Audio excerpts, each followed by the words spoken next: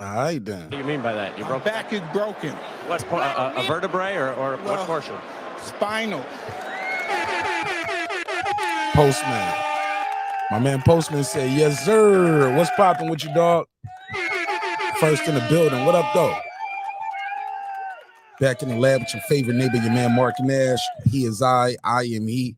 Another great episode of Breaking Beats, where we break down business, entertainment, art, technology, sports, and anything else you and I feel like talking about. It's a hip-hop political sports show with a comedy twist. We're going to let those jokes fly. You know why. Life is serious enough. All right, man. Got 2 topics on the docket. I ain't going to be here all night like that, with a whole bunch of them. Well, I'll probably be here. I don't know. We'll see how it goes. But we got to talk about it. Smash the like button on the way into the room. Really helps with the visibility of the show. I'm going to take it from the top. We got some more Spence and Crawford movement. We'll talk about that.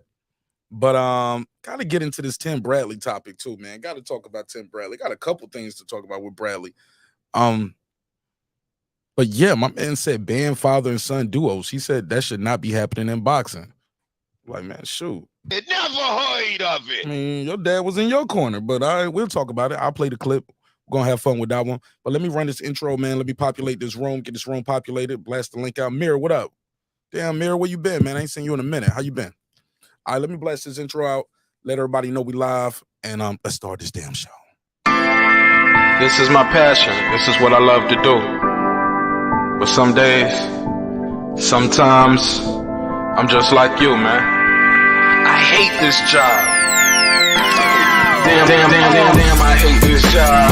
Damn, I hate this job. Damn, I hate my job. Damn, I hate this job. I'm just like you. Damn, I hate this job. Man, I hate this job. Man, I hate my job. From a good dream I wake, sun rays on my face, planning out my day, hoping this ain't the one that I catch a case. I feel so good, I feel so straight. My manager keep calling me saying, hurry up, you late.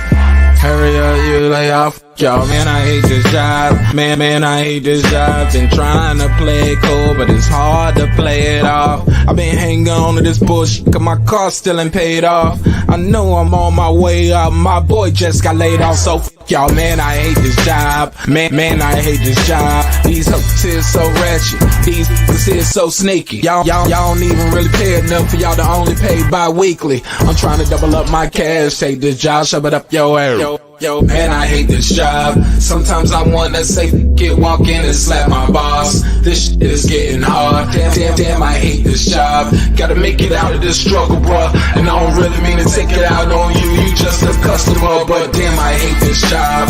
Damn, I hate my job. Damn, I hate this job. Damn, I hate my job. Damn, I hate this job. Damn, I hate this job. Damn, I hate my job. Damn, I hate this job. We're the reason why your stockholders always stay afloat. Yet I'm asking, are they hiring? Like everywhere I go, schedule will say 9, but I think it's fine if I clock in at 9:04. I work 40 hours a week plus overtime just to be bro. So y'all, man, I hate this job. Hate that I applied. So much has transpired since the day that I was high. Told me I could advance, but you were telling me lies. Gotta give your notice before I quit, but you don't say shit right before I'm fired. Damn, man, I hate this job. Sometimes I wanna say, walk in and slap my boss. This shit is getting hard. Damn, I hate this job. Gotta make it out of this struggle, bruh. And I don't really mean to take it out on you. You just a customer, but damn, I hate this job. Damn, I hate my job. Damn, I hate this job. Damn, I hate my job. Damn, I hate this job. Damn, I hate this job. Damn, I hate my job. Damn, I hate this job. You and your procedures. You and your protocol. You and your policies. None of that shit don't apply to me. You and your quotas. You and your standards. You and your 2 sick days a year. Y'all niggas bananas. Wonder why the postman's posted with hammers. Going postal with Popo on camera. His wage got him enraged. Stressed out, it's hard to maintain. He flips the middle, grabs his. He said, if you don't get the picture, I quit, you ain't shoot. Mother, man, I hate this job. Sometimes I wanna say, walk in and slap my boss. This shit is getting hard. Damn, I hate this job. Gotta make it out of this struggle, bruh. And I don't really mean to take it out on you. You just a customer, but damn, I hate this job. Damn, I hate my job. Damn, I hate this job.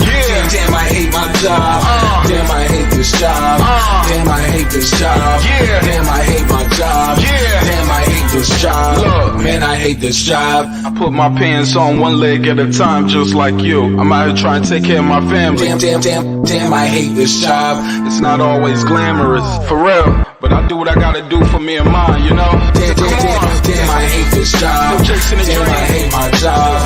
Damn, I hate this job. Damn, I hate my job. Damn, I hate this job. Damn, I hate this job. Damn, I hate my job. Damn, I hate this job. Damn, I hate this job. Damn, I hate this job. Damn, I hate my job. Damn, I hate this job. I'm just like you, nigga. Damn, I hate this job. Man, I hate this job. Man, I hate my job.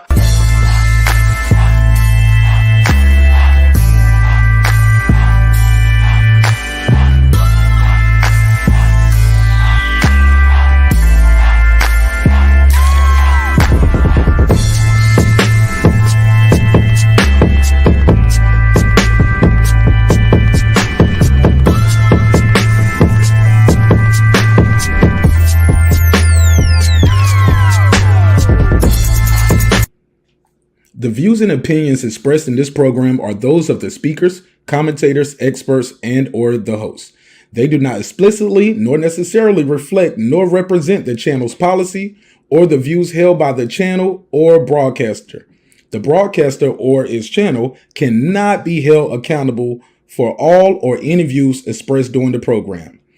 Basically, if I didn't say it, don't come for me. You come for the person who said it. And please don't sue me for somebody else's words. With that said, let's start the show, motherfucker.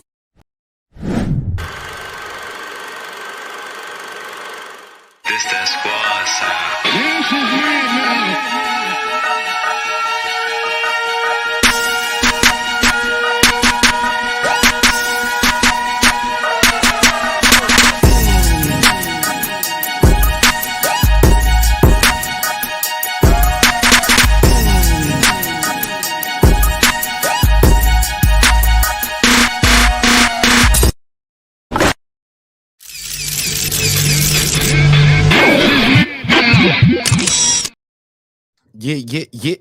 Yeah. What up, though? What up?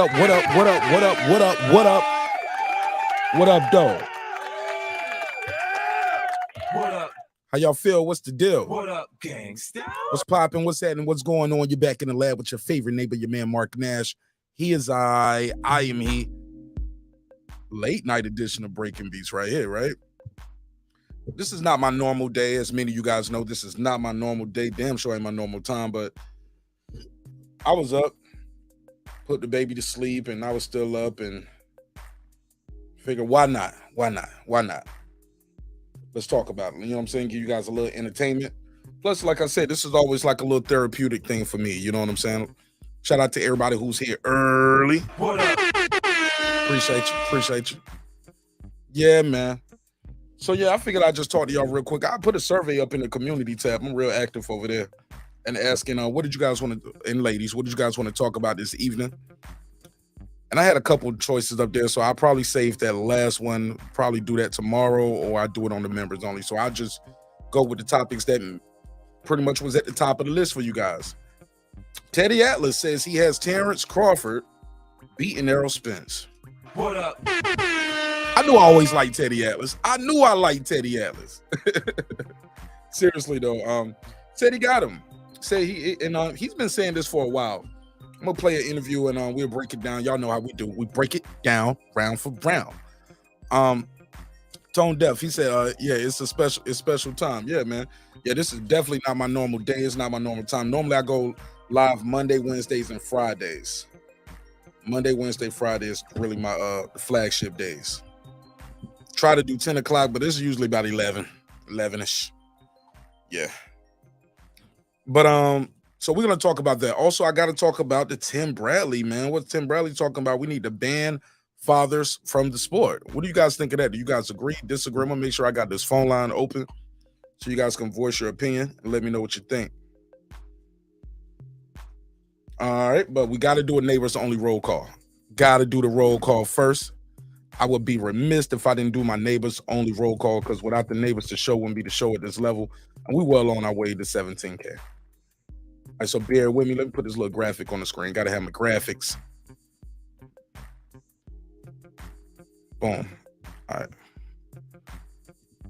Bear with me. I got my glasses today, so I don't have to pause to go get the glasses today. Because I could not see yesterday. I don't know why my eyes were just blurry. Too much kush. Or lack thereof, I guess. All right. Not me. Just in the air, in the environment that I was at. Giving me a headache. Those dudes, it was just too much smoke with that place I was at yesterday. But it is what it is, and it's gonna be what it's gonna be.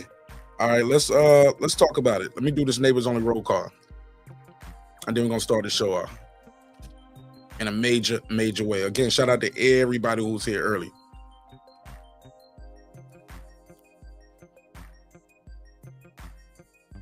All right, where is it at? There we go. What up? All right, cool. All right, let's go over here and let's start this show off right, man. Let me do this Naybors Only Roll call. Again, like I said, without the neighbors, the show wouldn't be the show at this level, man. And we're moving right along. All right, taking from the top. Who we got up here at the top? Unbiased fan, Brim Reaper. What up? What's popping with you? What up? My boy DJ, he don't play. What up? Rockman. What up? Tony Boswell. What up? Adam Kelly all the way in Australia. What up? John Norrie came to tell his story. What up? Made you keep boxing. What up? Camp. What up? Titus the Titan. What up? Philip H, the all-time great. What up? The boxing scholar, holla. What up? God Body. What up? Scans Rants. What up? Dent 5. What up? EDD. Get that blue. Gangsta. Seen and unseen boxing. What up? Mr. Paz, my lad. What up? Arthur. What up? Lady Shan Dundam season my UK girl all the way in London town. What up? Cooking with the champ. What up? Mr. Gumbo, aka Hot Grease. What up? Gangsta. Show more. He on the floor. What up? SLG. What up? Sam F. What up? Pound for Pound Sports Entertainment. That's my guy F. Merritt. What up? Gangsta. Antoine Richardson. What up? That guy clips 330 early. What up? Big Hove. I thought I told you. What up? Somebody tell my girl Toya. I said, what up? Tell Toya, what up? What up? Kendall. What up? The kid is back just like that. What up? Johnny Goodman. What's up, man? What up? D-Lo 44 Boxing. What's popping? What up? Shout out to my big brother Shawn T with the strap. What up? Gangsta. Kansas City Mac. Where you at? What up? On the mic with Terrence Bailey Sr. What up? Karma Serene with the Serene Saturdays. What up? Ace Retro. Let's go. What up? Nick Rich in this tree. What up? Aaron Parker, the big talker. What up? Taylor Bell and Tap Tech. UnlockSim.com. Unlock your next device today. What up? Gangsta. Wanda Villa, the Rilla, aka Epoxy Magic. What up? Transcendent Sports Channel, my Filipino brother from another, all the way in Canada. What up? Fistiana Fights, she just might. What up? Jacob Sims, that's him. What up? Haplo, let's go. What up? MFB, What up? Patricia Shelton, What Miss up? Queen Sunkissed. What up? Beyond the Ring with Nonito and Rachel Donaire as 9-time champion. Nonito on his way to 10 and on his way to the Hall of Fame. He has a fight the 15th of July at the Cosmo in Las Vegas. So let's support that in a major way. What up? Gangsta. True Media Today, USA Boxing. That's my guy, Coach Malachi Williams. What up? Food Revolution, aka Foodie with the Beauty. What up? Gangsta. Where we at? Lost my spot. There we go. Food. Okay, Foodie with the Beauty. Where was that? Oh, messed up my flow. There we go. What was that? Okay, cool.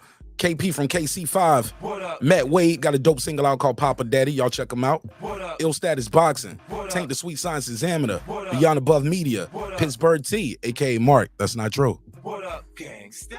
SF City Slicker. What up? I Know Boxing. What up? It's Mex. What up? Rider of the Storm. What up? Here to There. What up? Matty Well. What up? Cliff Bailey. What up? Con Charnery. What up? Lisa Bell. She Never Fails. What up? Gangsta. HLDZ. What up?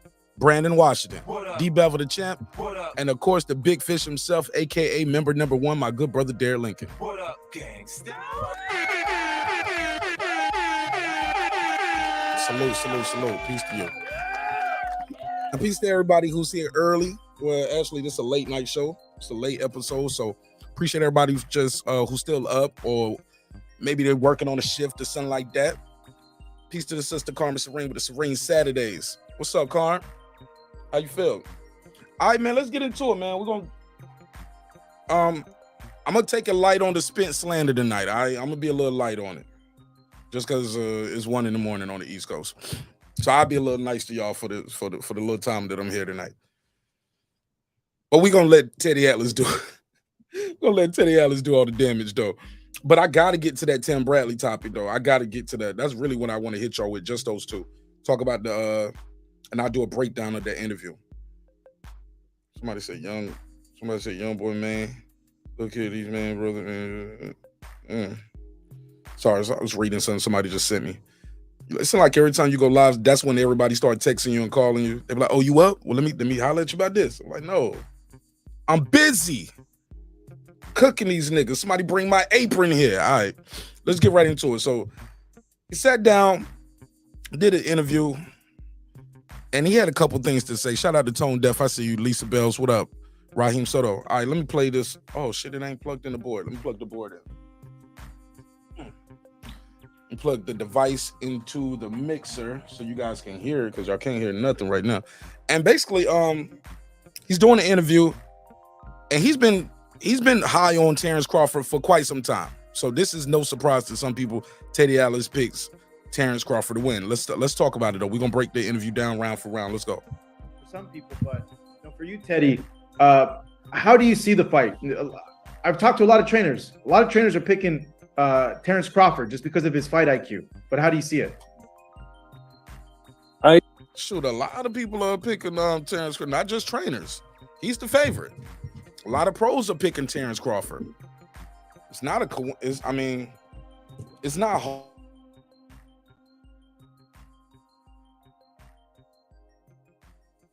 Now, I get a lot of people that pick Spence calling in and beaming. A lot of these dudes and ladies be from Texas, though. I ain't even gonna hold you. He got Texas on lock, but outside of that, man, for the most part, Crawford is the favorite. Let YouTube tell it. No, outside of YouTube, Crawford is the favorite. But anywhere on YouTube, a lot of times on YouTube, people make it seem like they're nothing. But I guess Spence is more popular with the YouTube boxing communities for whatever reason. And that's cool too. I have no gripe with that. It ain't gonna, because that shit don't mean nothing when they get into the ring July 29th. Ain't they right? Tone Deaf, what up? Oh yeah.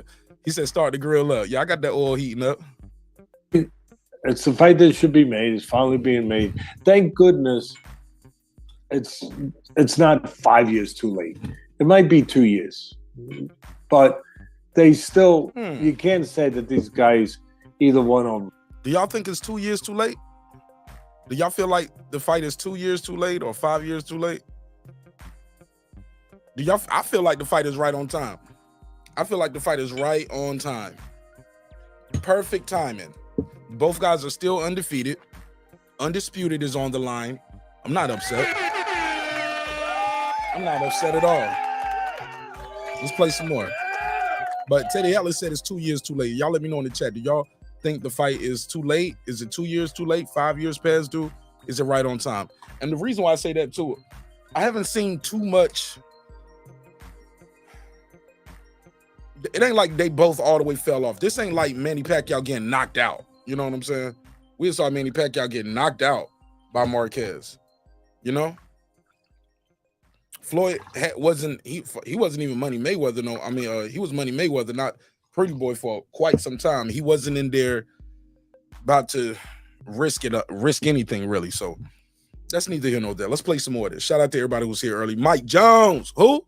Mike Jones. What up, Mike? Mike Anderson in the building. Damn, the mics done pull up. Michael Anderson and Mike Jones. Y'all niggas where was y'all at? Y'all was at the same place? It was out there. Y'all was on a double date with some girls or something? Y'all niggas pulled up right at the same time. Shout out to the mics. Mike and Mike. That their skills have eroded to... Perfect example. Now, see, I like what he said there. He said that it's not to the point where their skills have eroded. What does ROT mean? I don't even know what that means. Tone Deaf, let me know what it means. Late. It might be 2 years, but they still...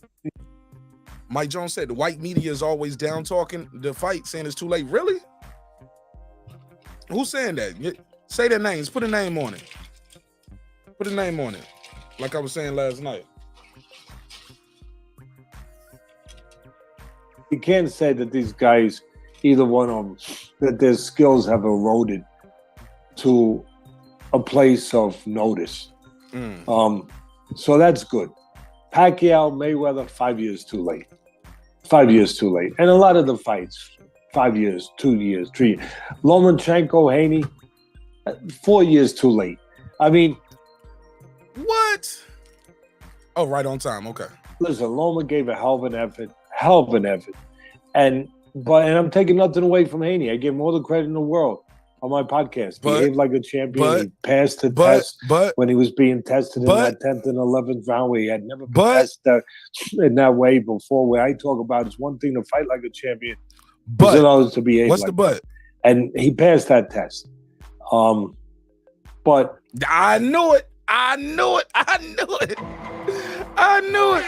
Whenever somebody giving you all that praise like that, the butt is coming. Oh, the butt is coming. Balls. Put a case on it. Put a case on that. I knew it. He was like, fought like a champion. He did this. But somebody said, Raheem Soto. He said, do you hear how Spence sound, bro? Call in, Raheem. The phone number on the screen. I was just talking about this last night. I literally was talking about this last night, Raheem. Actually, I was talking about it last night, but and I talked about it on Monday when I had Coach Ed Morris up here. Yeah, we definitely was talking about that. Yeah, he kind of sounded a little. Yeah, he sounded a little slurry a little bit, and the squeaky. Like back when he had the braids and the do-rag, he didn't talk like that. He used to be hype. Team Spence, so it don't make sense. Now that nigga sound like he on that lane all the time.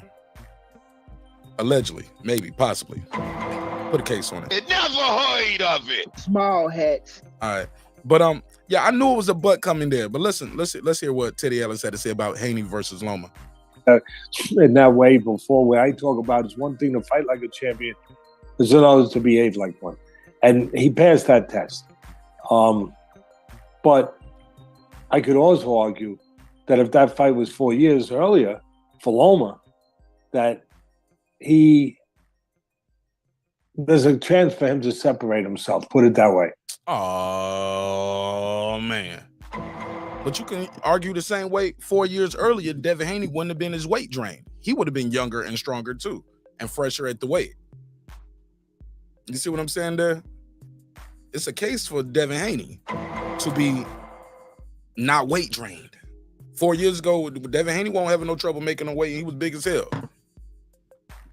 Now we seeing Devin Haney with his eyes sunken in a little bit. His eyes going to that sunken place. So it's an argument for that Devin would have did better 4 years ago too. Like, so it's just all about who you like and your perception. You know, your perception becomes your reality, you know?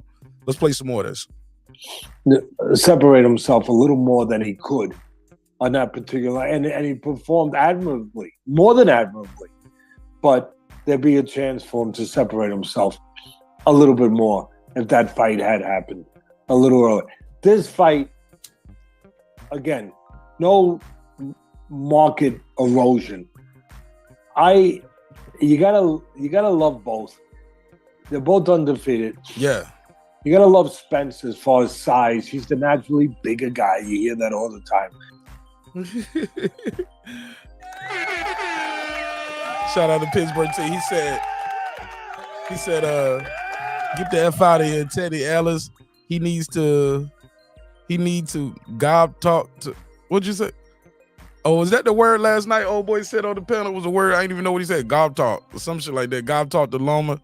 Why it took, you meant go talk to Loma about why it took so long. Franchise champion Loma. Come on now. That's what I'm talking about. Pittsburgh T. That's so true. That's so true, Pittsburgh T. The T stand for truth.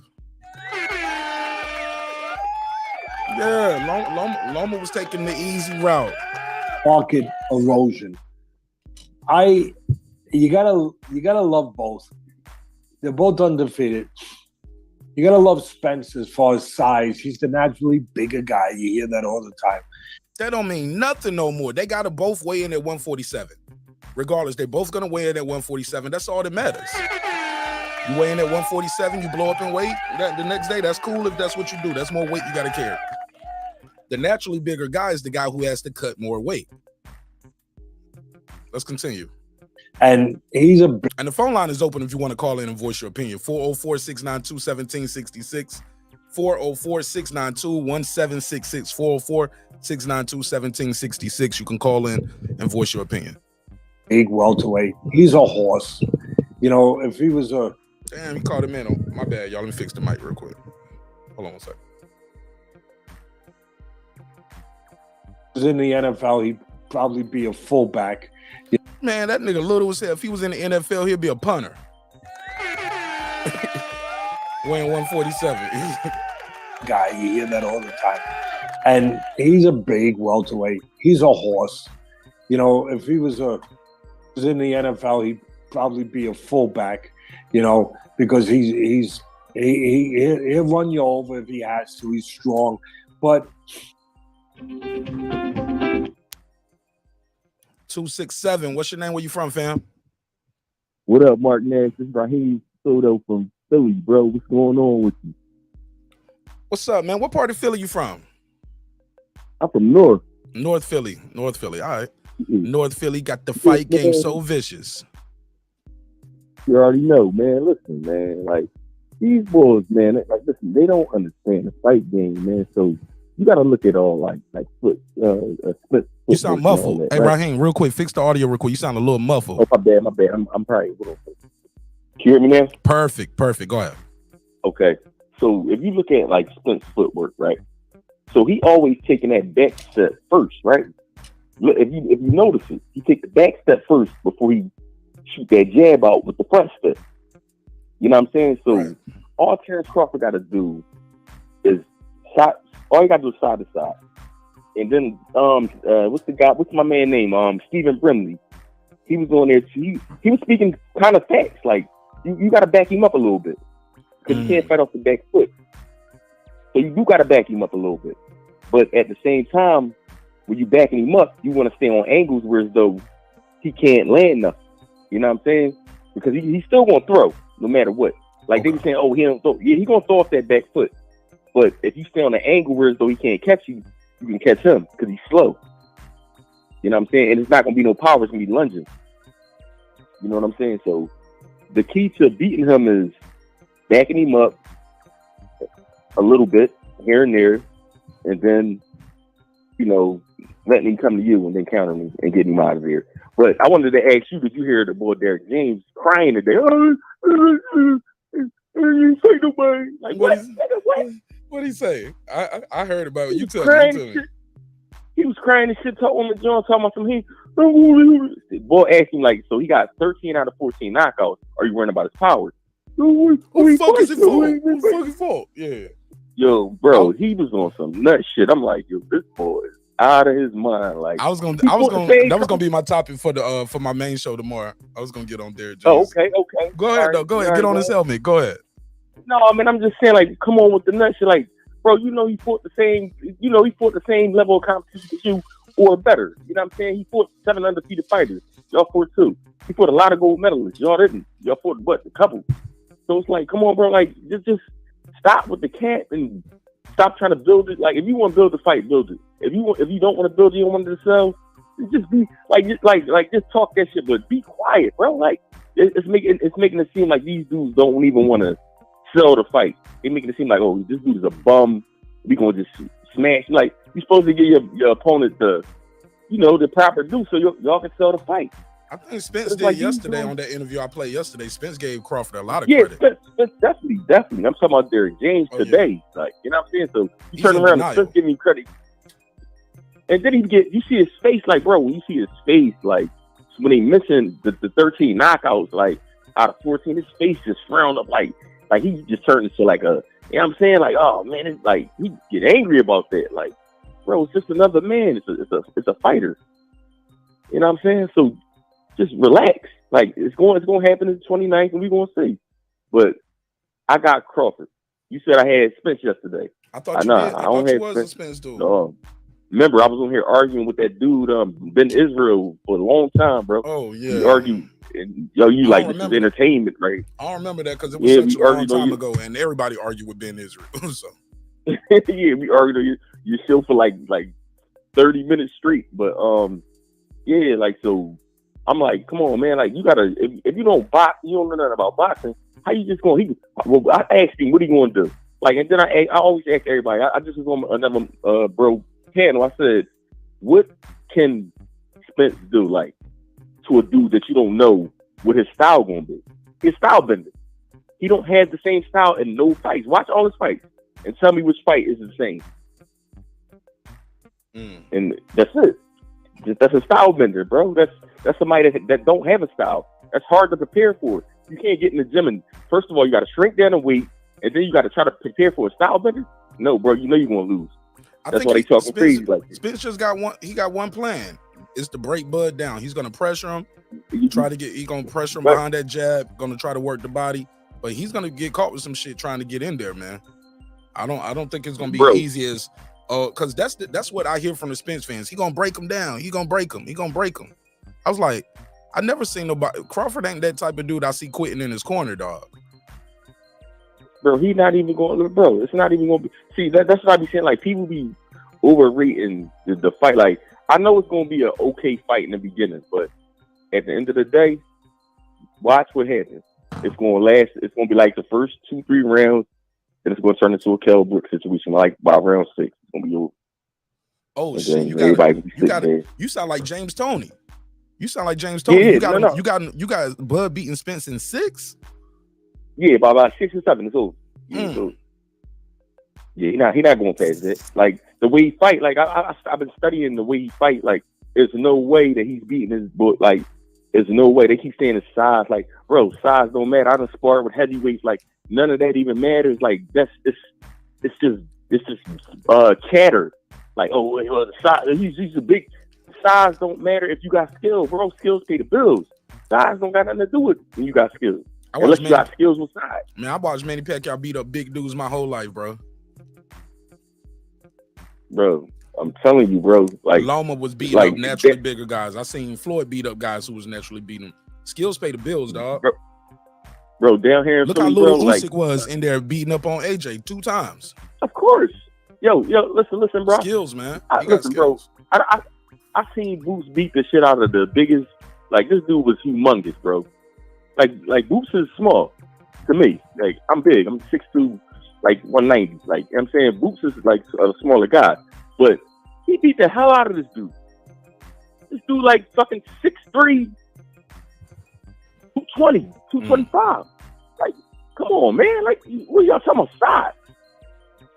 And this is a supposed prospect. I'm not gonna name him, but okay. You know what I'm saying? So come on, that size stuff, it's all overrated, bro.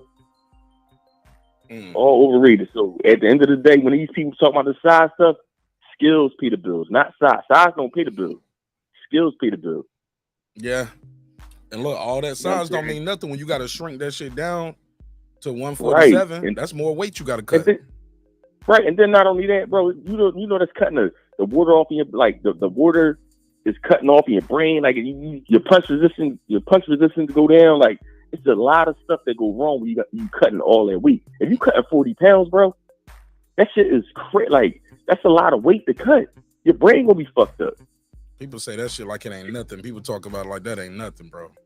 That ain't shit, nothing, man. That ain't nothing. All right, man. Because they ain't never boxed before. That's why. Like get in there and try to cut 40 pounds and see how your mentality is. Like you gonna be angry, evil, and then as soon as you get touched on your chin, you gonna start dancing. Hey, bro, I had a surgery and I couldn't drink water or eat after midnight, bro. I was, you know what I'm saying? I was tripping like the next day at 1 o'clock, man. Oh man, 2 o'clock. I was getting mad. 3 o'clock. I was like, yo, when y'all gonna do this surgery? Put me to sleep.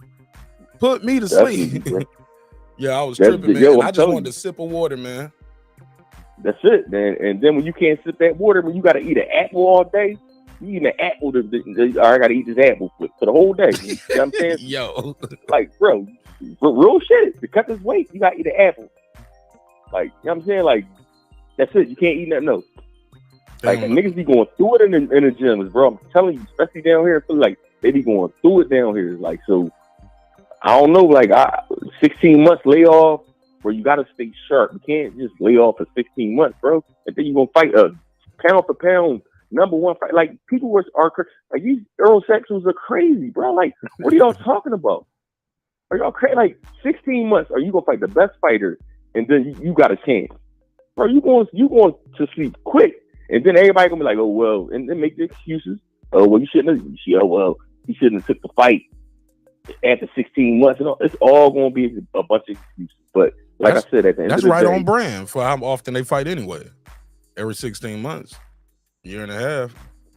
but that 16-month layoff, bro, that shit ain't. That's not a good thing. I know it's not. It's gonna get his timing. His a little timing bit ain't more there. active.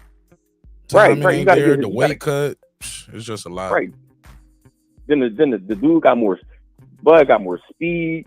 His footwork is better. You don't know what he's gonna do. Unpredictable. He don't fight the same. So you got to prepare for. All right, bro. So that's like, all right. If I'm preparing to fight you, right, but you fight two different styles, that means I got to get somebody that fight southpaw and conventional. I can't just get somebody that fight southpaw, because what if you go conventional? Right. So I got to get a dude that fight conventional. Okay. I was listening. Look, I was listening to somebody earlier today, and he said we need to stop calling Terence Crawford a switch hitter. They say he's not a switch hitter. He's basically a southpaw. That dude's an idiot, and I know who you're talking about. But anyway, he don't know what the hell. He's as biased as. Well, take your personal part out of it. What do you think of the statement itself, though? What does he talk like? First of all, ask that dude. He don't even be knowing when Terence Crawford be switching from southpaw to. Nobody be knowing. Like I watch boxing. I box, so I'm watching it, and I'm like, I didn't even notice he switched. So I know he not noticing it. So he don't even know what's going on. He just probably just talking just to be talking. He don't know when Bud switching, because I don't even be know. Like, and like I said, I'm looking at it from a different aspect. I'm like, damn, he right-handed. Like the David Avenese, he was right-handed when he knocked him out. I'm like, then a couple fights, I seen him knock the bull Prescott out. He's right-handed. I mean, he was conventional. You know what I'm saying? Like, I'm like, damn, like this dude conventional. I thought he was southpaw the whole time. I'm like, damn, he be switching up so much that I be like, it be confusing me sometimes. You know what I'm saying? And then another thing, bro, I just want to put this out there. He changed the speed of his punches. Nobody misses that, bro. I do. I talk about it all the time. Change the speed so up. He don't. Yeah. Every punch he ain't throwing with all his might. He tap, power shot, tap, power shot. Right, but some shit it'll be like a slow jab, or it'll be a medium jab, or it'll be a quick jab. You know what I'm saying? Or it'll be a quick right, or a quick left, or a slow. You know what I'm saying? Stab to the body slow. Like he be doing shit that like he be doing masterful boxing shit. I watched a lot of this bull fights, and like, damn, this dude is a master boxer, man. Like, if somebody can beat him, they good. I don't think Errol Spence is the one. Not at all. And I don't think he's gonna last, like I said, more than 6 rounds or 7. I'll give him 7 at the most. You said 7 at the most. 6. Yeah, so like, nah, he's not. I don't think so. Like, me looking at the fights and studying the way they, you know, how they like just the way they like his foot position, Earl's foot position and Bud's foot position, and how he, you know, take away your best weapon. And like he never had a close fight, bro. Like, I watched all his. I'm like, man, this nigga ain't really have a close fight. I watched Shawn Porter beat the shit out of Errol Spence in the 4th round, in the 7th round. He fucked him up, and dominated him. Yeah, he dominated the whole round. Yeah, that 4th. Yeah, then he was dominating him like some of the other rounds, but it was like they was biased. Like Lennox Lewis was calling shots that wasn't biased. I'm like, yo, what? So I turned the volume off and I watched it on my own. I'm like, yo, like Spence really was losing that fight, the whole fight. Yeah, that's crazy, man. That's crazy. He got a knockdown and it was still a split decision, though. That showed you how much good work Shawn Porter was doing. That knockdown shouldn't even matter, man. He still was winning like all them rounds. Like he made him, like he said, if somebody make you fight, they fight. That means that you're winning the fight. Like, all right, he said, I fought his fight. All right, bro, that means I'm winning the fight. You fought my fight. All right, you clipped me. My glove nipped the canvas. I ain't going in my back pocket or nothing like that. But my glove nipped the canvas. I got back up and I still rumbled you at the, you know what I'm saying, to the end. Yeah. And that was that. But man, like I said, they gonna say. I'm just waiting. Hopefully it don't be no BS free. Oh, you know it's gonna be some bullshit and some excuses. It's gonna be some BS and some excuses. Well, we gonna see, man. But bro, listen, you channel, bro. I appreciate you, man. Like I said, when I can't talk when I'm working, or you know what I'm saying, I'm about to go to sleep and I get up early. I just put the shit on when you on, and I just be rocking out to it. Appreciate it, man. Thanks for supporting the show in a major way, dog. You already know. All right. Appreciate I'm you. gonna get back in the chat and shit and For listen real, to y'all rock out. For real, man. You're more than welcome. All Call right, back bro. anytime. All right, peace. Shout out to Raheem Soto from He's Philly. also more than that. He's got the pedigree, the amateur. Let's get back to it. Let's get back to it. This is Teddy Atlas talking about why he got Crawford winning. He's talking about his instincts. We haven't got to that yet. Shout out to Juice Lee. What up? Guy, you hear that all the time. And he's a big welterweight. He's a horse. You know, if he was in the NFL, he'd probably be a fullback, you know, because he'll run you over if he has to. He's strong. But he's also more than that. He's got the pedigree, the amateur pedigree in the Olympics. He's got all that experience, all that with international experience, with different styles. And when he beat Mikey Garcia, a smaller man, but when he beat him, he took Mikey Garcia's greatest asset away from him, his ability to control range and box, to counterpunch. Everyone thought, all right, Mikey Garcia is going to look to counter the bigger guy, catch him coming. Bro, I said the same thing, Juice Lee. If you watch some Derrick James old fights, Spence fight like him. The way he dip his head down, the way he throws the body shots, the way he telegraphing it, sometimes cocking the arm back so far, throwing a lot of shit with a lot of power, like damn near everything. Yeah, he fights like Derrick James. Definitely fights like Derrick James. And the fight I was looking at, Derrick James ended up getting knocked out in that fight. But he was doing good. He had dropped the guy a couple times, but he ended up getting stopped. But Spence fights just like Derrick James, in my opinion. That fight at least. Show more. What up? Step out, you know, all of that. And he couldn't do it. Spence dominated. You know why? Because his jab. Because he's got a better IQ. Everyone gives Crawford the... Let me rewind, because he's talking about Mikey, and he was like, why Mikey wasn't successful. He's got the pedigree, the amateur pedigree in the Olympics. He's got all that experience, all that with international experience, with different styles. And when he beat Mikey Garcia, a smaller man, but when he beat him, he took Mikey Garcia's greatest asset away from him, his ability to control range and box, to counterpunch. Everyone thought, all right, Mikey Garcia is going to look to counter the bigger guy, catch him coming, step out, you know, all of that. And he couldn't do it. Spence dominated. You know why? Because his jab. Because he's got a better IQ. Everyone gives Crawford the credit, and he deserves it. But Spence has a pretty good one, too. He's not dumb. He uses the jab. He out-jabbed Mikey Garcia, who, if he had an edge, it was supposed to be that he was smaller, he was faster, he'd be a little bit trickier in those kind of dimensions, use the jab, as I said, set traps. Right. He couldn't do that because Spence took that game away from him. Damn sure took it away. At some points in that fight, too, it seemed like Mikey Garcia and Spence had an unspoken agreement. Like, I'm going to let you survive as long as you don't try nothing crazy. You know what I'm saying? He couldn't get Mikey out of there. Mikey didn't try to do anything, and Spence didn't press him neither to try to get him out of there. I think Spence was tired. I think that was one of them camps where, you know, he just wasn't in it, you know? With his southpaw jab. So he can go get you.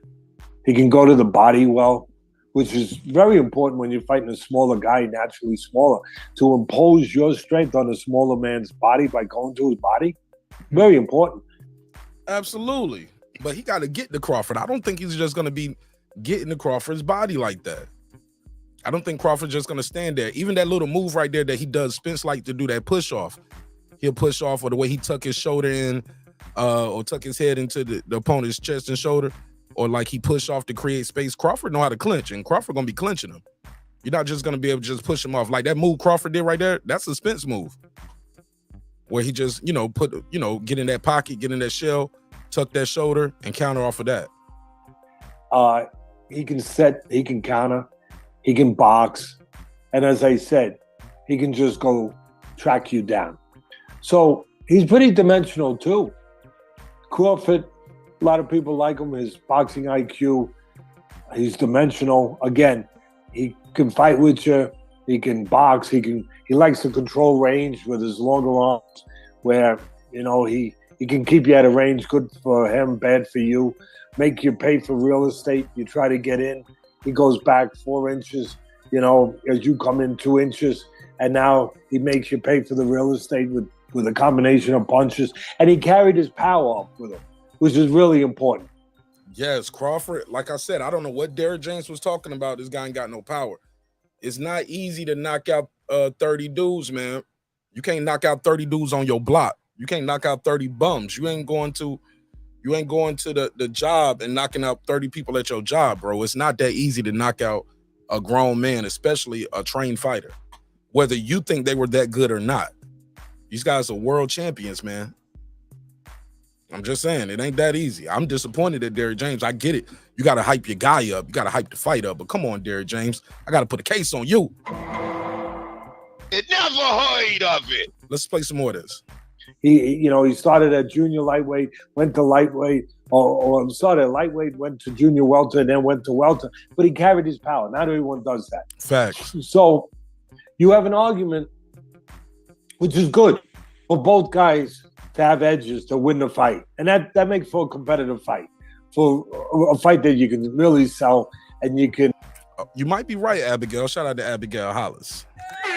Holla. She said, I believe they were saying Spence couldn't get Mikey out of there because of his strength and conditioning change. Probably right. I do remember Spence. Like I said, I don't believe Spence was not trying to get him out of there. 469, you on the line. Tell him your name, where you from, fam. Salute. This is Brandon from Dallas. What's going on? What's up with you? Listening to the Buddies echo chamber. Y'all want to hear some real talk, or y'all want to stay in the echo chamber? Say what? Congratulating each other. Fix your audio. Fix the audio. Get closer to it. Right, hold on. Give me a second. Give me 1 second. Yeah. The Buddy echo chamber. Yeah, Bud does this well. First of all, let's get a few things correct. The dude that y'all talking about, when y'all talk about channels, man, give them their credit. If you saw something, tell the people where you saw that Bud is not actually orthodox. Tell the people, because I saw it too. You talking about the fight? No, you saw a video with somebody that said that Bud is not an orthodox fighter. Yeah. I don't have to shout out and plug other channels on my show, Brandon. Oh, well, I say great video from that brother. Shout out to him, straight out of D-Town. You know how we do. That's number one, because we give them content. So they watch our videos and make content off of that. That's my guy. One. I ain't got no problem with him. Well, I mean, indeed, he got his own thing, but I ain't got he make great content. I'm gonna shout him out. I'm gonna give everybody their credit. Yeah, but I ain't got to insult the man like the other. We're gonna give credit, especially if they helping you to produce content. Man, give them credit. But outside of that, let me give my 2 minutes because I want to talk. I don't want to talk to you. I just want to talk. You can talk in the chat. You can talk in the chat. I'm a host the show how I host the show, my man. Oh, I can get 2 minutes? I mean, you talking now. All just talk. Salute to everybody, man. I'm going to get on back to work. I'm going to get back in the chat. Salute. You talking? Oh, okay. Brandon, you got to stop that emotional shit. That nigga's emotional, bro. He had 2 minutes. If you look at the time, he was at 1 minute and 45 seconds. He was just so intent on insulting me more than talking about the actual video and the content. But that's cool too. All right, let's play some more of it. You have an argument, which is good for both guys to have edges to win the fight. And that makes for a competitive fight, for a fight that you can really sell and you can kind of, the fans can really get into, that you can make that kind of argument either way. But where it separates for me is that Crawford, and I've watched him. I actually did a piece for ESPN years ago where I broke down his early fights, and I had him in a studio where we put a boxing ring, and we. Oh yeah, I remember saying this. It was called Inside the Ring with Teddy Atlas, and basically they was sitting there watching some of Crawford's old fights, and basically Teddy's going to tell a story about what he saw in the Gamboa fight, and he was like, I broke it down, and I was like, does Crawford even know this? So when he sat down with Crawford, he brings it up, and Crawford's like, man, I didn't even know I did that until you said it right now, but I'll let them say it. Swaggy D, he said, I'm like 23-6 in boxing predictions. Salute to you. That's not bad. It's not bad at all. 23-6. You should be breaking in some bread. That's some good numbers right there, man. He said, I'm 23-6 in boxing predictions. I had Errol over Mikey, Danny, Porter, and UGAS. That was easy. That was an easy call. He a weight bully. Hey, man, look, I had him as the favorite. I thought he was going to beat all those guys, too. I was surprised Shawn Porter had as much success, though. I thought he was going to clip Shawn and stop Shawn, but he did clip him, but didn't stop him. Watched the fights together, and I said to him in some of his formative fights on his way up, I said, one was against Gamboa. Gamboa was a former world champ. He was definitely a little past himself, but it was the first. You can't say Gamboa was past himself, Teddy Atlas. No. He won't pass himself. They had the exact same record. He was undefeated. I think it was, 23-15? And no, Gamboa wasn't past his prime when he fought Crawford. He was undefeated. He was highly touted, very popular. No. It never Never heard of it. It never heard of it. Stop it. Gamboa was not past his prime when he fought Crawford. He was an undefeated fighter. His way up. I said one was against Gamboa. Gamboa was a former world champ. He was definitely a little past himself, but it was the first real test with a name for Crawford on his way up.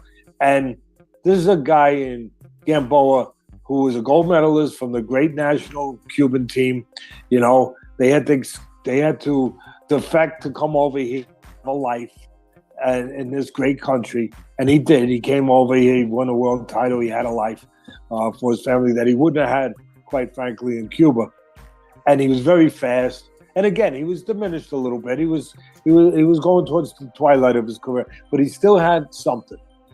And Crawford's winning the fight, and then I forget what round it was, somewhere on the 7th, 8th, whatever it was. It was the knockout round. Caught. Yeah. He gets caught. I believe. He said one of my losses was Gamboa versus Bud because Bud was barely coming up. Bud got more skill. The fact that he's a champ in 3 weight classes tells you that. That's what I'm saying, bro. The kid is good. The kid Crawford is special, man. I'm telling you, he's different. He's different. I believe it was with a right hand. And he gets caught, he gets wobbled. And as he's wobbled, this is key. And he's going backwards, I'm watching, I break it down to slow motion before I got with him to make sure I had it right. Because when I saw it, I said, holy smokes, am I really seeing this? Because nobody ever brought it up. Am I really seeing this? Let me run it back. Run it back. And as he went back, being wobbled, he knew that he got caught because he was in the southpaw stance. He switched hits a lot. And he was in the southpaw stance. And he got caught a right hand. So as he's falling back, he turns to orthodox. Right. Now he knows that he won't be as vulnerable to the right hand, number one. Right. And number two, he knows the inclination, the instinct of Gamboa is to throw that right again. On the right hand now. Right. If I hit you with the right hand once and it hurts you, I'm trying to hit you with that right hand again. Crawford took that away instantly, even being hurt. His instincts made him switch from southpaw back to conventional to make that right hand farther away. Instantly. It again. And he might get a little heavy with it, a little fat with it. And if he does, he's got the left hook now from the orthodox position that he didn't have before. Yep. He's got it there to counter the right hand and catch him. And I'll be damned, he did that. So I ran it over with Spence. I said, did you know you did this? And he looks at it, he smiled, he goes, no, not till now. I said, you, my friend, and I only give compliments if I try to anyway, if they're deserved. And I said, you, my friend, might be the most instinctive, and this is a hell of a compliment coming from me. I've seen. I know that's right. Pittsburgh T, don't get mad because he got a different opinion from yours. Talk about he losing his credibility. That man in the Hall of Fame, dog. He ain't losing so much credibility the more he talks. He's in the Hall of Fame. You can't take that away from him. You can't take it away from him. You, my friend, and I only give compliments if I try to anyway, if they're deserved. And I said, you, my friend, might be the most instinctive, and this is a hell of a compliment coming from me. I've seen a lot of fights. You might be the most instinctive fighter I've ever seen. I've seen a few, and a lot of them were back in the 30s and the 40s on tape. Wow. He said it going back to the 30s and the 40s. That's how good Crawford is. Go ahead, Hall of Famer Teddy Atlas. Thank you. And the 80s, but where boxing was very healthy, the best fighting the best. But I said, you might be the most instinctive fighter I've ever seen. And you remind me of something Customato used to tell me. What'd he say? What Where he said, Teddy, the great ones, he said, they make it up as they do it. Woo, the great one. They make it up as they do it. Y'all hear that? This what Customato. This Customato telling this to Teddy Atlas. What Teddy Atlas is telling you he sees. Customato don't know boxing. I know y'all can say Mark Nash. I don't know boxing. Y'all can say that all the time. Don't hurt my feelings. But all right, 330, you got the flow. Tell them your name, where you from. Peace to the neighborhood. This is that guy Eclipse broadcasting from the great state of Ohio. Dirty stand up. Shout out to Mark Nash and shout out to the chat. You already know what it is. How you feeling tonight, brother? I'm always good, even when it's bad. Talk to me. You got the flow. Oh man, I'm so blessed and I'm so glad. Thank you for asking, even though you didn't. But I think really when you listen to Teddy Atlas's breakdown, and the more the fight gets closer, and we cut out all these bullshit narratives and actually break it down, we're looking at two great, amazing fighters with one big difference, and this is what we're debating right now. This is what we're about to find out on July 29th. A fighter, a skilled fighter who has shown an ability to summon his skills when called upon, versus a skilled fighter who has shown over his career a willingness and ability to harness. Hey, real quick, Clips. Sorry to cut you off. Hey, Clips. It's kind of. Do you got to take it off the speaker or something? It's kind of feedbacking a little bit, or it's giving you. It's making a funny noise like that clackling sound like last time. Did you hear me now? Perfect. Go ahead. I lost my train of thought, bro. Yeah, I'm sorry, but we couldn't hear you good, man.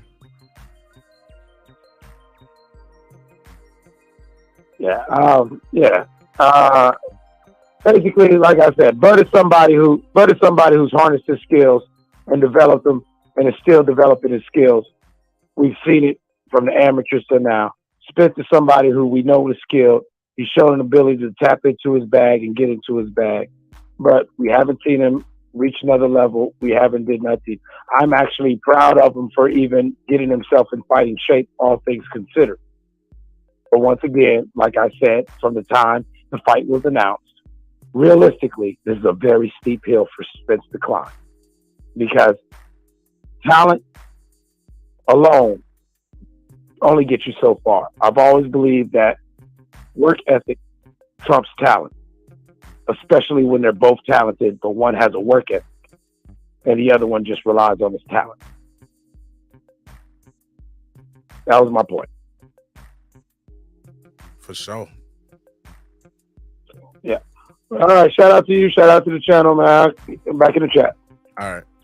Yo, Brandon Washington, you tripping, bro. Ohio got some good champions, bro. You ain't never heard of Kelly Pavlik, Aaron Pryor? Said name one champ from Ohio, bro. We can name a lot of champions from Ohio. Oh man, you talking about Teddy Atlas don't know boxing. Brandon Washington, you might not know boxing, thinking it ain't no champions from Ohio. You ain't never heard of Aaron Pryor, Ron Lyle, Kelly Pavlik? Just saying, man. Robert Easter Jr., Adrian Broner. Who else from Mickey Bay? He was a champ. Who else, man? It's some guys from Ohio, bro. You might be wrong about that one. Montana Love was he won the champ though. Was he the champ when he lost? But yeah, it was some guys out there. It's some guys from Ohio, dog. Ohio had some dudes. Sean Porter from Ohio. He was two-time champion. Yeah, man. You might have missed the mark with that one, bro. Might have missed the mark with that one. Yeah. Michael Dotes. I remember Michael Dotes. Yeah, it's definitely some guys from Ohio, bro. Ohio definitely got some champions, bro. You might have missed the mark with that one, Brandon. But it's definitely, you said champs now. You didn't say champs now. You said name some champs from Ohio. You You said name some champs from Ohio. Gotcha. Gotcha with that one. All right, let's play some more of this. Kind of, but I said, you might be the most instinctive fighter I've ever seen. And you remind me of something. The most instinctive fighter he's ever seen. And he's seen some things. Customato used to tell me, where he said, Teddy, the great ones, he said, they make it up as they do it. He said, kind of like a Louis Armstrong on the horn, that he just invents a new note that nobody heard until he just did it. Or Jimi Hendrix on the guitar, he just hits a string in a different way that, whoa, that's new. I never heard that before. And that's what I was seeing. Let me rewind it. Let me hear that. that. He just did it. Or Jimi Hendrix on the guitar, he just hits a string in a different way that, whoa, that's new. I never heard that before. And that's what I was seeing when I saw him do that.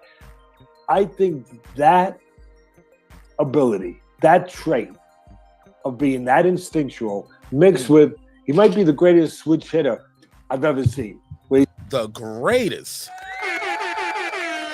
Teddy Ellis said he might be the greatest switch hitter he ever seen. Interesting. Switches from lefty to righty and doesn't lose any. He's like Mickey Mantle was as a switch hitter in baseball. He could hit with power or average from either side of the plate. And that's what Crawford does. And what else? He's a pit. He's a junkyard dog. He's a junkyard dog as far as being mean and being, vicious when you got to be vicious in a vicious sport, where he's got that mentality. He's got that pit bull mentality that he got to do what he got to do no matter what. Now, I'm not saying Spence don't have some of these qualities. Some of them. He got some of them. You heard of it. The kid got some of the qualities. Spence is good. Just saying, Crawford is great. I got Spence beating pretty much everybody else in the division. Just can't beat this guy. Obviously, I like Errol Spence. I don't hate Errol Spence. That's why I wouldn't talk about him this much if I didn't like him. And this matchup wasn't intriguing. This is an intriguing matchup, but I got him losing. J Coffee Talk, what up, bro? Said Mark, just tapping in. I'm listening from work, unrelated to what you're talking about, but just curious. You ever heard of a fighter named Baby Joe Messi? Just curious if you ever heard of him. What about him? What makes you bring him up?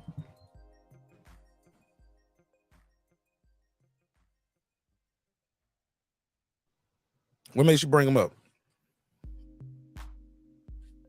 Retired though, ain't he? Didn't he run for office or something? The degree that he got to do what he got to do no matter what. Now, I'm not saying Spence don't have some of these qualities, but to the degree that I've recognized it with Crawford, it's at a very special degree.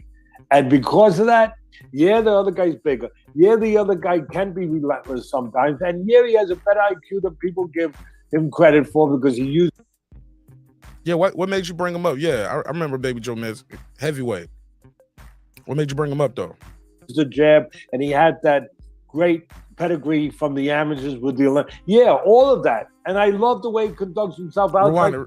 Rewind it back. With Crawford, it's at a very special degree. Yeah, it is. And because of that, the other guy's bigger. The other guy can be relentless sometimes. And he has a better IQ than people give him credit for because he used the jab, and he had that great pedigree from the amateurs with the Olympics. Yeah, all of that. And I love the way he conducts himself outside the ring and in the ring. All of it, both of them.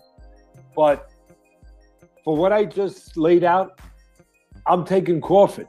I'm taking, and I wouldn't be surprised to somewhere. It'll probably go a decision, but I wouldn't be surprised. And look, he about to say it. He about to really make Brandon and Pittsburgh team bad.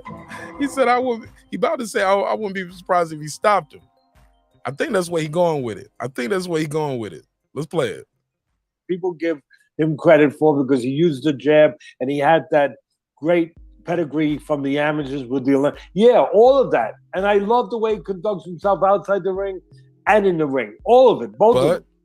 But for what I just laid out, I'm taking Crawford. As you should. I'm taking, and I wouldn't be surprised if somewhere, it'll probably go a decision, but I wouldn't be surprised. And look, the argument for Spence, he goes to the body.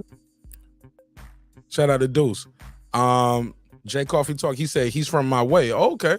Yeah, he did get into politics. He kind of made it, but didn't really blow up. So I'm always wondering with boxing fans if they know him. Yeah. I thought he didn't become a champion. I thought he won a title before. Didn't he win a title? Yeah, he definitely had a good career though. Definitely had a good career.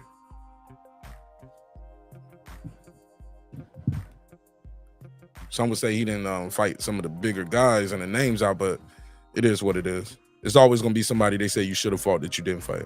Really well. Go to that skinnier body of the smaller man. And his volume. Volume, yeah. Right, that you're going to get to him.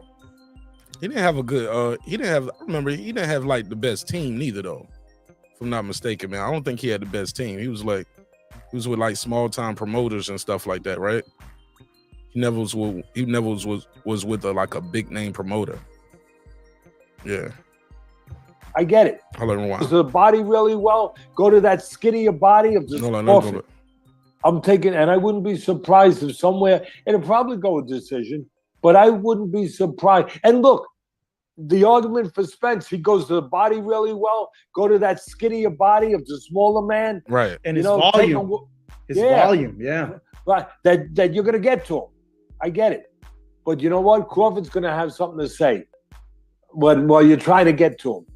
With an uppercut, with whatever it is, a counter shot from lefty or from righty. He does carry the power. And he is that junkyard dog where even though both of them are millionaires now, and I know it's important to both of them in a personal level anyway, which is supposed to be in a legacy way. But he's one of those guys that kind of like Michael Jordan, where no matter how much money, no matter how many accolades that Michael Jordan obviously. Okay, I never heard Crawford compared to Michael Jordan before. I've never heard of it. Y'all make sure y'all smash that like button on the way into the room. We got to get those likes up. It really helps with the visibility of the show. Yo, I never heard nobody call Crawford Michael Jordan, and that's a new one for me. We got to put a case on it. I mean, he do got 6 titles, though. You know what I'm saying? Mr. 6 belts. That's what Ben Israel used to call him. All right. Put on the trophy shelf. And I know it's important to both of them in a personal level anyway, which is supposed to be in a legacy way. But he's one of those guys that kind of like Michael Jordan, where, no matter how much money, no matter how many, accolades that Michael Jordan obviously, put on the trophy shelf and accomplished in his career, every time he got on the court, it was like he was stealing money from his mother. I mean, he's gonna. That's crazy. His career.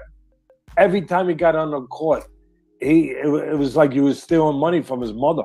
I mean, facts. Some people just got that killer instinct. Some people just got that killer instinct. Damn, let's go. He's gonna destroy you. And like, where does that come from? Wherever it comes from, Crawford has some of that.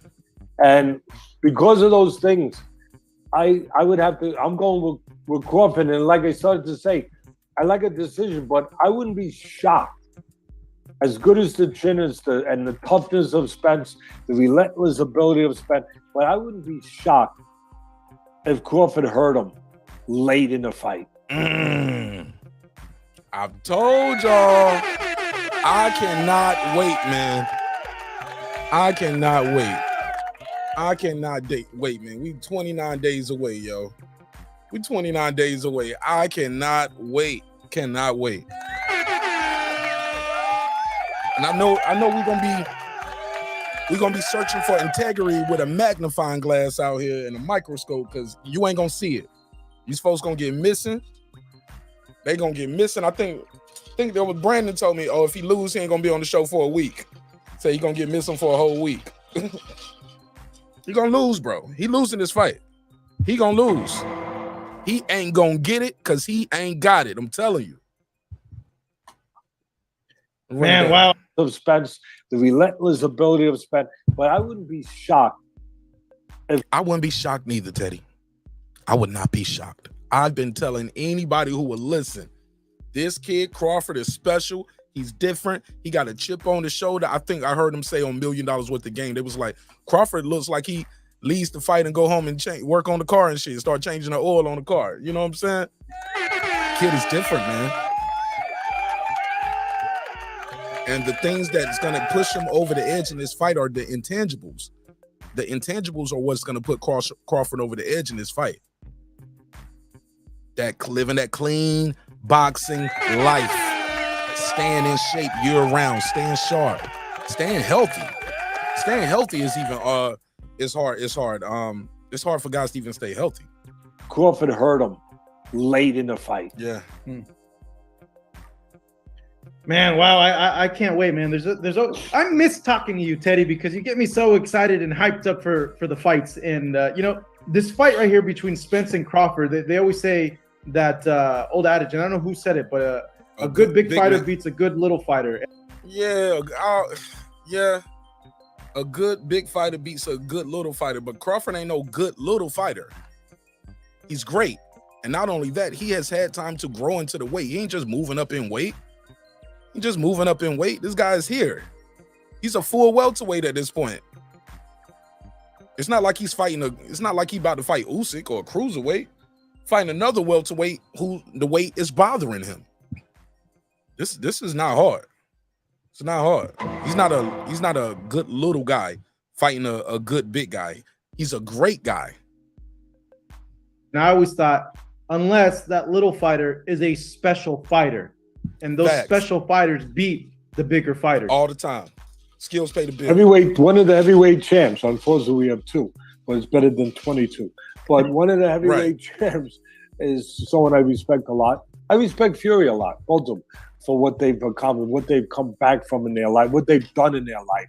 Fury coming back. Facts like that. Skills pay the bills, man. And Crawford has been at welterweight, what you say, 5 years now? I'll be losing track. He's not no good little guy coming up in weight no more. Nah, he's a full welterweight at this point. Full welterweight. From a very dark place to become champion of the world and give people hope. It's a great story. And Usyk, with his country being invaded, oh my God, and being, blown up, and people he loves being killed every day, that he's fighting, and he's fighting to give hope to his country. I mean, it's part of it. Facts. And it's true. It's legitimate.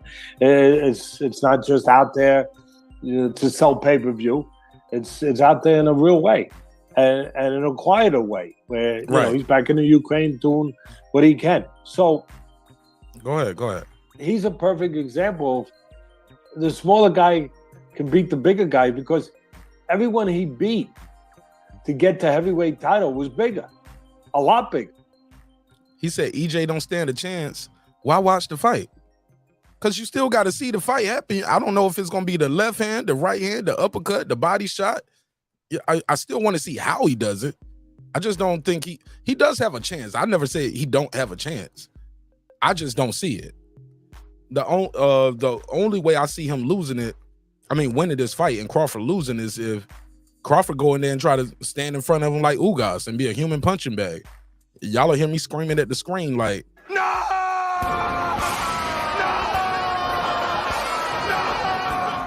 Yeah.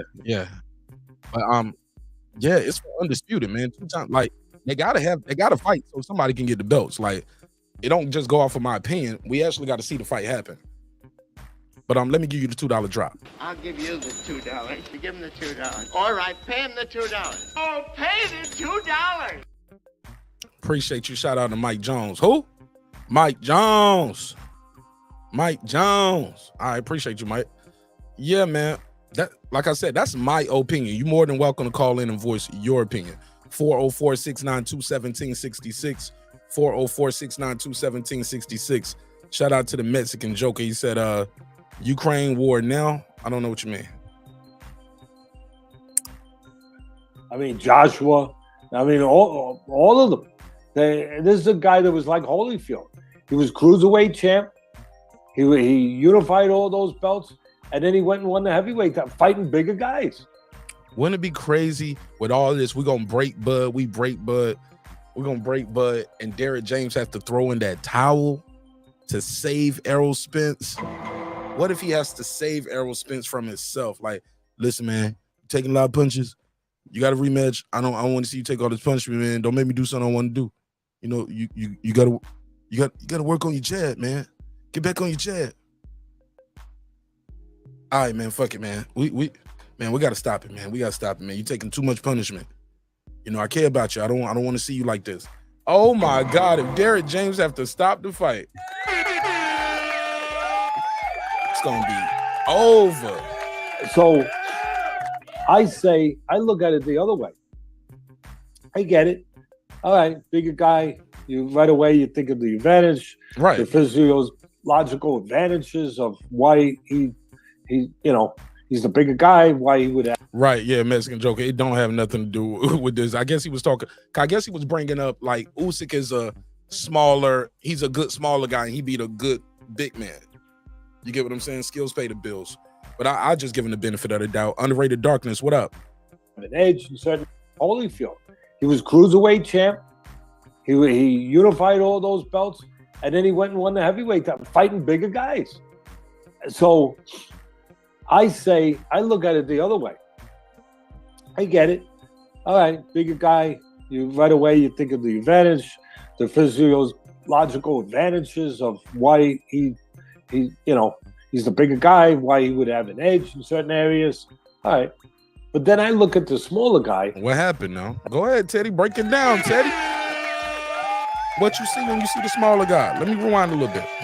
The advantage, the physiological advantages of why he's the bigger guy, why he would have an edge in certain areas. All right. But then I look at the smaller guy. I say, what about the advantage that he's faster? He's trickier. He's maybe not with Fury. Fury's got a pretty good IQ in the ring, but maybe his IQ in the ring and his technique is a little bit better. Why? Because usually at smaller weight classes, you usually have to be better in those departments because the vast majority of fighters depend on those skills. Did you hear that? Listen to that again. Because usually at smaller weight classes, you usually have to be better in those departments because the vast majority of fighters depend on those skills more than sometimes in the heavyweights where they depend more on strength and size. So the smaller guys have to develop the other attributes. Facts. Buckle Up Boxing. What up? Shout out to Baltimore. Quickness. West Side Fort Nav, man. Grinding for the cash. Yeah, like I said, ring IQ, defense, elusive ability. Where again, the heavyweights depend more. Well, they know they got that eraser. And Mike Jones said Bud doesn't see overhand rights coming. Shit. That ain't even a signature punch for Errol Spence, though. The overhand right ain't his signature punch. So that's something we ain't worried about. So they depend a little more on the physical side. And the smaller guys who have developed in the areas we just talked about, why can't they have an edge? Because of those things that I just, put forward. That's what they're going to do, though, Nick. They're going to make excuses anyway. She said, nope, I don't want to see James throw the towel. She said, because EJ fans are going to use it as an excuse. They'll swear EJ was going to come back and win. Oh, my God. It never heard of it. Hilarious. Got to put a case on that, Nick Rich. Shout out my sister, Nick Rich, and this trick. What up, though? Phone line is on the screen, too. If anybody want to call in and voice their opinion, shout out to my guy, Buckle Up Boxing. I see you, Lisa Bells. You still holding it down. You still riding with me. I'm sorry, man.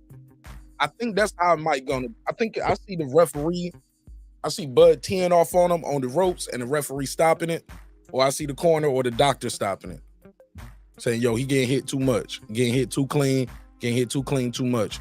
But he might go on and drop this dude. Drop him and stop him and finish him. I want to see him finish. him. I see him getting caught looking goofy and Bud just attacking him.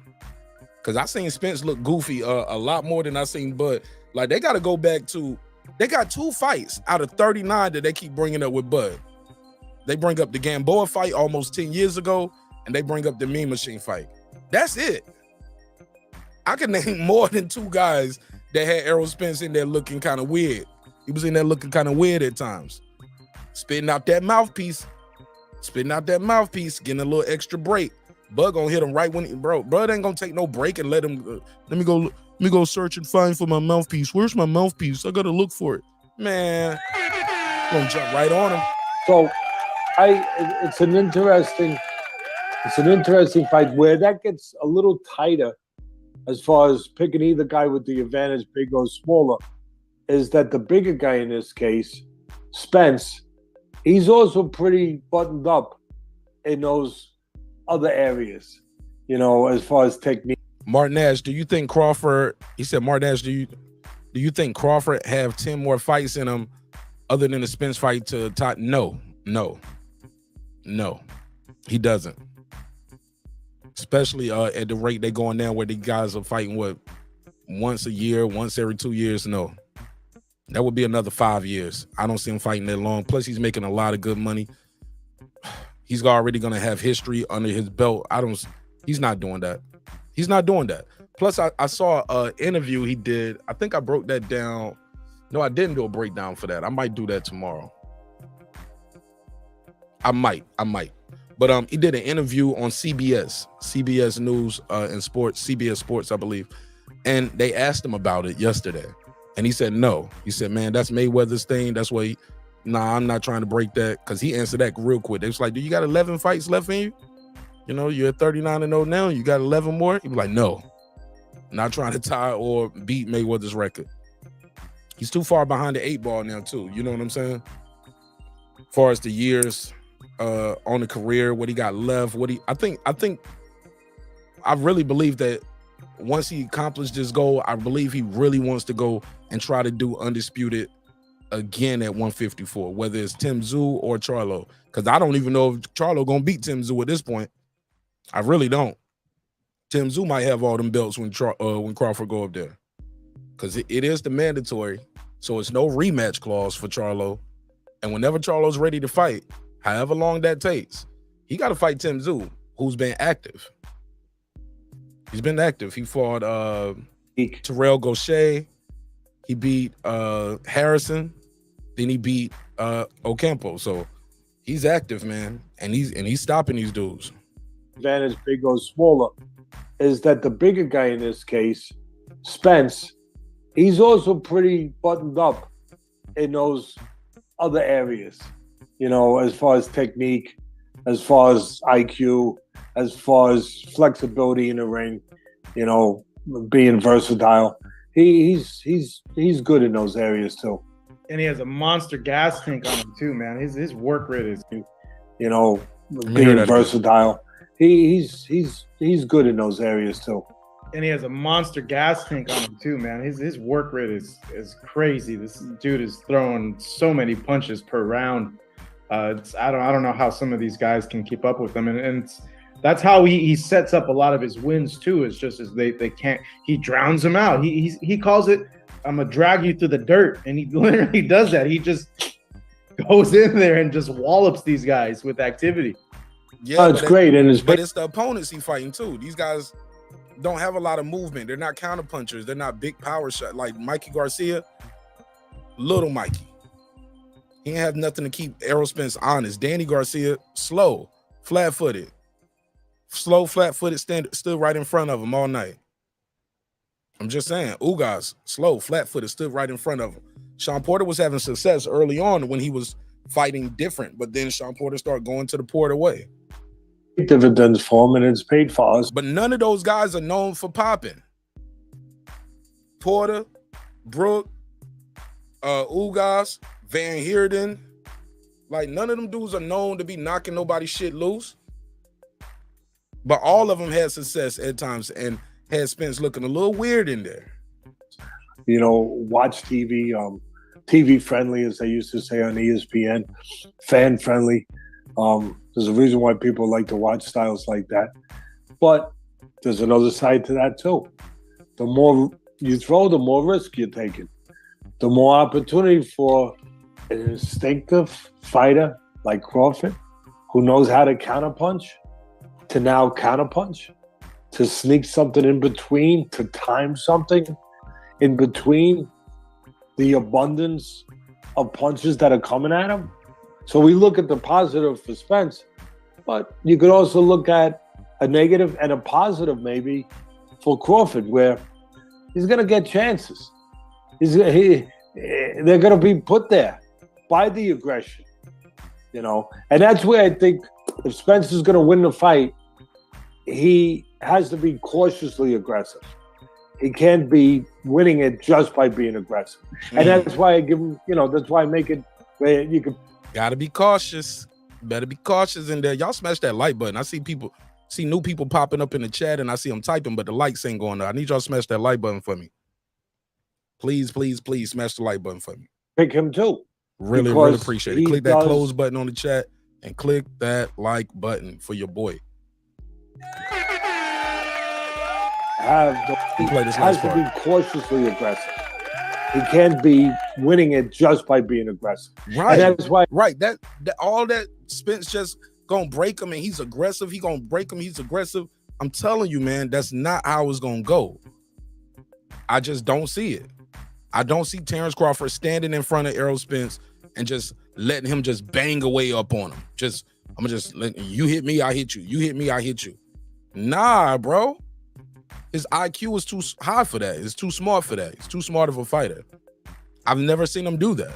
I don't expect him to go in there and fight in a different way than I never seen him fight before. And I don't expect Errol Spence, and I don't expect Errol Spence to go in there and fight a different way than I ever seen him fight before too. I give him, you know, that's why I make it where you can pick him too. Right. Because he does have those abilities and that mindset. All right. So those were the words of Teddy Atlas. And why he's picking Errol Spence to lose.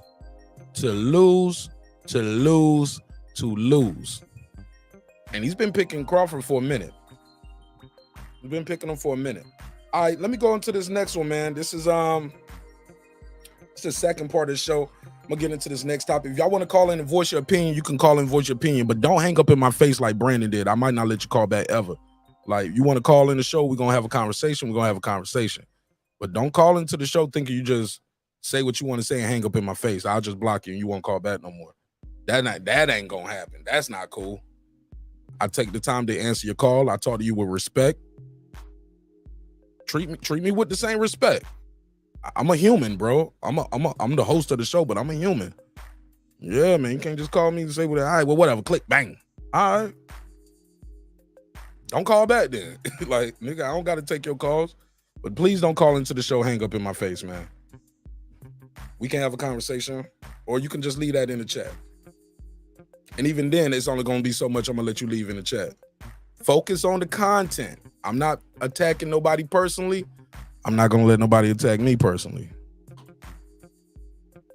Keep this shit respectful. All right, let's go to this next one. Now, this is Tim Bradley, right? And the phone line is on the screen. 404-692-1766, 404-692-1766. Call in, voice your opinion. I put you right into the mix. All right, let me see. Hold on. What is this? All right, boom. So let me play this, yo. This Tim Bradley. Now, I don't know if y'all, what's this called? 3 Knockdown. Y'all ever heard of this show called 3 Knockdown Rule? 3 Knockdown Rule is a show that is on YouTube. It's hosted by Steve Kim and Mario Lopez. Steve Kim, Mario Lopez. Mario Lopez, that's AC Slater from Saved by the Bell. Big combat sports fan, loves MMA, loves boxing. He hosts the show, Steve Kim, and in this interview, they're going to talk to Tim Bradley, and they're going to talk to Tim Bradley of course, about the Spence Crawford fight, but more importantly, Tim Bradley, they're going to talk to him about fathers being in boxing. And I thought Tim Bradley had an interesting take. I don't know if I agree with everything he said, but I thought some of it was interesting. So, sometimes even a little time off. So let me rewind a little bit, and let's hear some of this. I'm trying to find a spot because I did not have it time-stamped. I apologize for that.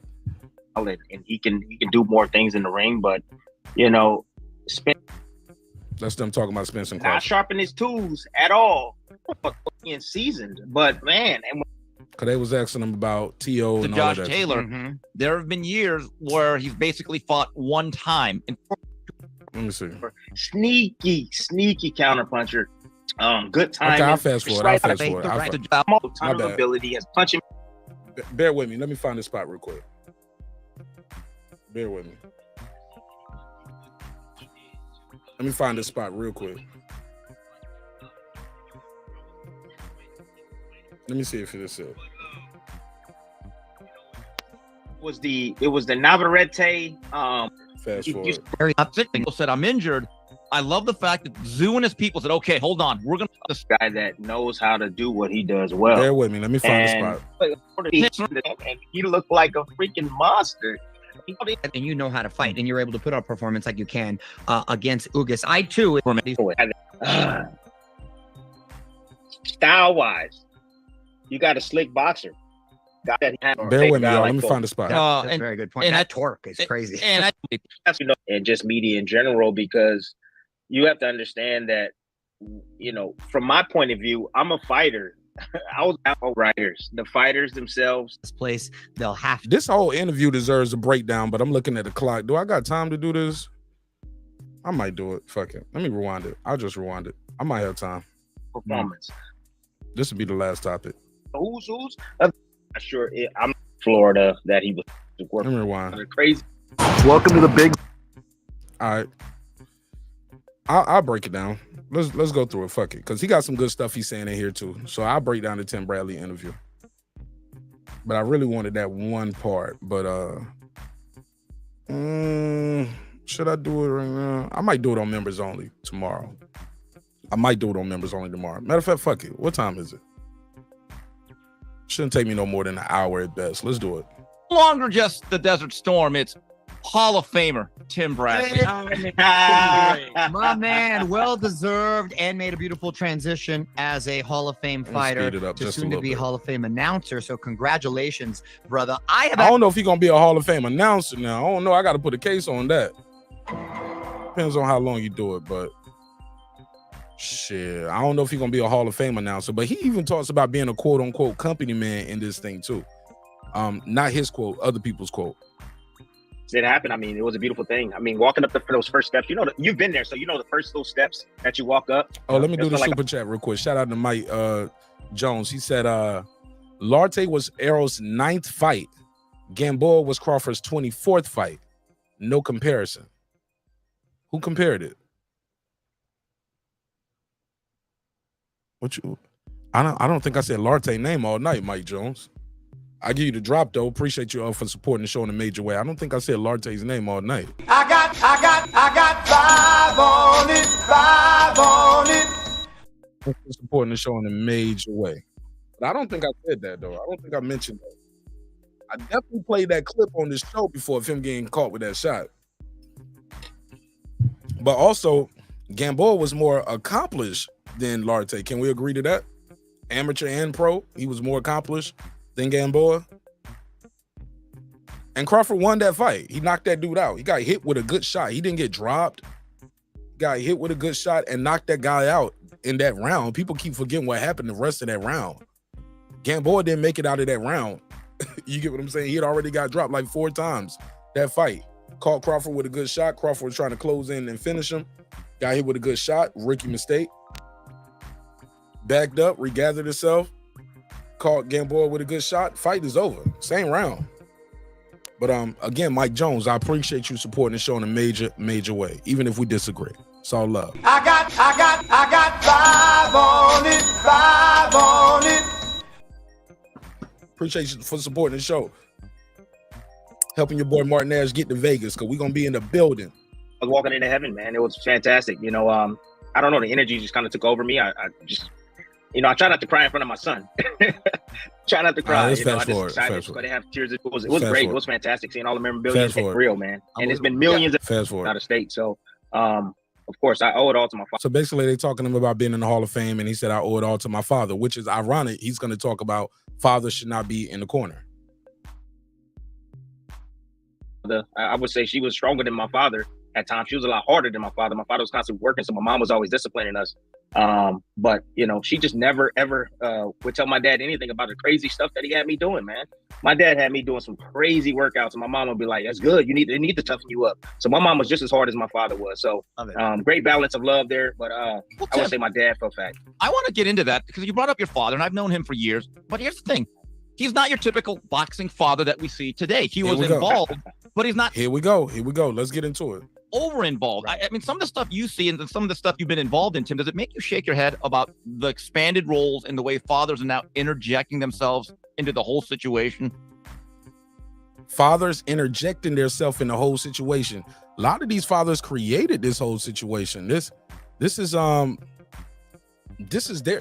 Some of these guys are living vicariously through their kids. Some of these guys saw something special in their children earlier. For some of these guys, this is the family business. We all box. This is what we do.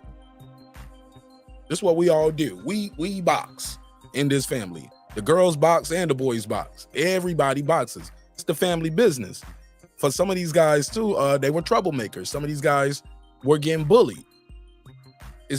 I don't know where depending on the fighter, they might fall on different spectrums. But some of these guys were bullies. Some of these guys were getting bullied. Some of these people, this is the family business. But yes, the parents are involved early on. The parents are the ones that spent the money to get the kids to the amateurs and send them all over the country. You know what I mean? To these tournaments, which aren't cheap. The hotels, the flights. Just paying for the gym fees every month. So, but we'll get to that. What do you guys think, though? Let me ask you guys in the chat.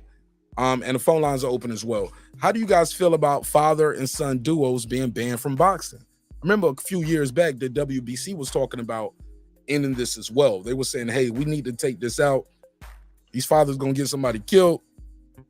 You know what I'm saying? Because some of them don't even know enough about it. And they'll tell the son they win it, and they end up getting their ass whooped thoroughly.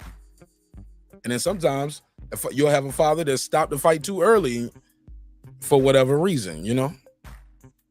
Y'all remember this, right? I mean, you know, when guys get to certain levels, they believe they know what they're doing, and they don't necessarily take all the information. So, you know, this is where we at with it, and I had to make that decision. It's an easy decision for me. It's easy. Yeah. Some people think the decision was too easy, but that's neither here nor there. Put a case on it. Put a case on it. All right, let's go. It just needs to be banned. I think boxing needs to ban. He said, like, that's a strong word. It's one thing to say, I don't like it. I don't think this is cool. I don't think it's productive. But to say, it needs to be banned? Banned, father, son. Wow. Banned it. Like, your father cannot be your trainer. Like, your father, he can be in the corner or whatever, but he cannot be your trainer. I think it should be banned, honestly, man, because you just said it. You just said it right there, man. The relationship between the son and the father is horrible. And when they get in, sometimes you get in these tough matches and you see these fathers. Let me hear that again. And because you just said it. You just said it right there. He said banned. Banned. Wow. Banned it. Like, your father cannot be your trainer. Like, your father, he can be in the corner, but he can't be the trainer. Whatever, but he cannot be your trainer. A lot of these guys, the father was the first trainer. What is Tim Bradley talking about right here?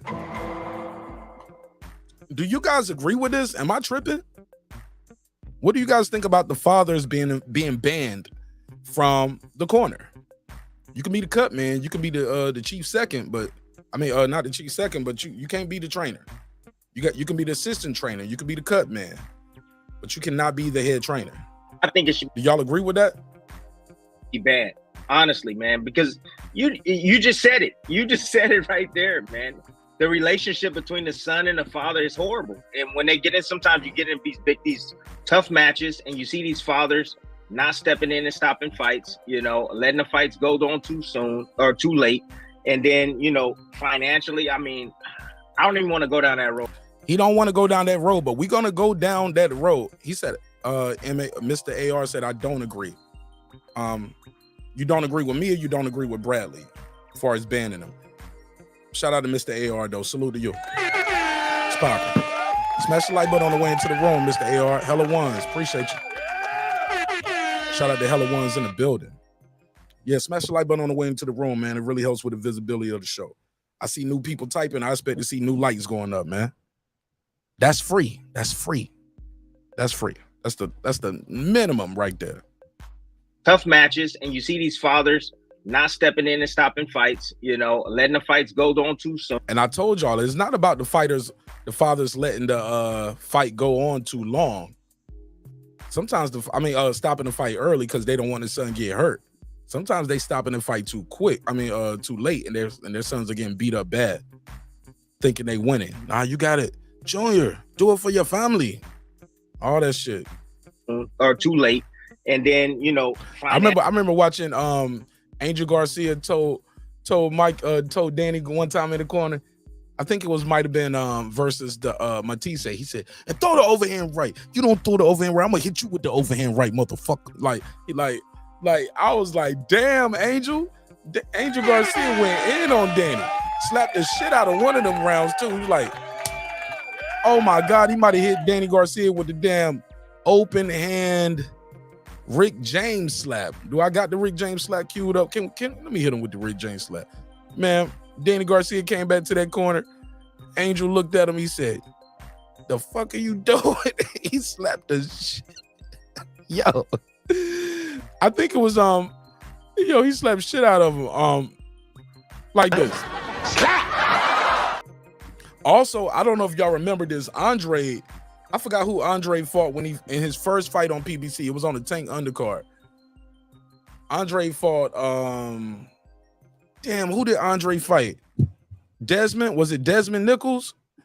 And Desmond Nichols' corner, they slapped him with the open hand, came back with the pimp slap, came back with the open hand, and then another pimp slap. Bow. It was like bop, bop, bop, bop. Slapped him 4 times real quick. You can hear the commentators saying, nah, that shit ain't happening right there. And no motherfucker ain't gonna be slapping me up. Yo, that shit was crazy. He was just getting slapped up by his team like that. Somebody said, I slapped my son if he was getting his ass whooped too. Yeah, man, they were slapping the shit out of Desmond Nichols. Go back and watch Desmond Nichols versus Andre just to watch the corner reactions. Corner was slapping the hell out of Desmond Nichols. All right, but let's play some more of what Timmy had to say. The son and the father is horrible. And when they get in, sometimes you get in these tough matches, and you see these fathers not stepping in and stopping fights, you know, letting the fights go on too soon or too late. And then, you know, financially, I mean, I don't even want to go down that road. I'll go down that road another time, man, with you guys, as far as, fighters being that possession of their fathers and so on and so forth. That sucks, man.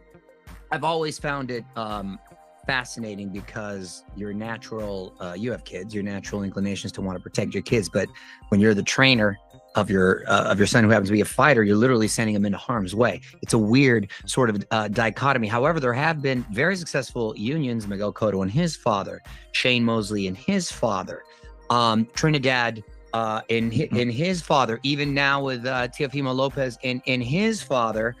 And I'm always curious to see how those relationships played out later on. And for the most part, I think they played out pretty well, Mario, post boxing, but I'm saying I think they've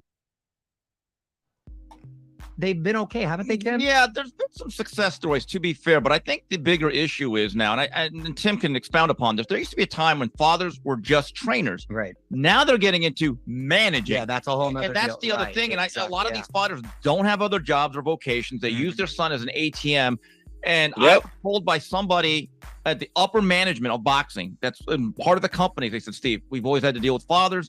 They've always been a problem. They are such a headache now. More. Oh, because you can't get a son in and everything. They say, I got a problem with that too. the father, the way he's framing it is, okay, these guys are just eating off the kid is eating off the father's eating off the kid. The father's eating off the kid. The way Steve Kim is framing this, I'm not really feeling that. You know, I'm not. No, the father has been invested into this kid in his career and sowing into this.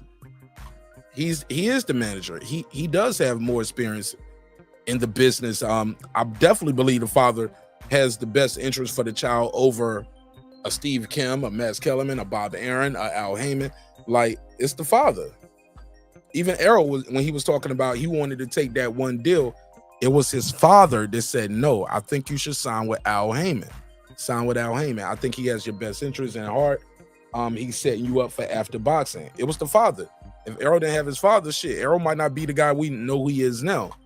He would have, took that 250, 350,000, would have been with whoever that promoter was, and not as being as successful. He wouldn't have been in place. He wouldn't have been in position. Who knows? More than ever, because they want to be more. Your team matters. But let's play some more of this. Buddy, at the upper management of boxing, that's part of the company. They said, Steve, we've always had to deal with fathers. They've always been a problem. They always been a problem. They're a problem. Why? Because they got the best interest for their child. Out of here. They are such a headache now, more than ever, because they want to be more than just trainers. Would you agree or disagree, Tim? Mm-hmm. I agree 1,000%. 1,000%. I come from youth sports, so my wife and I, we had a football program that we ran. The actual kids that joined the program were fantastic to work with, but the parents, oh my gosh, the parents, dealing with the parents, man, was the hardest thing in youth sports. And it's the same thing with boxing now. The fathers, they think that they know their son's worth and so on and so forth, and he should be get accommodated. He needs this money, he needs this, and he needs that. You know what I mean? Like, it's a headache, and it's getting out of hand, man. What you mean it's a headache and it's getting out of hand? You the commentator, you ain't even got to deal with it.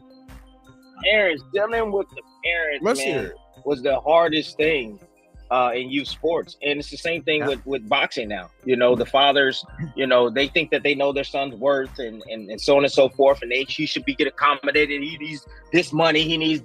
Hold on, is his shots fired? Shots fired! Shots fired! Is Timmy taking some shots at T.O.? Maybe, possibly. Do we got to put a case on it? I don't know. Let's play some more. This and he's that, you know what I mean? Like, it's a headache, and it's getting out of hand, man. And that's why I say that father and son bond, man, that needs to be banned from boxing, man. Get rid of it, man. It's not a good thing. Get rid of it. It'd probably be a lot healthier for the relationship. It's funny, and last thing on this point, because my son, and he's a little guy, he's only 9, but a pretty high level wrestler. These kids start getting very competitive at this young age. But the irony with my kid, and I'm sure a lot of dads out there, except not with yours, they don't like to listen to their father. Right. But I recognize as much as, and I grew up and I knew what I'm doing, and it gets frustrating, but I recognize, okay, I'm gonna fast forward through Mario Lopez. Sorry, AC Slater, I ain't trying to hear you right now on this part. Even though there's an Arrested Development, now you have a situation where that whole relationship dynamic, many of these relationships are very tense as these kids grow up. Then these kids go into adulthood. Even though there's an Arrested Development, now you have a situation where that whole relationship dynamic is thrown out of kilter. I've seen kids, fathers slap their kids, yelling at them, and I'm like, God, Dad, the kid's 10 years old. Quit breaking his balls. It's fascinating. So overall, and I think it's a smart. Because the father don't spend all his damn money to get him to these damn tournaments and put his kid in. Oh, I'm sorry, I'm on the wrong topic. There we go. Right there. Yeah. The father don't spend all this damn money to get it. Don't put you in boxing lessons. Got you sparring. Put you in tournaments. Bought the ring walk outfit. You know what I'm saying? I mean, got your outfit and everything. So I got to get my hair braided. You know what I'm saying? Like, we doing all of this, and then you get in there and you're not performing. Shit, the father probably is a little upset. Now, I don't condone slapping up your kids 10 years old. I don't condone violence anyway, outside of a boxing gym or a dojo or a cage. You know what I'm saying? Cage, dojo, or a boxing ring. Other than that, I don't condone violence, right? But I can understand the frustration, and sometimes you do see guys slap a guy to wake him up a little bit, right? But not a 10-year-old kid. I'm with AC Slater on that. a smarter relationship if you are able to kind of pull back and let others do their thing. But so yes, I'm glad we covered that. Brim, what up, fam? What's popping with you, Brim?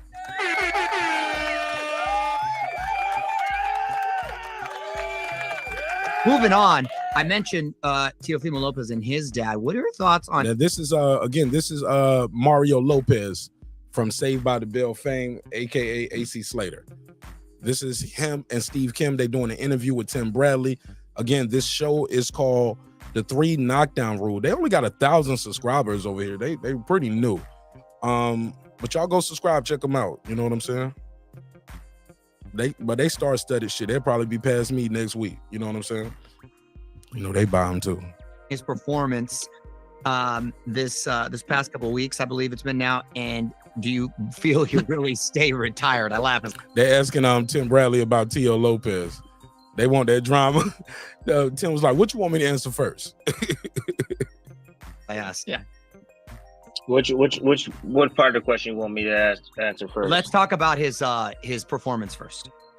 I thought it was a great performance. Hands down, I thought it was one of his best performances. I knew he had this type of performances in him. It just takes the right guy to get it out of him. Had a hell of a game plan. He actually sparred for this event. I was getting word as the fight was just about to go on that he had a tremendous camp in Florida, that he was sparring, running. He was doing everything he needed to do. Of course, it was my guys at Top Rank. They were letting me know, and they were like, man. My guys at Top Rank, they let me know, so they know what's going on in the camps. They telling the commentators what the people doing and working on. Okay.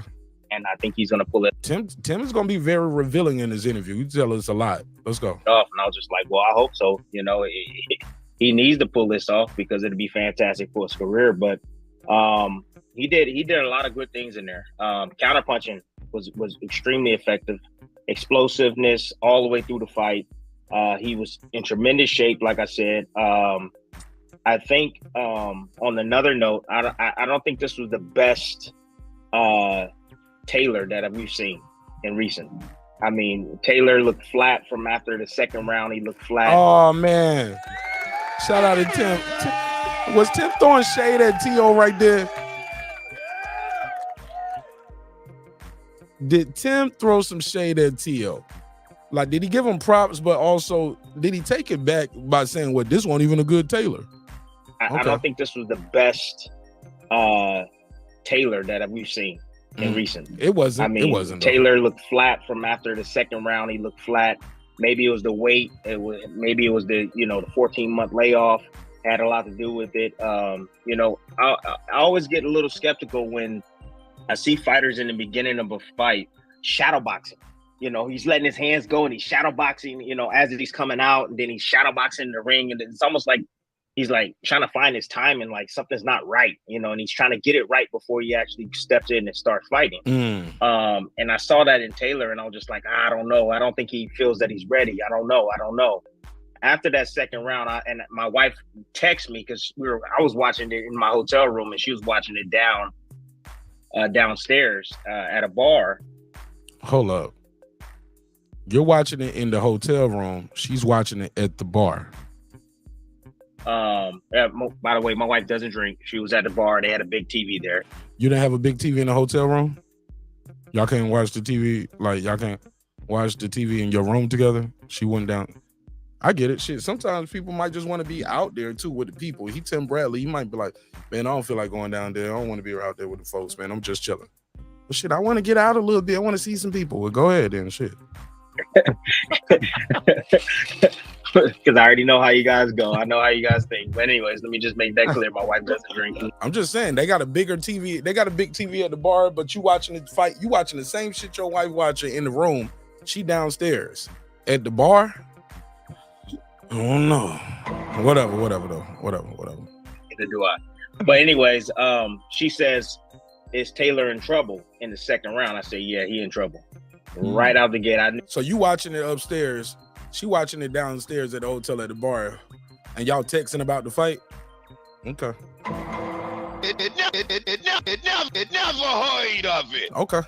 He was in trouble. Ms. Bradley. Tail was just on. He was just on, man. He was on. He was possessed. He looked more focused than ever than I've seen in a long time. So great performance by him. But Tim, now we got the quote unquote retirement. It's just, again, we saw what happened after the big win against Lomachenko a couple years ago. Had the Triller escapade, the battle with Top Rank, and then the loss to Kambosos. Is his Y'all let me know too. Phone lines are open. Also, let me know in the chat. How do you guys feel about what Tim Bradley is saying about fathers should be banned? Also, what are other things that he's saying in his interview? Let me know. 404-692-1766. 404-692-1766. Call in, voice your opinion. I'll put you right in the mix. history repeating itself here with Teofimo Lopez? Here comes the dump truck, man. You know, and you know me, man. Here we go. Here we go. The battle with Top Rank and then the loss to Kambosos. Is history repeating itself here with Teofimo Lopez? Here comes the dump truck, man. You know, and you know me, man. I got to keep it 100 with you, man. I think this guy, Teofimo Lopez, and I like the kid, man. Like I had a relationship with this kid, and you know, when I said what I said about him as far as him being dog fooded for the 140s, I think that really ticked him off. And so now our relationship has kind of gone south, but you know, I still think he's a cool kid. But the thing is that the kid wants attention, man. I mean, he Do y'all agree with Tim Bradley? What do y'all think about T.O.? Does T.O. want attention? Is T.O. seeking attention? Or does he deserve all the attention that he's seeking?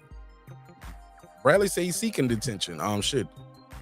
He needs attention. Like, he's a pro boxer. He needs quote unquote attention to make more money. The more attention you got on you, the more money you make, right? I don't know. I'm just trying to be fair to T.O. People say I'm not fair to T.O. sometimes. I'm trying to be fair. You are a pro boxer. You are a athlete. You need visibility, i.e. attention. So, but I don't think that's the right attention. Like, yeah, I'm retiring. But I mean, well, shit, it sounds good. I don't think people really care that much, though. People, because nobody really believes it, you know? I've never seen a man whine and cry so much, man, about his situation. Oh man, he going in on T.O. Oh man. I love it. I'm here for it. I like to hear people talk shit. About the business of boxing, about what he's not getting, about this fighter and that fighter, man. Like, it's ridiculous to watch, and it's just shameful at the same time. And now he's considered himself retired. I don't know what it has to do with. I don't know if it has to do with his divorce. I don't know if that has anything to do with it. I'm not sure. I'm not sure if it has anything to do with his father, because you got to understand this. You know, the streets talk, man. Boxing is a small. The streets talk. Timmy talking about the streets, nigga. You never heard of it. I ain't never heard nobody say Tim Bradley was a street dude, but I like Tim Bradley. Y'all know I'm a big fan of Tim Bradley, low key. Y'all didn't even know it, but some people know. I'm a big fan. Big fan. I always wanted Floyd to fight him. I think I'm in a minority when it comes to that. I always wanted Floyd to give Tim Bradley the shot. It's like, man, give him the shot, man. Shit. Y'all look, that was around the time when people wanted Floyd to fight Pacquiao. At that point, Bradley had beat Pacquiao. Then he beat Marquez. I was like, man, fight Bradley, dog. You know what I'm saying? Fight him. Plus, I wanted Bradley to get that chance. And I thought he had a rough style. I had Floyd winning, but I thought Bradley would make it interesting, you know, with his style, with, you know, he was Sean Porter before Sean Porter. He was the Sean Porter of that era. Bradley had one of those type of styles. He always came in great shape, and he was gonna press you, man. He was pressing you. Yes, but they talk. You know, you got to understand that this kid has been holding down the fort and holding down this family, you know, since he became a professional. You know, he's talking about T.O. If you just pulled up, smash the like button on the way in the room. This is Tim Bradley talking about fathers should be banned. And he's talking about T.O. Remember earlier he said, I'm not going to get all into the money, but now they're going to get him into the conversation and he's going to talk about the money. Got to fix these hoes. Bradley got to fix these hoes. What up? Where that drop at? But he got to fix these hoes. Yeah, he going to get right back into the shit he said he won't going to talk about. Streets talk, man. Boxing is a small community, yes, but they talk. You know, you got to understand that this kid has been holding down the fort and holding down this family, you know, since he became a professional. you know, he has the responsibility to take care of entire household. Understand that, man. That's a lot of pressure, man. How old is Teofimo Lopez? Somebody let me know in the chat. How old is Teo? Because that's a lot of pressure to be. I believe he's still in his 20s, right? Isn't Teo in his 20s? Enormous amount of pressure to be like the breadwinner for not just your family and your child and your wife or your ex-wife or, you know, single, you know, whatever he's going through with that, but also your father. Does he have siblings? Yeah, he got siblings. Yeah, he do got siblings. Like, that's a lot of pressure for a young guy like Teofimo Lopez. You know, when you have that type of pressure, and I'm a man, I have kids, and he has a kid as well, and you have that type of pressure on you each and time out, you know, and you have to deliver, man, you know, it gets draining. You know, you get sick and tired of feeling that pressure, feeling that heavy weight on you. And I think that the kid is at the point where he feels that pressure, and he's just like, man, I'm done with this, man. Like, you know, I think he said he made $1 million for this fight. Complaining once again, like, that's something that you need to talk to. Bradley was like, again, complaining again. I gotta shoot T.O. some bell right here. I'm gonna shoot him a little bell. You know what I'm saying? A lot of guys complain about the purse. You know what I'm saying? A lot of guys complain about the purse. Like, T.O.'s not an anomaly when it comes to that. I'm just trying to be fair. Your manager about, man, because hold on, let me rewind. To me, I'm done with this, man. Like, you know, I think he said he made $1 million for this fight. Complaining once again, like, that's something that you need to talk to your manager about, man, because he's right. He's right. You got to talk to your manager about that. Complaining to the audience ain't about to change your purse. You ain't about to get no extra money because you complain on ESPN or you told the fans, well, look, they don't want to pay me, so I'm going to quit. You think the fans going to be like, y'all need to pay him. We need to see him. Don't make him quit. Like, man, the fans going to move on to the next. Hey, look, those same fans that were supporting T.O., they going to move on to Xander, Berlanga, they just move on. They're going to move right on. They go back with Canelo. It's dudes coming out every day. New dudes coming out the amateurs every day going pro. You get what I'm saying? They'll just move right on. T.O. over there on top rank. So, yeah, they just move right on to the next guy over there. They're going to move on to Shakur, you know? To me, I don't think your manager has done. And T.O. act like he didn't lose that Kambosos fight. Like, bro, are you? Like, bro, that's what happened. Your stock dropped. You were the challenger fighting Josh Taylor for his belt. You can't expect to get Devin Haney money as the champion. I mean, as a challenger with a loss too to Kambosos. A good enough job if you only getting paid $1 million within a fight of this magnitude. So something is wrong there. Yeah, and by the way, real quickly, to talk to your manager about. Talk to your manager. To me, I don't think your manager has done a good enough job if you only getting paid $1 million. Who's T.O.'s manager? Who's Teofimo Lopez's manager? Is that the Pops? Is Pops doing the manager? Teofimo Lopez manager? He's managed by David McWater. Okay. This is as of June 15, 2021. Let me see. So that's his manager? Who else he got? Okay, I know David McWater face. I know David McWater face. Y'all know his face. Let me put him on the screen. Y'all know this dude's face as soon as y'all see him. Y'all been following boxing as long as I have. Yeah, y'all know David McWater. I'm gonna put him on the screen with T.O. Definitely know his face. Who else he managed? Yeah, I've seen this guy around for a while. He's been around for a while. But this is his face. I'll put his face on the screen so you guys can see it. Let's continue with the breakdown while I cue that up for you.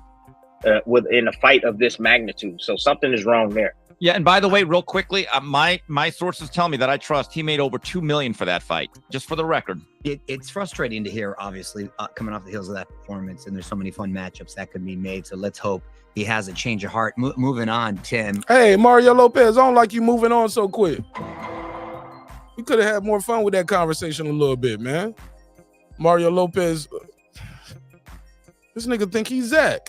You are not the star of the show, Mario. Damn. All right. He was like moving on. But this is the manager right here that we was talking about. His name is David McWater. And he is, according to Google, as of 2021, he was the manager for T.O. I don't know if he's still the manager or how long he's been a manager since then, but that's who we got to talk to. That's who you need to talk to about your paper, dog. You don't like the way the paper looking? Holler at your manager, fam. It's an easy decision right there. I mean, you don't even got to look that far. I don't know. Let's play some more. Two fighters this weekend, both led main events, Regis Prograis and Tim Tszyu. Let's talk about Regis Prograis. Are they talking about Regis Prograis, Tim Tszyu? I'm gonna skip all of that. I'm gonna go to him talking about Spence and Crawford. Right exit. You're following this guy. You don't even know how to cut off the ring. Yeah, he's going at Regis. The upside could be that more people will be willing to face him, so we'll start getting some more matchups. But I'm not writing a ton of ability. And for a slow starter, boy, did my guy start fast. Not this one. And he let those hands go. Are they talking about Tim Tszyu? That was definitely on the other side of the spectrum. Tim Tszyu. Growth in him. He has a ton of seasoning on him now. He looks confident. And like you said. Yeah, I'm telling you, man, Tim Tszyu ready for Charlo, y'all. Rewind a little bit. Not sharpen his tools at all. But he's staying actively fighting, so that way he'll be ready when the opportunity does present itself. Now that he beat Harrison, now that he beat this guy, you got to understand he's flying high, man. Like, I've seen a lot of maturity and growth in him. He has a ton of seasoning on him now. He looks confident, and like you said, he didn't wait for the kill. He went out and found it, and he produced it. There's a difference between waiting, sitting back, and trying to be calculated versus a guy that's actually coming forward, being aggressive, and actually setting up his knockout attack. And that's what he did in this fight. You're right. I'm impressed. I was too. He looks very confident. He's got a lot of momentum. And now, and I know Charlo's coming off the hand injury, and it's been a minute, but I believe it's mandated now that he faces him. So it's not like Charlo. Yeah, Charlo ain't getting no tune up. Charlo got to go right into Tim Tszyu. Let's fast forward, though. And he can do more things in the ring, but, but still... Sean Porter fell right into his trap. Oh, let me rewind. It's not about you. It's about us. Smart play. Injury, and it's been a minute, but I believe it's mandated now that he faces him. So particularly you talk about the momentum. Last year in February, it's not about you. It's about us. Talking about Tim Tszyu, how Tim Tszyu kept building itself after when Charlo was delayed for the hand injury. Late July. Errol Spence, here we go. Terence Crawford. We could talk about this later on in the summer. We'll bring you back some early thoughts on that matchup. I think it's a tough match for both guys. To be honest with you, I don't think there's no foregone conclusion that either guy can win it. Nah. He gonna beat him easy, Tim. Tim. We'll bring you back some early thoughts on that matchup. Let me stop saying that, because last time I kept saying he gonna beat him. He gonna beat him easy. Remember, I was over here telling y'all I was like, hey, he gonna beat him. He gonna beat him easy. It was the Loma fight, right? He beat him. It wasn't easy, though. That 10th and 11th round was a little rough, but other than that, it was. He beat him, just like I said he was gonna beat him. And I remember y'all was nervous. Some of y'all was like, I don't know, Mark Nash, if he gonna do it. Like, blah, blah, yeah. I told you. He was gonna win that fight. I said, he gonna win this fight, man. He gonna beat Lomachenko, bro. He gonna beat him easy. He gonna knock him out. Nah, he ain't gonna knock him out now. It's going to the card. But it should be unanimous. Damn it. I think it was unanimous. Okay. All right. Told y'all, man. I need to start keeping an account of my prediction record. I'm pretty fire with the predictions, yo. It's just my picks a lot of times, though. Sometimes they be the favorite most of the time. So I'm like, man, I can't make no money off of this. But I do be taking some of y'all bread, and you know who you are. I definitely be taking some niggas bread out here. But definitely betting on this fight right here. Even though it's not a lot of money I'm gonna make off of it, I'm gonna make some bread off of this fight right here. I'm betting on Spence and Crawford. I already got some bets here, but I'm gonna bet on the sports board too. Shout out to Brim. What up? I think it's a tough match for both guys. To be honest with you, I don't think there's no foregone conclusion that either guy can win the fight. I'm picking Crawford because I just think he's just more versatile and he can do more things in the ring. But you know, Spence is a guy that knows how to do what he does well, and I don't think we've seen the best Spence. I don't think that Spence has had. It's gonna be tougher for Spence than Crawford, bro. That's my opinion. That's my opinion. And you know what? You know about my opinion. What up, gangsta? My opinion is facts. How the drop go? What up, gangsta? Where's it at? We're not gonna continue to go back and forth about what my opinion is, right? My opinion is a fact. Y'all like Steve Kim. Yo, why some people don't like Steve Kim? You get a bad rep out here with some people on YouTube. Some people don't like him. They don't like Mike Coppinger neither. I'm like, man, these dudes ain't doing nothing to y'all. I want to see why they don't like these dudes. I don't think they bad dudes. To really dig down deep in a fight. But I don't know them neither personally. Never met either one of these dudes. I think both guys have never had to really dig down deep in a fight. And people would say, oh, well, you know what? Against Shawn Porter, he had to dig down. Is that true? Would y'all agree with Tim right there? Has either one of these guys had to dig down deep into a fight? Terence Crawford ever dig down deep into a fight? I think everybody shows adversity different ways. Just because you don't see the adversity in the ring doesn't mean they're not going through it. Or maybe they are feeling the adversity. I am feeling the anxiety. Bro, I'm down all 3 rounds right now. I got to start doing some things in here. You get what I'm saying? Terence Crawford had to dig deep in that Porter fight when people said, he was like, I'm down. They said he up. Yeah, man, we got to work, bud. It's work time, man. Like, how? Okay. All right. What round is this? 10. Okay. Literally stopped them within a couple minutes, bro. Dropped him within like a minute and some change, and the fight was over shortly after that. Maybe that was his version of digging deep. Just because you ain't see him getting off the canvas and or how about that? Remember the Kavalauskas fight? Y'all say he got dropped, right? Okay, fuck it. Let's roll with it. He got dropped. He said he got pushed. Many observers believe it was a drop. To get up and finish that fight the way you do, ain't that adversity? Ain't that digging deep? Errol Spence going over here overseas to fight Kell Brook. That might be digging deep for Errol Spence. Look how excited he was when he got that knockdown. Like, yes. You know what I'm saying? It might be digging deep. Crawford training for Kell Brook during COVID. I think to say neither one of these guys ever had to dig deep might be I don't know. I don't think that's being fair to them. Shit, Spence got to dig deep to make weight. Every time. This nigga talk about I walk around at 176, 180. Damn. It never heard of it. Deep. Yeah, he probably did dig down a little deep, but still, Shawn Porter fell right into his trap, and that's fighting. He likes to fight. He likes to be aggressive. He throws punches and bunches, and he throws with a lot of volume and hard shots. And you already know that Shawn Porter is willing to stay in that wheelhouse. But I've never seen Spence fight off his back foot. I think he has that in his bag too, man. Concerned that Errol Spence has not fought since April of last year against Jordanis. Has that in his bag where he can. Even Tim saying I don't see Errol fight off his back foot. Guys be acting like Errol fight. They were like, yes, he do. He do it all the time. I was like, bro, no, he don't. He pressing these dudes. If he is backing up, sometimes he ain't the most effective.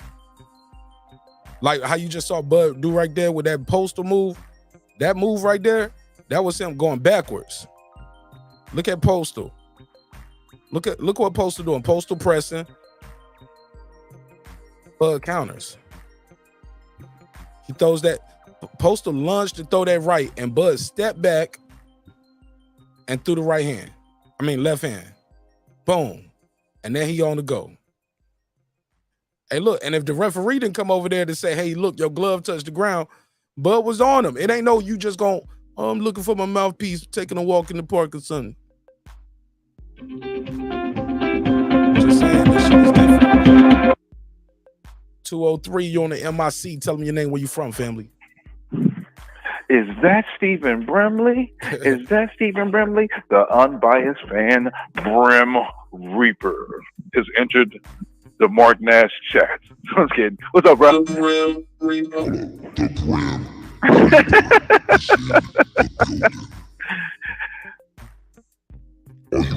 Can you hear me? Yeah, are you ready to die? Hold on. Are you ready to die? Shout out to the Brim Reaper. Came ready to kill it. Go ahead, man. Cook All right, up. I don't want to take too much time because I want you to be able to pivot into your next what's name. But I ain't got no more topics. I ain't got no this. more topics, man. I started the show probably like at 1 a.m. anyway. This is a pop-up. Oh, okay. Yeah, it's cool. Oh, you just pull up on them. Okay, yeah, cool. this one even my regular I might have day. said I this just the pulled up other at day, 1 but I just want to clear. I might have said this the other day, but I want to clarify this and just speak on this again in regards to what I see with Spence and Crawford, right? This is what I think Terence Crawford may do. Because Errol Spence has not shown the ability to fight effectively off of his back foot. Bud may start the fight off with calculated aggression by forcing Errol Spence to go to his back foot to have to reset. Why I say that? Because Spence is like a locomotive. Once you let that train start running and it gets faster and faster, it's hard to stop that train, right? But if your train starts and you stop it, and the train starts and you stop it, he doesn't get in a rhythm. I believe Terence Crawford, he may not do it in a way where we look at it like he's being overly aggressive. I believe when Spence goes to throw his jab, because you know he does that as a table setter. When he goes to try to set the table, Bud is going to initially start off the fight going over the top and then going in and smothering Spence, to smother his ability to land the body shots and to set himself up. It may not. It may look ugly at first, but what's going to happen is Spence may have to take that. Yeah, he's going to have to take that step back. He's going to make him take that step back, and he's not going to be able to get settled. And he's only going to do that early in the fight. Why? To keep Spence from getting a rhythm. If he keeps Spence from getting a rhythm early in the fight, it may only be the first round, the first couple rounds. He can then let Spence come to attack again. But by doing that, Spence has not got a rhythm. So now he can try to time him after he's kicking him out of rhythm and then catch him with a shot, because Spence has not got into the rhythm. And when Spence is not in rhythm is when he makes the most mistakes. I see that potentially happening with Terence Crawford. He's actually going to start off as the aggressor partially, not in full, but in spurts to keep Spence from getting a rhythm. Because if you let Spence get rhythm, it's going to be harder for Terence Crawford. I know you believe Terence Crawford is going to whitewash him. I don't believe he's going to whitewash him, bro. I believe Terence Crawford has to. No. I say, look, that's a figure of speech when I say he going to beat him easy. Like, he going to beat him. He going to beat him easy. That's just one of my like I said that about Devin Haney and Loma. Devin didn't quote unquote beat him easy. He didn't quote unquote beat him easy, but he did get a unanimous. I don't even think you beat him. Hold up, but he got a unanimous decision. He had 2 tough rounds in there.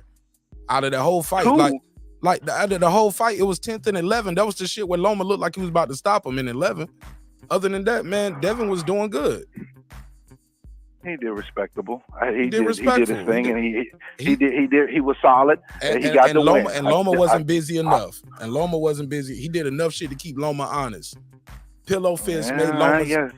And look, and Loma just went for broke 10 and 11 and thought, like, I'm gonna just take round 12 off. No, he was tired. You know what the thing is? I thought, no. Body work was I disagree. I believe he took the round off because he thought he already won the fight. Because in the 12th round, I thought he had already won the fight, bro. That's my opinion. That's some amateur shit. It didn't turn out that way. You know that fight was close. That was a close fight. That nigga won't up on like that nigga won't up like Floyd used to be up. Like he won't up like Floyd versus Birdo or Floyd versus Guerrero. On my first watch, I had Loma 8-4, bro. The second watch, I had him 7-5, and that was me with a slanted eye towards Haney. Again, it's over and done with. Haney got the decision. I'm going to respect that man's victory. I felt the way I felt, but it don't fucking matter because at the end of the day, Haney did enough to even have the argument. So he got the win. We don't. Right. Hold on, let me give you the drop. Because he fought like a G. He fought like a G, bro. He did fight like a G. That's why I don't want to. This ain't about taking credit away from Haney, because even though I thought he did not win the fight, dug deep in that 12th round. Like a G. He dug deep in that 12th round, and he needed that 12th round too. He fought like a G, bro. He fought like a G. That's why I don't want to take anything away from Haney, even though I did not think he won. He dug deep. He fought like a G. He didn't do what a lot of people thought he was going to do, punch and clinch, but he didn't do no fucking clinching. So I'm going to respect Haney for it. But I don't want to talk about that no more. I just want to add this one caveat. Yeah, I just want to add this Go one ahead. caveat. I think he could have beat Loma easier if he was doing that old jab and grab, hold and twist and type shit. You know what I'm saying? And put his weight on Loma, leaned on him. He probably could have beat him easier if he and got an easier win if he used his old style and smothered Loma and tied him up. But I think he really just didn't, he keep trying to prove he wanted to be respect and prove things. Yeah, he wanted to entertain the fans. He wanted his respect. And I'm still disappointed that Loma ain't congratulating him. I'm tired of all that sore loser shit going on with these dudes. Multi-millionaire sore loser ass niggas, bro. You had 36 minutes to put them to sleep. Shout out to Uncle Mike. Go ahead, dog. I'm sorry. Uncle Mike was like, man, you a future Hall of Famer. That's a kid. You supposed to do some word to him. The fact that you even made it questionable, you lost. Shout out to Uncle Mike. That's no. No. I'm just gonna say no to that, brother. But again, when it comes to Spence and Crawford, bro, I do believe that because when they do their film study and do their research, they're gonna see that Spence has not been nearly effective on the back foot. And I think it's gonna be an early game plan to, at moments during the early part of the fight, to make Spence uncomfortable in ways where he's going to have to make adjustments and can't fight the way that he is fought. If Spence make those adjustments, which we have not seen him have to do, then Spence may win the fight. If Spence doesn't make those adjustments, Spence loses the fight. I believe that is the key to the fight. Spence being able to fight on the back foot. Yep, because I believe Bud is going to make him fight some of the fight on the back foot. And if Spence never gets comfortable and never gets set, Spence won't ever be able to get in rhythm, and he will lose the fight. Because everybody thinks Spence is going to do all this volume, right? He can't throw that many punches against Bud like he did against Porter. Bud is a much more effective counter puncher, a more precision puncher, and the more punches you throw, the more you leave yourself open. It is going to be calculated aggression from Spence. He is going to fight smart as he possibly can, and it's going to be beneficial for Spence in that aspect, but don't get it confused. That man is not going to throw the same volume against Bud as he did against Porter. Or UGAS. I agree. No. Because they have to be calculated. Because Porter made him fight that way, and UGAS, he was allowed to fight how he like he was just hitting the heavy bag.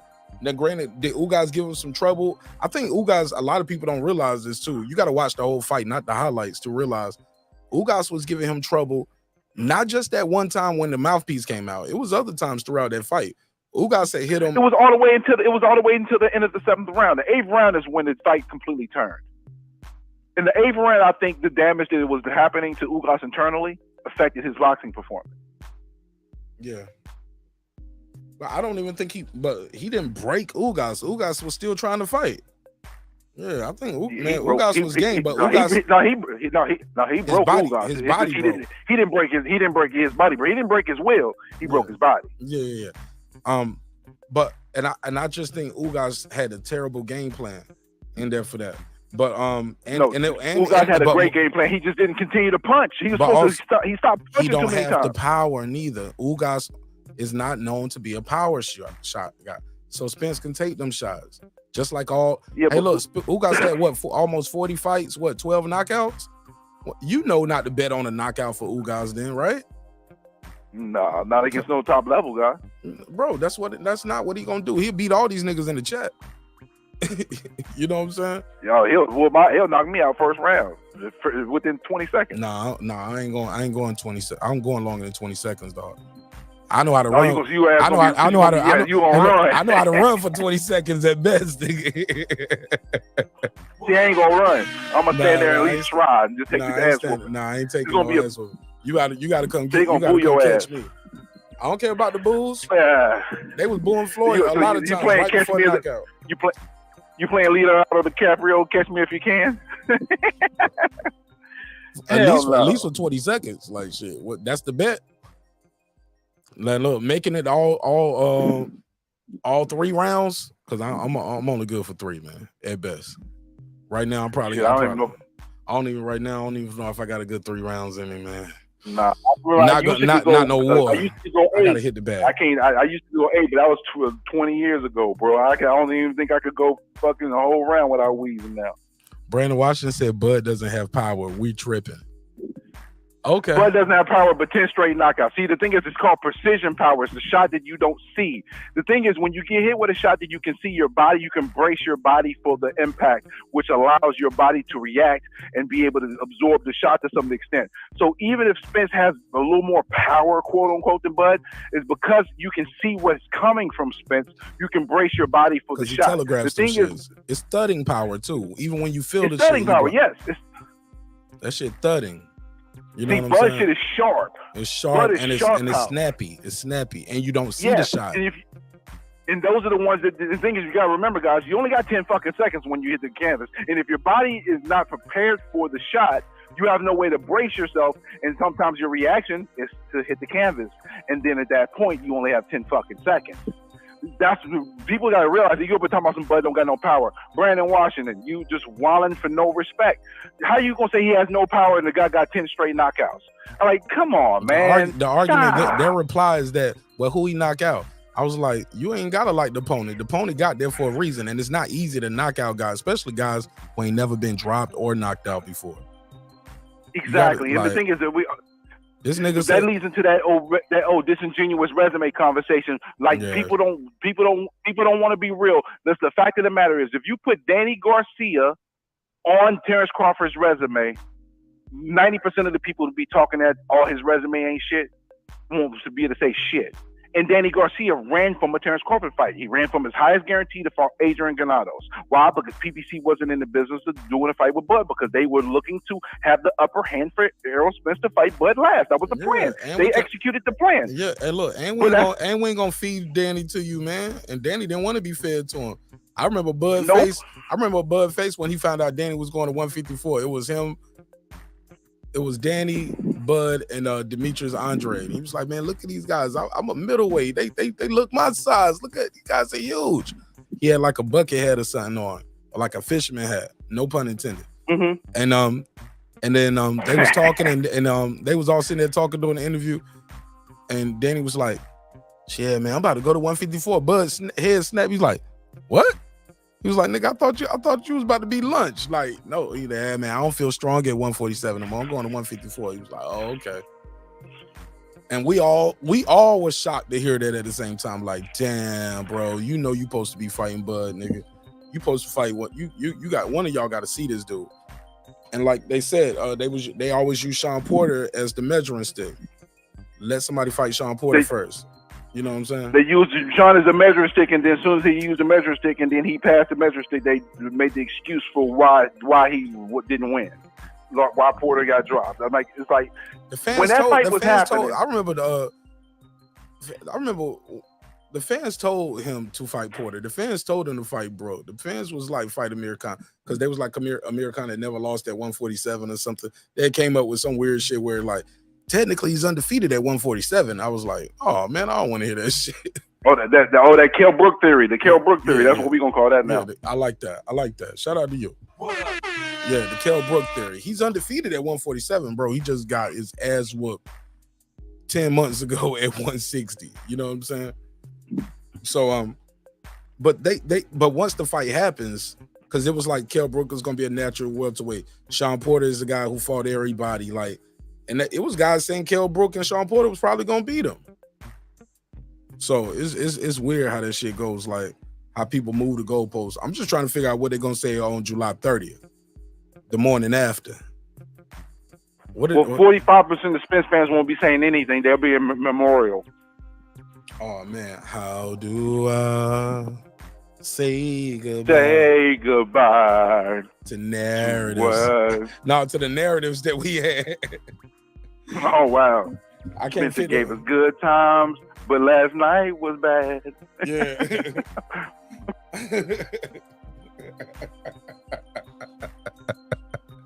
There's a group called Men the Boys. Yo. Yo. Not boys to men, men to boys. I like it. I'm telling you, man. That shit ain't gonna be what they think it is, man. It's not gonna be like he was slipping in the UGAS fight. He had slippage in the UGAS fight. He ain't fought since then. It's gonna be even more slippage, dog. Hey, bro, I need you to do me a favor. Pull up Terence Crawford's box rec so you can see the last 10 knockouts. Because I think it's some people that don't believe that his last 10 fights he got a knockout. Oh, well, they don't call them knockouts because they call it a TKO. This the new shit they do with Terence Crawford. TKO is technical knockout. I'm telling you, I know. Listen, bro, you preaching to the choir. The new thing they do with Bud now is a stoppage. Ain't a stoppage if your daddy stopped the fight. Like, but the doctor, but UGAS never even got dropped. Shawn Porter got dropped twice in a round. That never happened in his life. In no pro fight where he got dropped in the same round back to back, and it's a lot of time left. And he ain't even been putting no damage on this guy like that. This guy's fresh and strong and is one of the best finishers in the game. He's coming for Shawn. His daddy stopped the fight. Okay, well, the doctor stopped the fight for UGAS. Nah, he broke UGAS. You see what I'm saying? But I got the box right pulled up. What you want to see? Let's just go look at his last 10 fights. Can you see the screen? For some reason, no. Hold on a second. You know what it is? I'm listening on the phone, but then I guess my live is behind. Yeah, you gotta click the live button. All right. So what we looking at here? I'm on the live. I gotta refresh it. Hold on, I'm gonna refresh it so I can make sure I can see the box right. Okay, here we go. All right, so David Athanasian, that's a KO. Shawn Porter, TKO. Kell Brook, TKO, that's 3. Continue to go down, sir. Never say that to me in your life. Oh wow, Paul. And don't say that. Down, and don't say that to nobody else neither. Don't tell no other man. Continue to go down, sir. Mean Machine, TKO 4. Amir Khan, TKO 5. Oh, it continues, sir. That's 5. And where we at 3? We're at 5. Amir Khan is 5. So scroll down. Kavaliauskas was undefeated too, silver medalist. Benavidez was undefeated too. That's 6. Jeff Horn. Okay, keep already got the Benavidez. I'm at 6 with Benavidez. 7, Jeff Horn. 8, Julius Ndongo. Continue. Champion, undefeated. Felix Diaz. Gold medal. I guess yeah, Felix Diaz was after Ndongo? Yeah. Oh, Felix Diaz after Ndongo.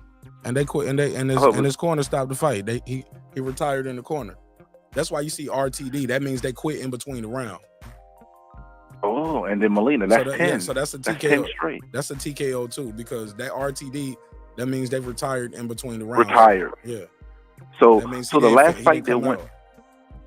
So the last fight that went 12 rounds for Terence Crawford was before Molina. What Victor fight was that Postal. go down? Victor Postal. Wow. 2016. That's the last time he went to the cards, bro. That's what I keep telling these dudes. This kid is different. But has no power. But has no power though, right? And hey, look, and they talk about the size difference. John Molina missed weight. They supposed to been fighting at 140. John Molina, look at this. What he weighing at 143? He missed weight by 4 pounds, bro. Then blew up the day of the fight. So he's fought bigger dudes. John Molina was a big dude.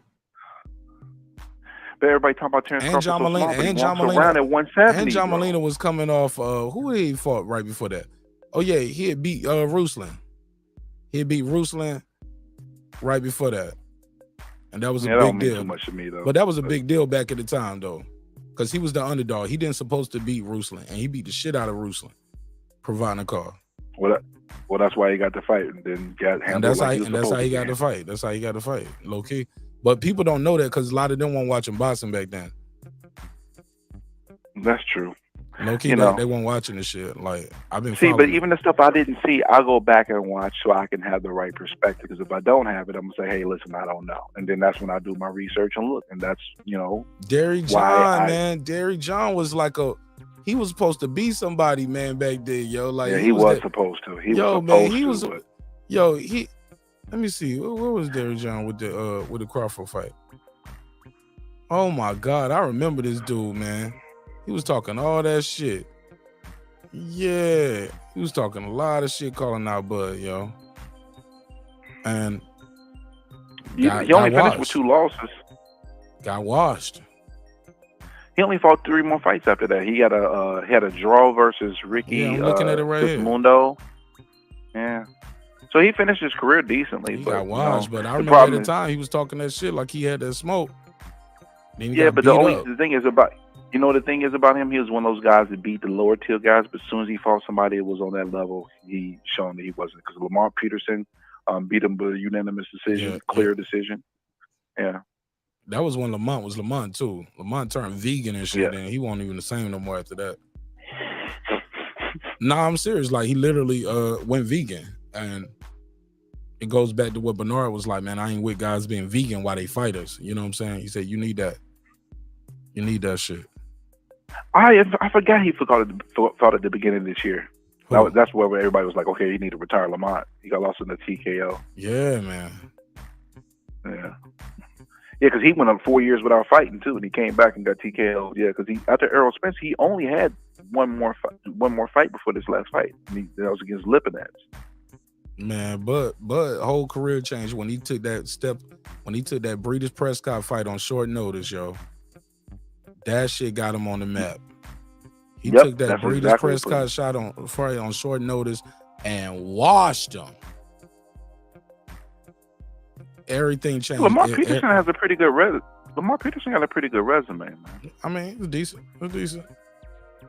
Oh, because Kendall Holt was somebody. He beat Kendall. He beat Amir Khan. He beat. He lost. But I remember that Amir Khan fight. A lot of people say he got gifted because that was in DC. I think he's from DC, right? Won that fight in DC. Yeah, because that fight won't like how their scorecard said. I think, and that was Amir Khan's first loss too. Yeah, I think Amir Khan got robbed that night, man. If I'm not mistaken, bro. He won a split decision. Check. Yeah, I'm gonna go back and watch it too because Nelson Vasquez had Amir Khan winning by 5 points, and the other 2 judges had him winning by 1. A lot of people had Amir Khan winning that fight, and he fought. I think he fought Lamar Peterson in DC or some shit like that. He fought him in his hometown, I believe. If I'm not mistaken, he fought Peterson in his hometown. And got cooked. And you are absolutely, Convention Center, Washington. You are right. And he got knocked down in the first round. And he had a point. Oh, check it out. Amir Khan got a point deducted from him for pushing in the 7th round and another point in the 12th. Yeah. It was that shit. It was some weirdo shit going on that night, bro. I remember watching that fight. I don't remember everything, but I just remember like, oh, they robbed Amir Khan. That was the general. That was the consensus. That was the general consensus in the boxing world at the time. Amir Khan, he got fed some hometown cooking. You get what I'm saying? How do you feel about? Yeah, I do. How do you feel about Tim Bradley speaking on the fact that Terence Crawford only could win by knockout? Because I don't like that. I was supposed to get into that the other day, and I ain't rocking with that shit. I've heard other fans say me that neither, too. bro. I was like, bro, this is a good fight, and they got a rematch clause. So people's like, well, the PBC don't want the belts to leave. I was like, man, you can't stop God's work, man. God's work is gonna be God's work. You can't. What if he knock him out? Was that a fate too? If Spence goes in there, what Spence stop him, or he stops Spence? That's something that ain't in the judge's hands. You get what I'm saying? Crawford. Yeah, but they're trying to say that he has to do that to win, but I don't agree with that because I believe if Crawford boxes a beautiful fight, and let's say because he has the option of making it a more of a boring fight and dominating him from the outside, he could do that. Let's say if he did that, I don't think they're going to not give him the fight if he dominates the fight.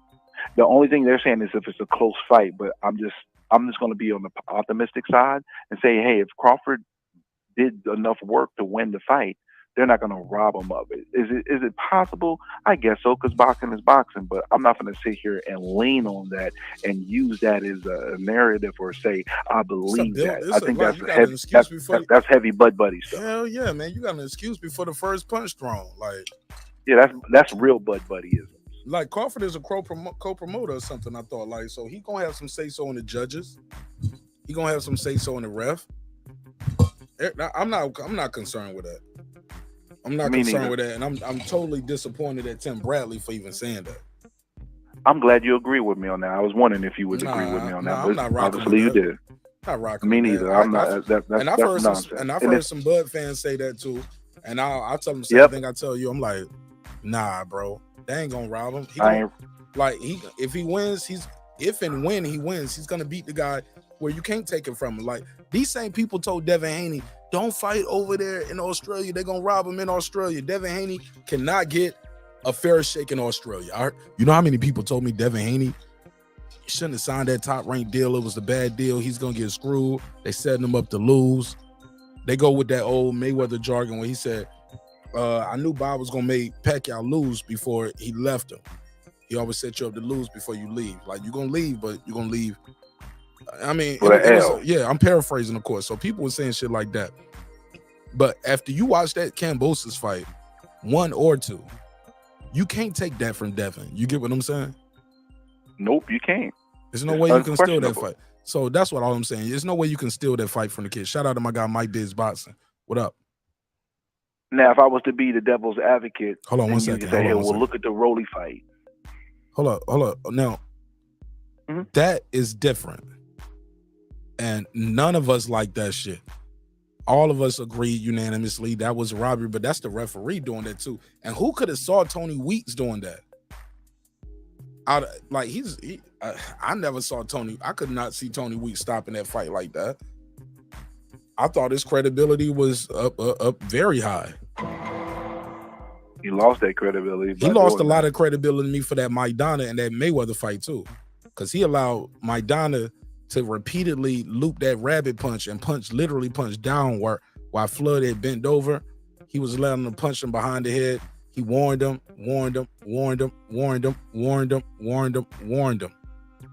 Over 10 warnings, I believe. I think 8 to 10 warnings for rabbit punching.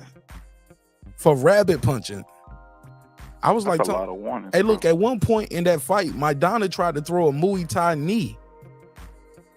Tony Weeks said nothing. The whole crowd said, oh, you can see everybody like, we see it. We hit. Bro, Tony Weeks, you don't see this guy throw the knee? Like, Tony Weeks just was like, man, it was like, Tony Weeks was acting like he had money on Maidana. I ain't even gonna hold you. Put a case on it. I can't prove it, and I'm not accusing. I said it just seemed like he had it looked like. Yeah, man, it was especially them early rounds, and then like he was warning Floyd about the holding, because I remember Floyd got cut. He's like, you holding too much now. And but yeah, Maidana was doing some dirty shit in there. He was doing the little Victor Ortiz lean load and lift up with the head, try to headbutt you like that, like he jockeying for positioning. Like Maidana was fighting dirty, yo. And that's no surprise. But shout out to Robert Garcia. But shout out to Robert Garcia for being a good coach, because when Tony Weeks went over there and warned him about it in between rounds, he said, Kenny, Tony, that's our punch. With the overhand right, that's our punch. Don't take our punch away from us. You know what I'm saying? Robert Garcia was working. They played the game. They was working the ref. Yeah, like, they played the game. He was like, he's bending, Tony. He's bending over. But that's our punch, man. Don't take our punch away from us. Shout out to him. You got to work the ref. I don't think Kenny Porter worked the ref enough in the Errol Spence fight. Like, yo, I would have been like, that's 5 low. He's hitting low. I would have been like, that's 6. That's 7. When are you going to do something? But that's 8. I would have been working the ref. I agree with you, brother. There was a lot of punches that he could have tried to work on that, because there was a lot of punches where you could have been like, hey, what's up with this? What's up with this? Yeah. Even in the UGAS fight, I never wanted to believe Spence was a dirty fighter, and I don't believe he's a quote unquote dirty fighter. But when I hear some of the people, they keep always, like, I see it in the comments on my show when I'm at other shows, they talk about the low blows from Errol Spence often.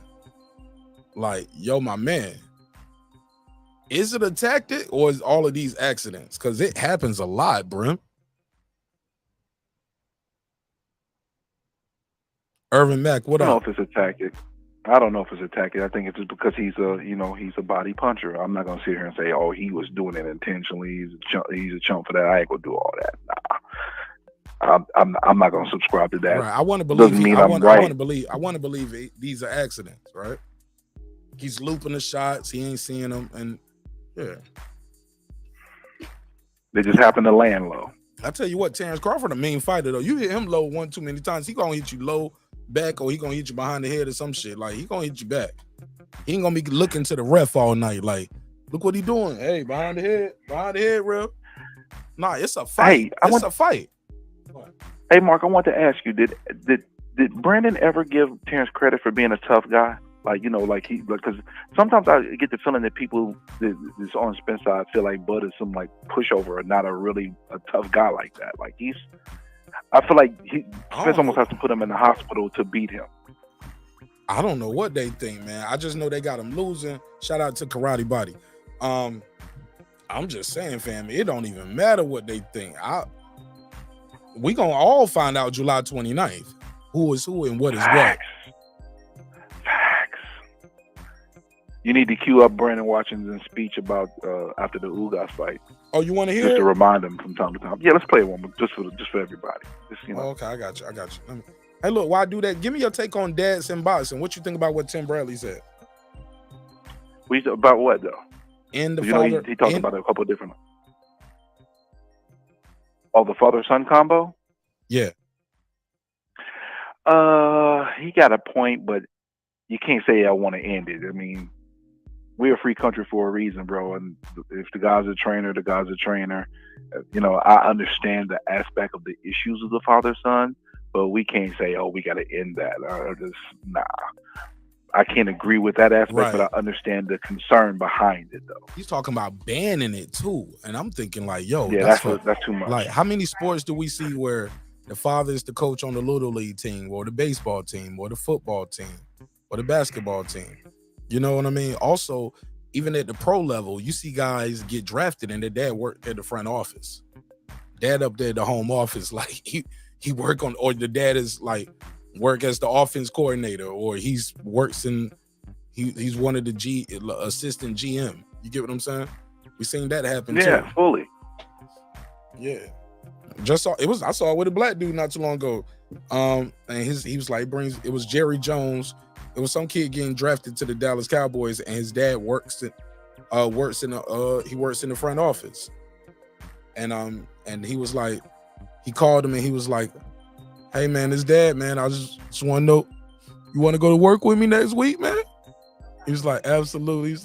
He said, this is Jared Jones. I just want you to know, feel good to have you part of my stable. And yeah, that shit was dope. And dad was busting out crying. And it was dope. So, but it happens in all sports, though. That was my point, Brim.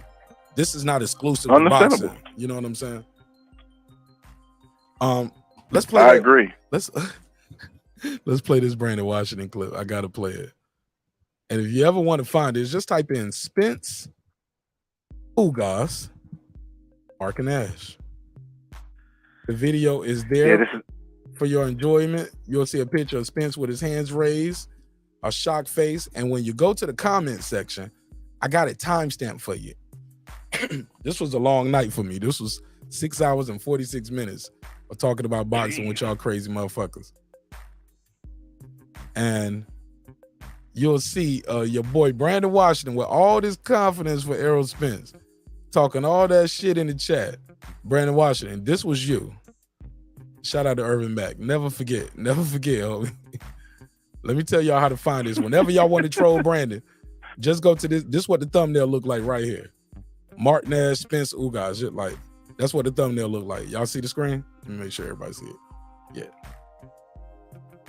Spence stops UGAS in round 10. Errol Spence versus UGAS fight live. God damn, we did what, 8,000 views on that shit that night? Let's go. That's nice. I'm glad he's back, but as All far as right. No, you good. All right. Brandon Washington calls in and have doubts about. Okay, let me edit that. Brandon Washington calls in and has doubts about EJ's timing. Says he ain't ready for Bud. Yeah, you gotta add that. He ready all of a sudden now, and he hasn't fought since then. Bud Boy, I'm is telling you. right, sharp as a tack. Yeah, let me Well, put you that. know, them goalpost movers are great, though. They good at moving that goalpost. Because what has baby. changed? Nothing has changed since this fight. The dude ain't fought since then. Where did all this newfound confidence come from? Because nothing has changed. The dude ain't fought since then. Let's. You know what it is? He's hyping himself up, bro. That's I what already he is know doing. what it is, He's dog. psyching himself. I He's seen psyching it my himself. whole life, see dog. it. I seen it in basic training when niggas used to when we had to do that gas chamber. I never forget basic training when we had to do that gas chamber, or when we had to do an obstacle course, or we had to low crawl for 100 yards, right? Well, high crawl. It wasn't low crawl. Low crawl is when your face all the way to the ground and you pulling yourself with your fingernails and your, you know what I'm saying, and your face is literally scrubbing the ground. That's a low crawl. High crawl is when you're using your knees and your elbows. That's a high crawl. We had a high crawl 100 yards. You know, that's the length of a football field, dog. Damn. Yeah, length of football, high crawl. Go. And they firing bullets over us, live rounds. You know what I'm saying? Can't stand Don't up. lift your head up. Can't stand up. If you can't make it no more, just stay there to the end, nigga. Keep going. If you finally quit, If you quit. lift your head up, you about to But have it ain't- something. nobody's coming in back the to get school. you or none of that. Nope. And they just line our ass up at a football field type shit. It's 100 yards. Go. Wow. Them motherfucking shots firing, nigga. We going. They trace rounds too, so you can see them. If like you glance up a little bit, you can see them. They trace rounds. All right, but that's neither here nor there. Let's play some of this Brandon Washington. Congratulations to telling us how much he fears Bud Crawford. See, Brandon called in early and he hung up in my face. So I'm glad you reminded me of this clip so I can fuck with him. Let's go. So if you're ever looking for this, Spence stops UGAS. Just type in Spence, UGAS, Marq Nash, and this video is gonna be the first one to pop up. There you go. And just go right here to the top comment and just click that blue number right there. 1 hour, 6 minutes, 29 seconds. Let's go. What up, Marq? Let's go. Let's go. Let's go. Talk to Man. me, man. What you think? Man, it was a beautiful fight. I got a chance to meet all the brothers, Centos, Champion Hart, Kyle. We all sat together. You know what I mean? Just a beautiful fight, man. I think EJ probably need one more fight, just to be honest. Cause Bud. Look at my face. Did you see my face? That nigga said, I think EJ just need one more fight. I was like, one more fight. Look at me. I got my Terence Bud Crawford hat on, nigga. I'm ready to go. That nigga said, I think EJ need one more fight. I was like, what? What? Did you have your never heard of it at that time? I don't think I had it at the time. If so, I didn't have it queued up. I don't think I had the soundboard at the time. Okay. I actually got a mixer now. Let's go. Let's go. Talk to me, Man. man. What you think? Man, it was a beautiful fight. I got a chance to meet all the brothers, Centos, Champion Hart, Kyle. We all sat together. You know what I mean? Just a beautiful fight, man. I think EJ probably need one more fight, just to be honest. Because Bud is sharper than attack. No. We ain't doing But that. outside of- huh? We ain't doing no We one more got to. fight. We got to. Nah. No. Man, the fight I saw, I'm saying just watching it. Nigga, I took my glasses. I was like, no. Yo, you shook your head too. You see how your head shook? Like, oh no. No, you did bro. not just say that. I saw this nigga ducking back then, bro. I knew these Spence fans, bro. I saw the slippage too. I saw what y'all saw. I'm like, Bud Crawford gonna beat the shit out of this dude I just saw tonight. He gonna beat the shit out of that dude. And expect You and hit him look, with the Booker T. and then 16 months later than that, when they about to fight. Oh, he gonna beat the shit out of this dude. EJ just trying to talk himself in the fight. He hyping it up. He know what it is. Payday. It's a payday for EJ. EJ about to get beat up. You won't dog. pay. He You about to won't get pay. beat up. I know that. Even all the shit he's saying now, talking about fighters and the belts and how much money is in it and how he trying to make the change. I didn't hear none of that shit until he had that conversation with Bud Crawford. When he said we started talking to each other offline, And look, motherfucker Bud probably told him like, man, I really did make 8 figures for that last fight. How? Well, look, man, this how it breaks down. And Bud, because Bud is privy to the business of that BLK shit. They gave him what he wanted. He got his 8 figures. Speculating though now, bro. Oh no, I ain't speculating. I got the information. I'm not speculating. Sure. I have the information. I'm not speculating. The only people that say Bud didn't get paid the money is niggas on YouTube. No, I'm not talking about getting paid the money. I'm talking about him telling Spence on how to do all this. And definitely put a case on me on that. But that's the part I'm talking about. But I do believe, but like I said though, the part that ain't no speculation is Spence wasn't talking like this before this fight, was he?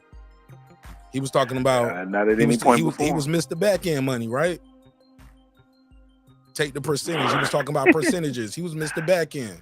And when I say Mr. Back End, I ain't talking about like, you know, the yellow beezy shit. I mean that happened. I knew you was gonna do that. I knew that was coming. Low. You throw more low blows than Errol do in the ring. Hey, look. My shit's a comedy though. Hey, this nigga is a human. This nigga Errol is a human backpack in this picture. You see this picture, dog? Human backpack. Hey, look, you ever remember Ace Ventura, Pet Detective? Look at the screen. Look at the screen. Look at the screen. Look at the screen. Everybody in the car, wherever you at. You at work? Pause, everybody. Everybody's take a quick break off the forklift or wherever you at. Look at the screen. Look at this shit. This nigga is the human backpack that came up and brought him up with the Tommy Davis and shit. He got the definitely got the makeup on, looking like yo, my man. You dirty. Human backpack. So dirty. I'm just saying, like human backpack. Look at it. That nigga so dirty. Look at it. He a rucksack. That's what we called it in the army. We called him a rucksack. That nigga a rucksack. Somebody was like, his trainer just stretching him out. I was like, why are they recording this though? Do we have to record this? Ellie Setback, put the camera down. All right, let's play some more of this Brandon Washington. Bud is sharper than attack. No, we ain't doing that. Huh? We ain't doing no one more fight. We got to. Nah, no. Man, the fight I saw, I'm saying just watching it live. Marq, so what? EJ Timing not there, and he's not ready for Bud yet. So what? Just me watching this live. I don't think so neither, but that's the next fight, homie. I don't want to hear that. It's not. No, don't do that, Brandon. We're gonna give Bud either Keith Thurman and Danny Garcia, or we're gonna give Bud Keith Thurman. But nah, man, it's good fight, beautiful fight. I'm glad he's back, but as far as Bud is a different level from what we just saw. And I'm just being honest. And I saw it live, so I didn't even see the commentary, replay, or nothing. And look, he said, I just left from seeing it live. Did he say I don't need to see it, or what did he say? Nah, man, he said he ain't ready for Bud. Can you believe he said I don't need to see the live commentary. This how different he sound now, boy. I'm telling you. And he's not ready for Bud yet. So what? Just me watching this. Hear me? I said, so what? So what? That's what's next. I don't think so neither, but that's the next fight, homie. I don't want to hear that. It's not. No, don't do that, Brandon. We're gonna give Bud either Keith Thurman and Danny Garcia. That's some bullshit. Or we're gonna give I threw something at the camera. I threw a snot rag or something at the camera, nigga. You shaking your head with I threw like I might have had an old Sprint bill or something on the floor. I said, let me throw something at this nigga right now. I want to do something to him. Let me throw some paper. No. Look at me. I'm looking for something to throw. Give me something to throw at this nigga. That was my old shit I used to do all the time back then. I used to throw something at the camera, bro. Somebody say some crazy shit, I'd take a piece of paper, I'll ball it up and throw it at him. We're gonna give Bud either yeah, that's my shit right there. Niggas stole that too. I was like, damn, I can't have nothing. Keith Thurman and Danny Garcia. That's some bullshit. Or we gonna look at me. I'm about to throw it at him. We're gonna give Bud. We're gonna give. I need to bring that back. I'm gonna throw something at you, man. Keep playing. Man, I used to throw all kind of shit over here at the damn camera. Bud, boo this man. Yup. But he said we gonna give Bud. Listen to him. Look at him like he worked for the PPC. What we gonna do is we gonna give Bud Keith Thurman. Either Keith Thurman and Danny Garcia. That's some bullshit. Or we're gonna give Bud Keith Thurman. But nah, man, it's good fight, Beautiful fight. I'm glad he's back, but as far as Bud is a different level from what we just saw. Bud is a different level from what we just saw. This is Brandon Washington in the chat, ladies and gentlemen. This is Brandon Washington in the chat. The same guy to say Bud don't got nothing, but he just said he a different level. I'm confused. Bud is a different level from what we just saw tonight. He's talking about Spence versus UGAS. This is immediately after the fight. Let's hear what he said, and I'm gonna go to the super chat. And I'm just being honest. He said, "I'm just being honest." Nah, man, I am mad. Can you see my face? When it first started, I was like, let's go. Like, I thought we was gonna have a good time. Like, yeah, man, we got that third strap, Marq. Let's go, nigga. Like, your boy versus my boy. Let's go. That nigga started talking about we need one more fight. I got so angry. Look at my face. I am pissed. He's like, I'm not feeling it. No, bro, I'm ready for his call to be over. I'm mad. I'm glad he's back, but as far as Bud is a different level from what we just saw. And I'm just being honest. And I saw it live, so I didn't even see the commentary, replay, or nothing. I didn't even see the commentary, replay, or nothing. I saw it live. He was in the building. Good seats, too. According to him, damn near ringside. Yep, that's what he said. Nah, bro. It ain't no we need to see something else next, homie. Yeah, y'all not going to get that fight next, though. I can already tell you, just to build up, they not going to do it. BBC, they not going to do it. I can just tell by this event, man, this thing lit out here. Hey.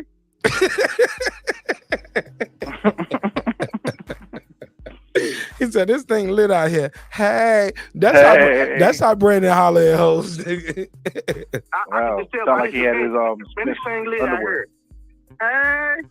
Or maybe he won't holler at no hoes. Maybe he was hollering at some niggas. He was hollering at some fins. Oh, don't do that. He saw them fins flapping. Disrespectful. He saw them good. Man, that nigga been disrespecting me all night. What the fuck you mean? I missed it. I'm sorry. I missed it. Yeah, that nigga called in, disrespected, hung up in my face. That nigga been trolling me in the chat all night.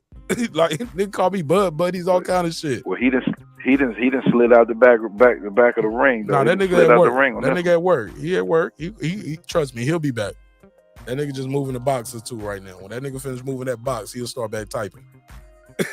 He looked like he was moving. He moving the goalpost too. Oh man, his arms tight.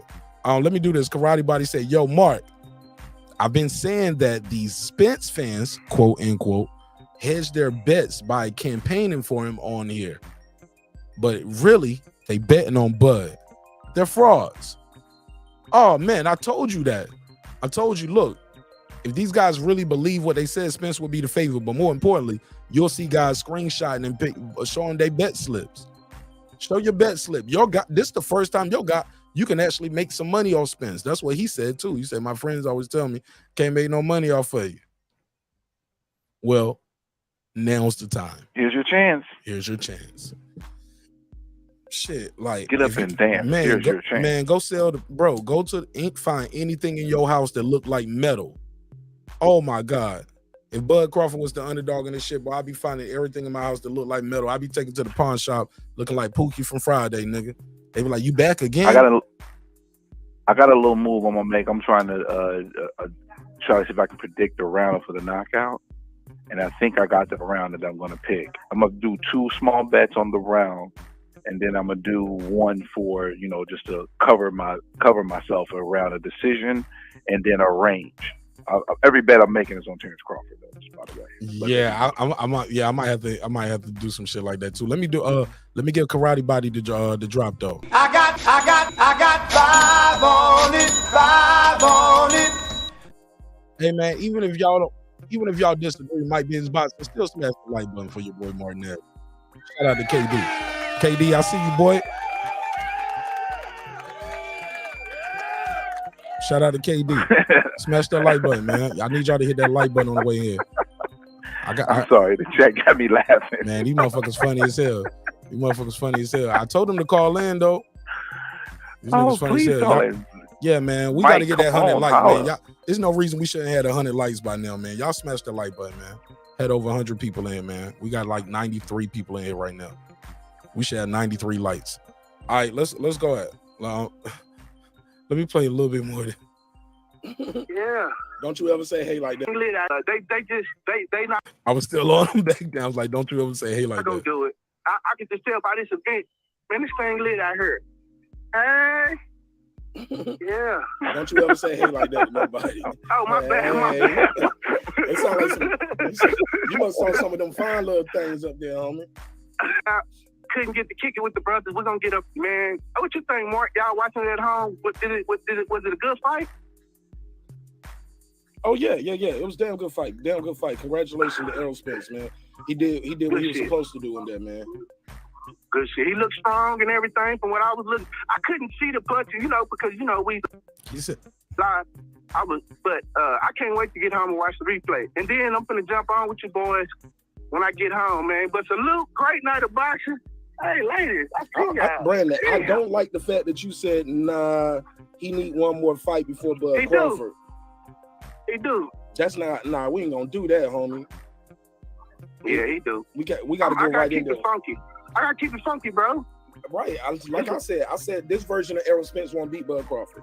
At all. At all. Oh, woo. At all. Wow. Well, I guess he ain't keeping it funky no more. He keeping it real clean these days. He ain't keeping it funky no more. This is him. Hey, look, that reaction he had is what the judges would have saw too. Remember what he was talking about? He was like, he said, I went back home and I watched the fight 8 times. Like, nigga, you ain't watched the fight 8 times within the same length of my episode. You get what I'm saying? Yeah, I did. I watched it 3-4 times. And then I decided to call back in. But what happened was he went to some other channels and heard some YouTube daddies. And when he came back, when he came back, his YouTube daddy told him to say, bone collector, eye collector. I was like, nigga, where you getting that slang from? You never said that before. I know who that came from too. I know who that came from, where it started. Never heard of it. Oh yeah, I know too. I give him credit, but we ain't mentioning that name. It is what it is. I wonder what he gonna say on the 30th. Hey, look, none of them niggas my enemy, dog. Like I said, man, I ain't not at all. I ain't got no beef with no content creators. I just don't do shout outs. I only want to do shout outs. I only want to do shout outs unless you're a member to the channel. How about that? You're a member to the channel, we definitely shout you out. Those the shout outs, but yeah, to each his own, man. I wish those guys nothing but health, wealth, and prosperity. They're gonna look crazy, though. A lot of people gonna be looking crazy July 30. And I'm going live, bro. I'm taking the show on the road. I'm taking my soundboard with me on the plane, my laptop, my mic. I'm gonna get some interviews with fans before the fight. I'm gonna be getting some interviews with fans after the fight. Like, yeah, I'm gonna be getting some interviews with people on the strip in Vegas. You know what I'm saying? Did you see the fight? Or you know what I'm saying? Yeah. So you get the energy before the fight, maybe you get. Yeah, I'm definitely gonna be getting the energy before the fight, and I'm gonna go get some shit after the fight. You know what I'm saying? Did you get your tickets for the fight? Man, I got everything I need, bro. I got everything I need, but not everything. So you go. I don't got everything I need, but I got everything I need. Man, but you at the fight? Man, what I just say? All right, then talk. Yes. Bravo. Shout out to everybody. I ain't made all the money back yet, though. We still short. We still a little short. But I had to swipe. Bro, we 30 days away from the fight. You gonna be good. Yeah, I'm gonna be all right. I had to swipe the card, but I'm just believing God that everything gonna work out and people gonna keep their word, and we gonna get this shit done, man. You made me think about. You ever heard that song, Mr. EBT? No, never heard. I don't think you did. Yeah, it's a dude talking about using the EBT swiping everywhere. So but look, a lot of people don't know this though. The shit is going down. Like the prices are going down. Like if you booked your flight or your hotel, keep checking on the flight and the hotel for those dates. Because if the price drop, you can call the hotel. Or you can call the airline. The master price. Yeah. Just tell them, hey, look, because if not, all you got to do is cancel and rebook. So they'll just change it, and you are saving. So when you get there, you pay this much instead of this much. You know, a lot of times you probably have to pay like $150 or something to like to book it, right? But since the price so far on that hotel, and I'm on the strip, the price has dropped over almost $200.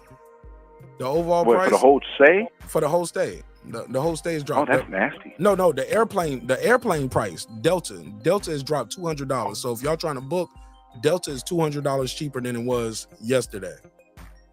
You get what I'm saying? It's always best to book on Tuesday evening to Wednesday afternoon. I think But Brim, I think they did that because Delta had some little they had that landing gear that didn't open. It was a flight from Atlanta, and they had to do an emergency landing in Charlotte, North Carolina, because the front landing gear, they didn't have it. So them niggas landed with no wheels on the front. Yep. Safety though, nobody got hurt. The biggest problem was trying to get them people on another flight to wherever they was going. I know it was one nigga somewhere was like, can y'all just give me a bus ticket because I'm getting back on another plane today. You know what I'm saying? Give me a bus ticket, nigga. I'll take the train or give me Amtrak. Amtrak still working? Hook me over the Amtrak player. But yeah, man, but we there though, man. We there. I got that flight, got the hotel. I'm still working on some things with the fight ticket. That's gonna be the story. Okay. That's gonna be the story of the show. I haven't secured the fight ticket yet, but I'm there. You need that special delivery. Yeah. I'm working on it though. I'm working on it. I have no doubt in my mind the night of the fight I'm gonna be in the building. But even then though, I was like, y'all gotta stay up late for that night, man, because y'all know I'm gonna grab some interviews on my way out. I'm gonna try to set up 10 real quick. Just like I'm gonna get 10. I don't even want to tell everybody what I'm doing because I know other YouTubers gonna bite my shit. I already see my DNA in your videos, dog. You know what I'm saying? So I got a plan though. Well, see, I'm having a fight party that night, so I guess You'll after be the up. fight I can be the joint. You'll be up. People leave. Yeah, I'm gonna be up because I'm on vacation. If nothing else, you're gonna call in. You know what I'm saying? Like, but I gotta get back to the hotel. And I gotta set up the phone line. You know, I'm gonna have my shit already set up, title, thumbnail, everything. I'm gonna do my street interviews. I'm gonna do all of that shit. And I'm gonna go to the hotel and I'm gonna do my live call-in show from Vegas. Hopefully, I got the city lights in the background with a nice view. And yeah, like I did the last one, I'm gonna give y'all the city lights from the and we gonna chop it up. Lights. Yeah, man, we're gonna chop it up, and we're gonna do that call-in show. What happened?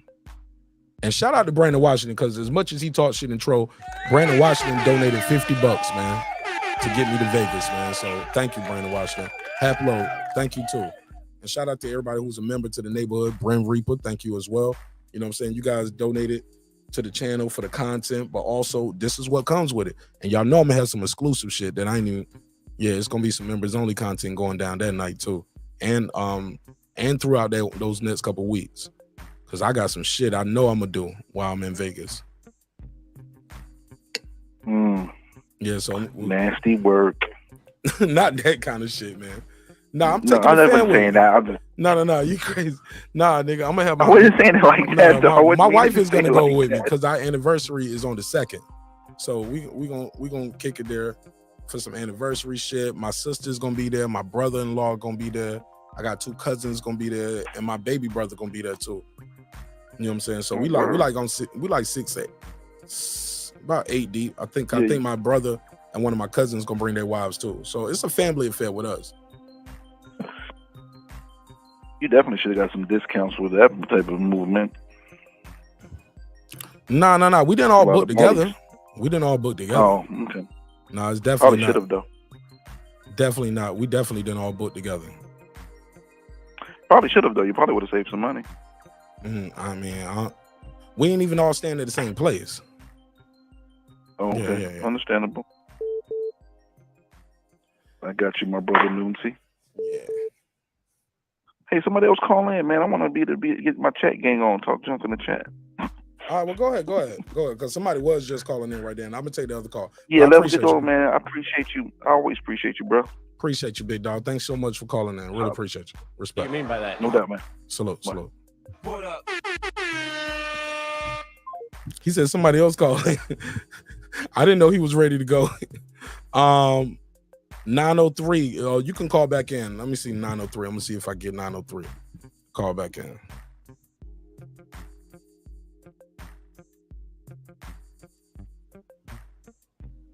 Try to call him back.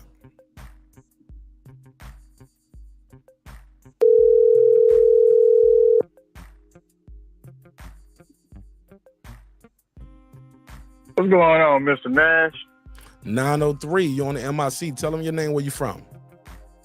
Oh man, this Marcus, man, ripping that Dallas, Texas, baby. Big Texas. Respect. What's up, man? Marcus Lewis Talk to me. Man, just out here rolling, grinding in his 18-wheeler, man, listening to the show, getting me through my long night, my late night drive. You know what I'm saying, man? What part of Texas you from, Marq? What's going on? What part of Texas you from? I'm from Dallas. Okay. All right, big Dallas. All right, go ahead. Talk to me, King. What you got for me?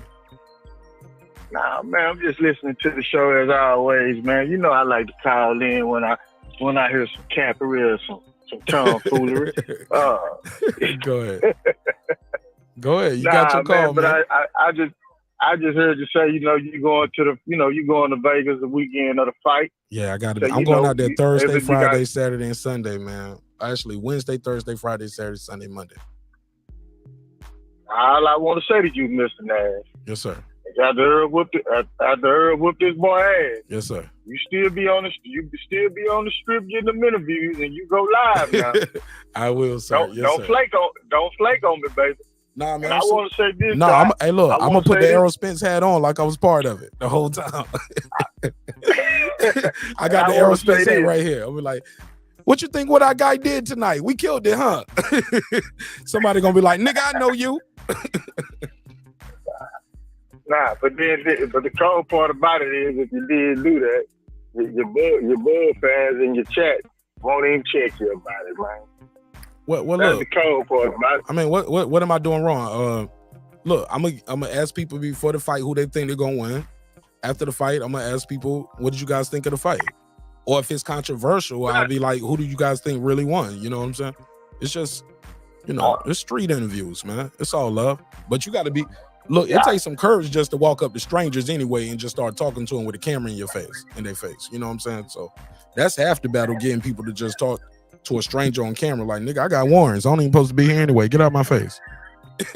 You feel me? I don't think you're doing that wrong. I think that's actually pretty cool, man. I for this fight, yeah, because of the magnitude, it's major. And I know some people gonna try to steal my idea, man. But it's all good. You know what I'm saying? But I don't care. You ain't gonna do it how I'm gonna do it. You know what I'm saying?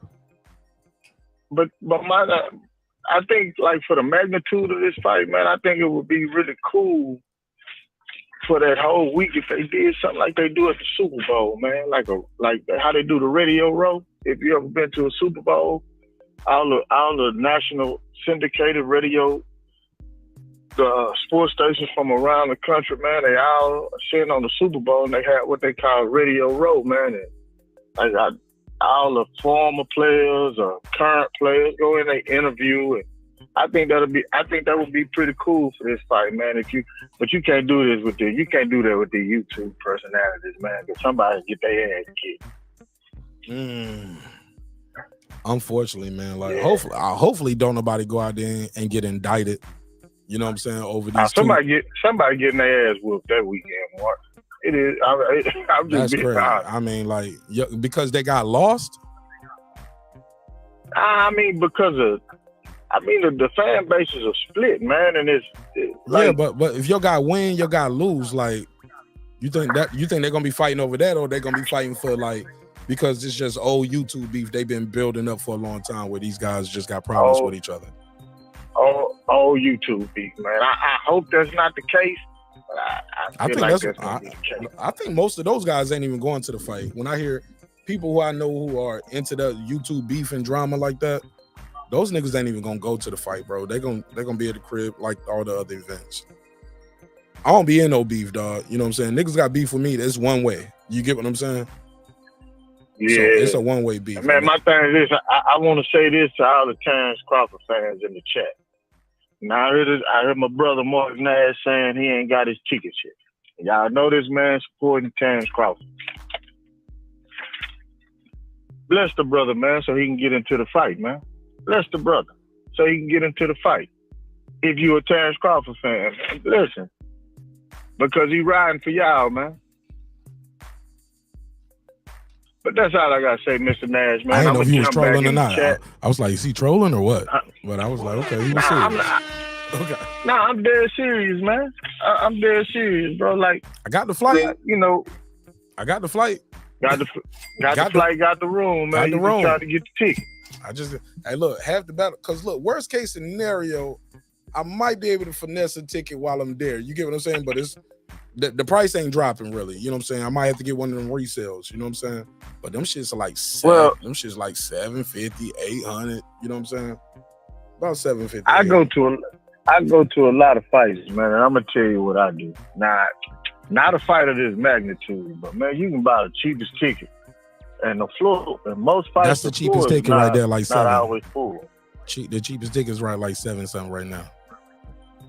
Well, not this fight. Yeah, this fight. But I'm saying like most fights, man. I buy the cheap ticket, and that's man, gonna be, and look, that's without the fee. After they add them fees to it, like them resales, that fee is gonna be like another 300. I told my wife, I said, you got to stay at home. But shit, I'm the last one. I know my sister got her ticket, my brother got his ticket, my brother-in-law got his ticket, and my 2 cousins got their ticket. I'm the last one. I ain't got my ticket yet, but I'm be all right. Yeah, moving forward though, man. I'm gonna give you some game on. You may already know this game. You've been involved in a fight game for a while. I ain't never spent this much for a ticket in my life, though. I ain't even gonna hold you. I always buy the cheap ticket, bro. And then what I do is, like, when I go on the floor, I walk on the floor, and I catch one of them security guards, man, slide him a 50 bone or something. I'll see something I always sold. I always sit on the floor when I go to fights. Now, none of this magnitude, but most Earl fights, I sit on the floor and didn't buy a floor seat. And it was just, but that just happened to be an empty seat too, though, right? Yeah. You ain't never sat down and somebody. You never sat down and somebody was like, "Yo, that's my seat." Never, man. Okay. Never. Now my partner, he had that happen to him twice. And he just moved back, get up and move to a different row or a different seat. That nigga ain't go back to Hey, look, I was there. I was at a fight too, and that happened. The homie told me to come sit with him. He said, "Yeah, we got seats up front." And yeah, that shit was crazy, man. That shit was dope. But we was right there, 3rd row. Shit, I was there with DJ. This dude right here with the super chat. My brother DJ right here. Me and DJ was like ringside for a Shakur fight. Me, DJ Kyle, I Am Ill Will. Yeah, man, we was all right there. Man, we was sitting in front of the rappers. Dave East was sitting behind us. Shit, nigga, we had some good ass seats. Shout out to the homie Kyle, DJ. I Am Ill Will, cool dude, man. I met the brother at the LDBC meet and greet last year, man. Bro, I ain't got nothing bad to say about him. He always treated me with love and respect. I'm gonna continue treat. And I met him twice in person. You know what I'm saying?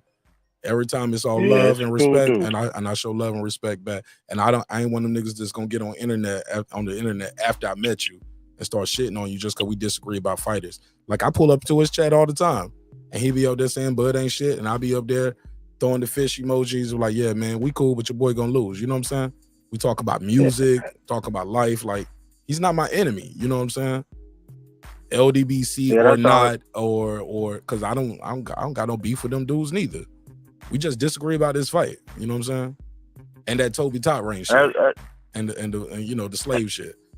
But I don't hate them, and I don't disrespect them. Toby Top Range shit, and they don't disrespect me, so it's all love. You know what I'm saying? Yeah. Because I met a lot of them dudes. I met a lot of them dudes in real life. You still stuck on that Toby Top Range, huh? That shit trash. Shit trash. Yeah, I think they gave the wrong fella the moniker Top Rank Toby. I think that should have been designated to somebody else, man. That should have been designated to Tim Bradley, man. I'm just being honest. It never heard of it. Damn. If you listen to that, listen to that interview I was playing more, he actually talks about being a quote unquote company man or like doing what's right for the network, but finding the balance to still speak your mind. But then he says, I ain't gonna bite the hand to feed me. But then he later on, he kind of contradicts that, was like, but I'm gonna say what I feel too, you know? So man, this is my he even says the narrative of the network, quote unquote. Because remember, they fired Teddy Atlas. Remember Teddy Atlas went crazy about the Manny Pacquiao Jeff Horn fight? Yeah. They benched him. He was still on the contract, but they just ended his programming and they took him off the broadcast. And he had been there for like 21 years or some shit. That interview you played a while ago, man, that was crazy, man. Like, to say you should do away with fathers in boxing, man. I am a fan. I know a couple of dudes, man, that professional fighters, ex and still currently fighting. Like I know Charles Hadley real well. I don't know if you know who Charles Hadley is. Absolutely, he from Texas. He lost to Charlo. Yeah, he from Dallas. He from Oak Cliff. I know him real well, man. My best partner and Charles' daddy grew up together. They grew up together. They're like brothers. They come out the same boxing gym as Derrick James at Oak Cliff Boys and Girls Club. Man, we was telling Charlie years ago, man, it was time to shake his pops. He done gave you everything he could give you, man. Charlie was a good fighter. I just think with a better coach, he would have been a whole lot better. Just my partner, his son is a up and coming. I think Tay Slate. Little Tay fight at 115. He fight at one of the booger weights, man. One of them little weights. I thought you said booger weights. I thought you said booger weights. Yeah, he fight at one of them booger weights, man. Never heard of it. Yo. But he up and coming professional fighter, man. He be with Devin a lot in Vegas. He moved to Vegas about a year and a half ago. But my partner trained him out through the amateurs. But when he turned pro, he would have represented the United States in the Olympics if they wouldn't have got rid of his weight class. Okay. Like a 9-time champion. You know what I'm saying? But my partner trained his son, threw him until he turned pro, man, and he went out and got him another trainer because I done gave him all I could give him, man. He a professional. He need a professional trainer. Right. But saying that getting rid of they out of band dad trainers, man, that's kind of crazy to me, man. Yeah. To hear Bradley say something like that, man. And then the way he was just shitting on T.O., that one, I don't like T.O., but the way he was shitting on T.O. was crazy, man. Did he lie on him though? Was he shitting on him? Was he just giving his opinion, or was he stating facts? He was like, "Yo, you don't like what you get. You don't like what you're getting paid. You need to talk to your manager about that." Yeah, but then it was the little underlying jabs he was throwing in there, such as, man. One part of the interview where he said T.O. was complaining about the money, whining again. Little stuff like that. You throwing the underlying jab, man. And to me, I just think he was doing the top rank hit job on the dude for Bob Arum. Why would I'm just being honest. Why would they do that? They all under the same umbrella. Hey, them dudes want T.O. gone, man. T.O. talk too much shit about the business over there at Top Rank. I mean, what is he saying wrong, or what is he saying is right? He just mad that he ain't getting paid what he think he deserves, correct? But you know how it is, man. When you go to talk, it's like Andre Ward said one time. When he was talking about how he would ask questions. Oh yeah. Now, just because you ask a question, now you labeled as a troublemaker. Absolutely. That's how it goes too, though, man. Yeah. And that come out of, I forgot who Ward was interviewing with. I think it was Fight Hype, but I remember he had like a yellow hoodie on, a yellow hoodie. Yeah, he was. I did a breakdown on that. The business of boxing. Yeah, I did a whole breakdown on that interview. I thought it was a great interview. Yeah, man, I love Andre Ward as a fighter and as a commentator. Yeah, he gonna go into the Hall of Fame again as that. If he really lock in on that, he could be a Hall of Fame. He could be a Hall of Fame. He can go back in the Hall of Fame again as an observer. Yeah, it's a lot of fighters I don't like to listen to commentate, but it's three guys I feel like do a very, very good job in commentating as ex-fighters. There's Andre Ward, the Hispanic guy with PBC. And I hate PBC don't use Lennox Lewis anymore, man, because Lennox Lewis is man. I love listening to him break down the fights as the fight going on, man. Hell yeah. I disagree with you on that though. I like Lennox Lewis as a fighter. I don't think he was ever one of those commentators I want to hear all the time. I like George Foreman. I like Roy.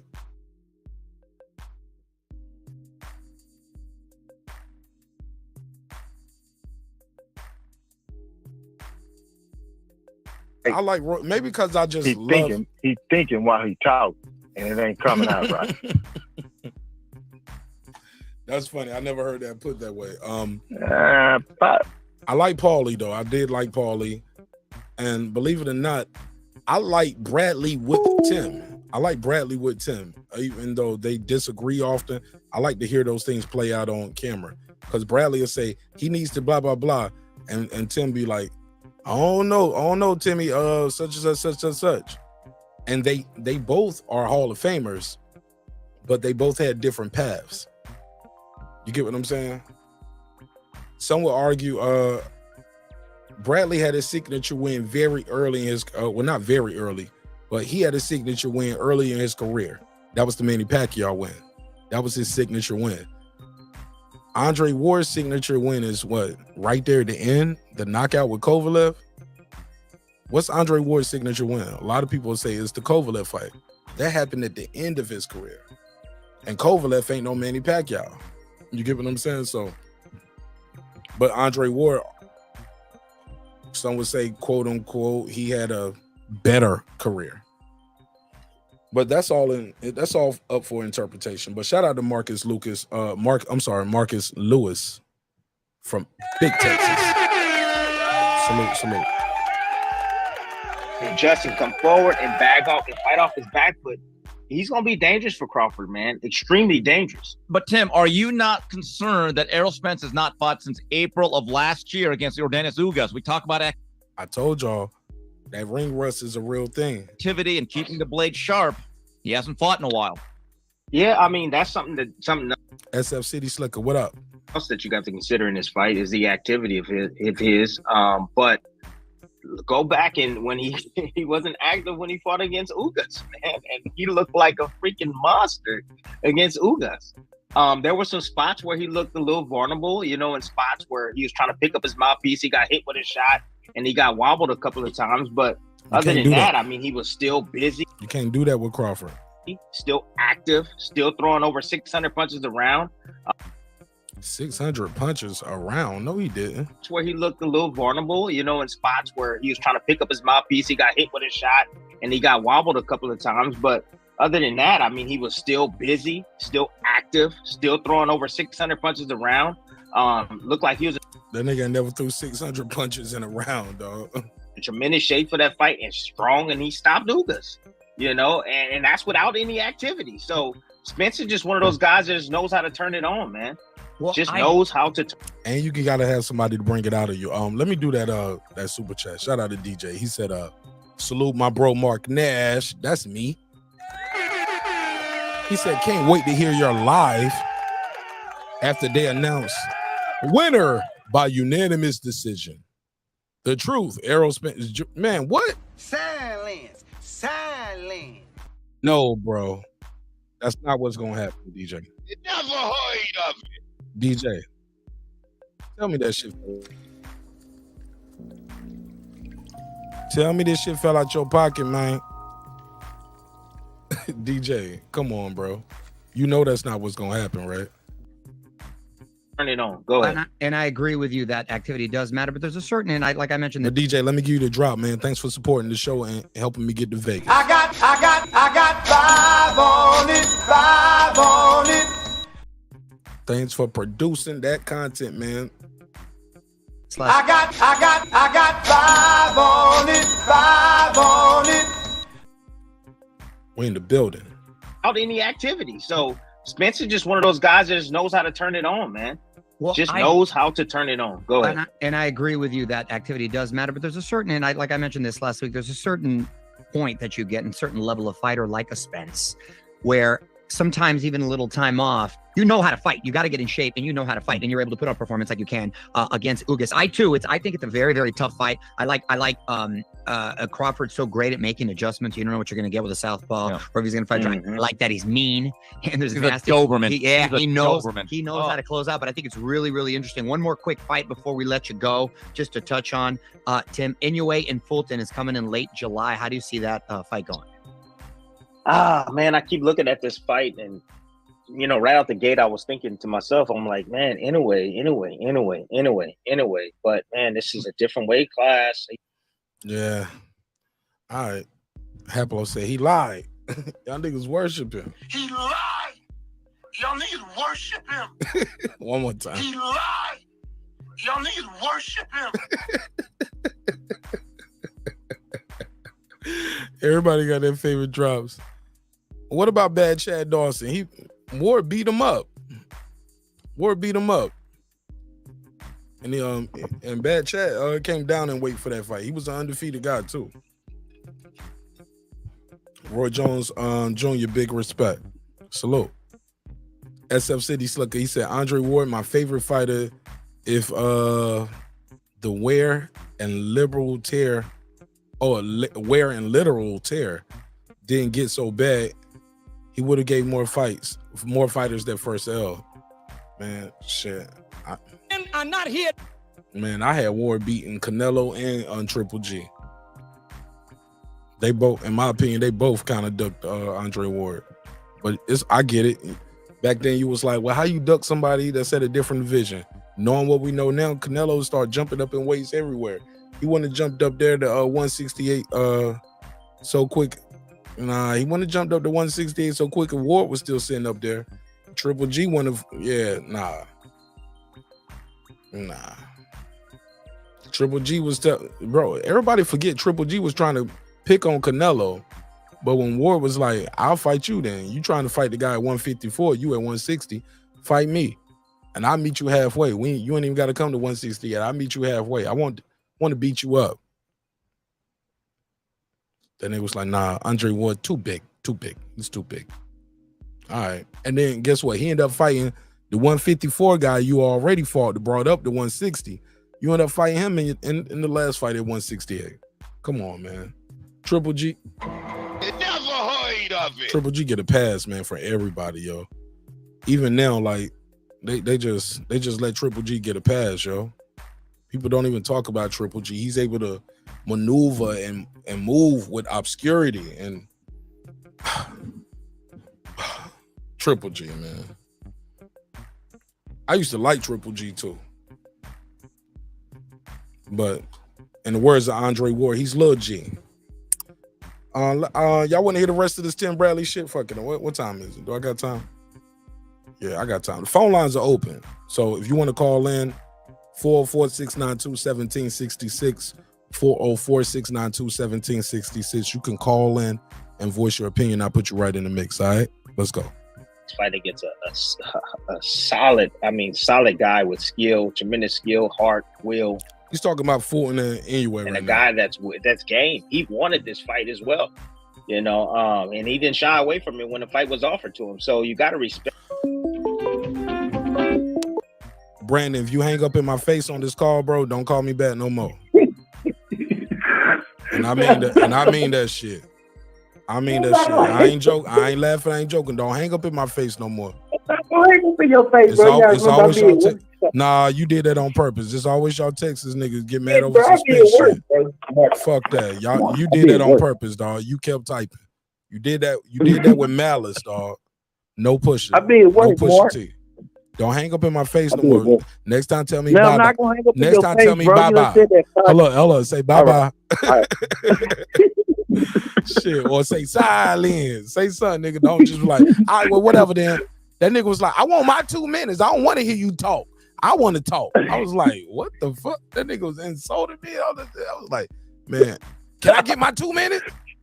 All right, I'm gonna give you your 2 minutes because you have been keeping me entertained. I don't need no 2 minutes. You keeping me entertained in the chat. You've been trolling me in the chat all night, and I've been, bro. I laughed at some of it. I ignored some. I was like, what the fuck is wrong with Brandon tonight? I was like, I thought we were cool.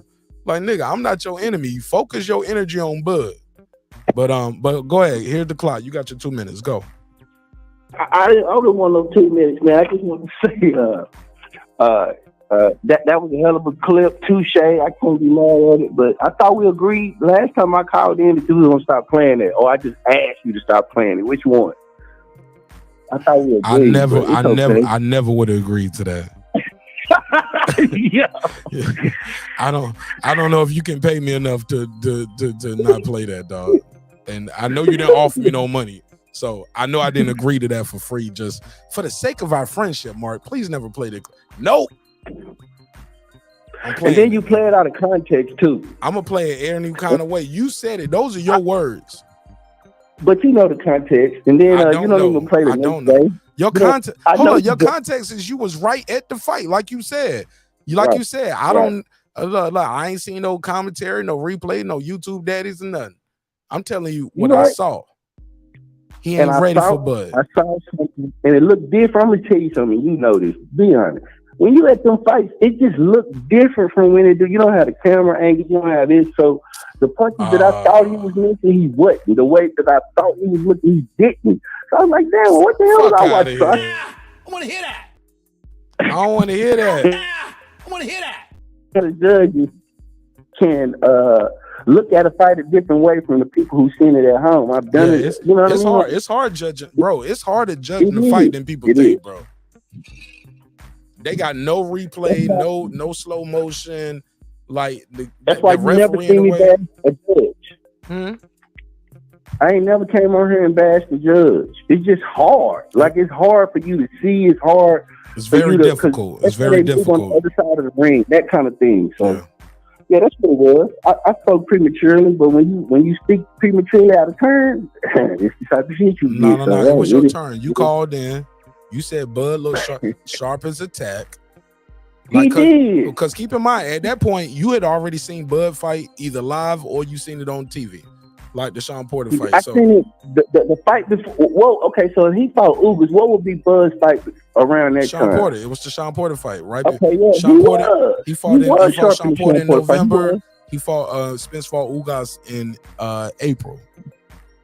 Yeah, he was. He was sharp as a tack. And he was. Yep. He was. But even after that, though, you took away his credit from that. You was like, his daddy stopped fight. He's fighting Errol Spence, bro. I already told you how this is gonna go. Bud gets no credit or nothing. I'm shitting on Bud, Bomac, burn the spit bucket. Everybody get it. It's after the fight. Yeah. Hey, look, shout out to Spence, because Spence been doing the same thing. He said, yeah, I'll talk to you right here, and I'm gonna trash him here. And then you listen to another interview, you're like, man, he said in that Bomani, how you said the dude name? Bomani Jones or Bomani Jones? I never been a huge fan of him anyway. You know what I'm saying? I'm just keeping it up. I fuck with him right now because he did that Spence interview. You know what I'm saying? That's the best shit he ever did in his whole career for me. That's a Texas thing, bro. It's a Texas thing. Like we give you credit, but kind of slightly, you got to beat me up and take it. Fuck it. Bomani Jones' interview with Errol Spence probably the best shit he ever did in his journalistic career, in my opinion. You know what I'm saying? He had an HBO show. I don't know what happened to it. He had an HBO show. You know, they really been trying to push Bomani. Never heard of it. I ain't never heard of the Bomani Jones show. No lie. They trying to push him. They gave him an ESPN show. They didn't do well. They gave him. They really whoever behind him really been trying to market and push that. He ain't made it yet. He ain't Brian Custer. They've been trying to. They giving him every goddamn chance. I can tell you that. Errol Spence, man down. That's what you don't like. You don't like the way he's so personal with Earl. You like, what do you identify? Bud like that? What do you identify? No, that was the first question. Errol Spence, the truth, big fish, man down.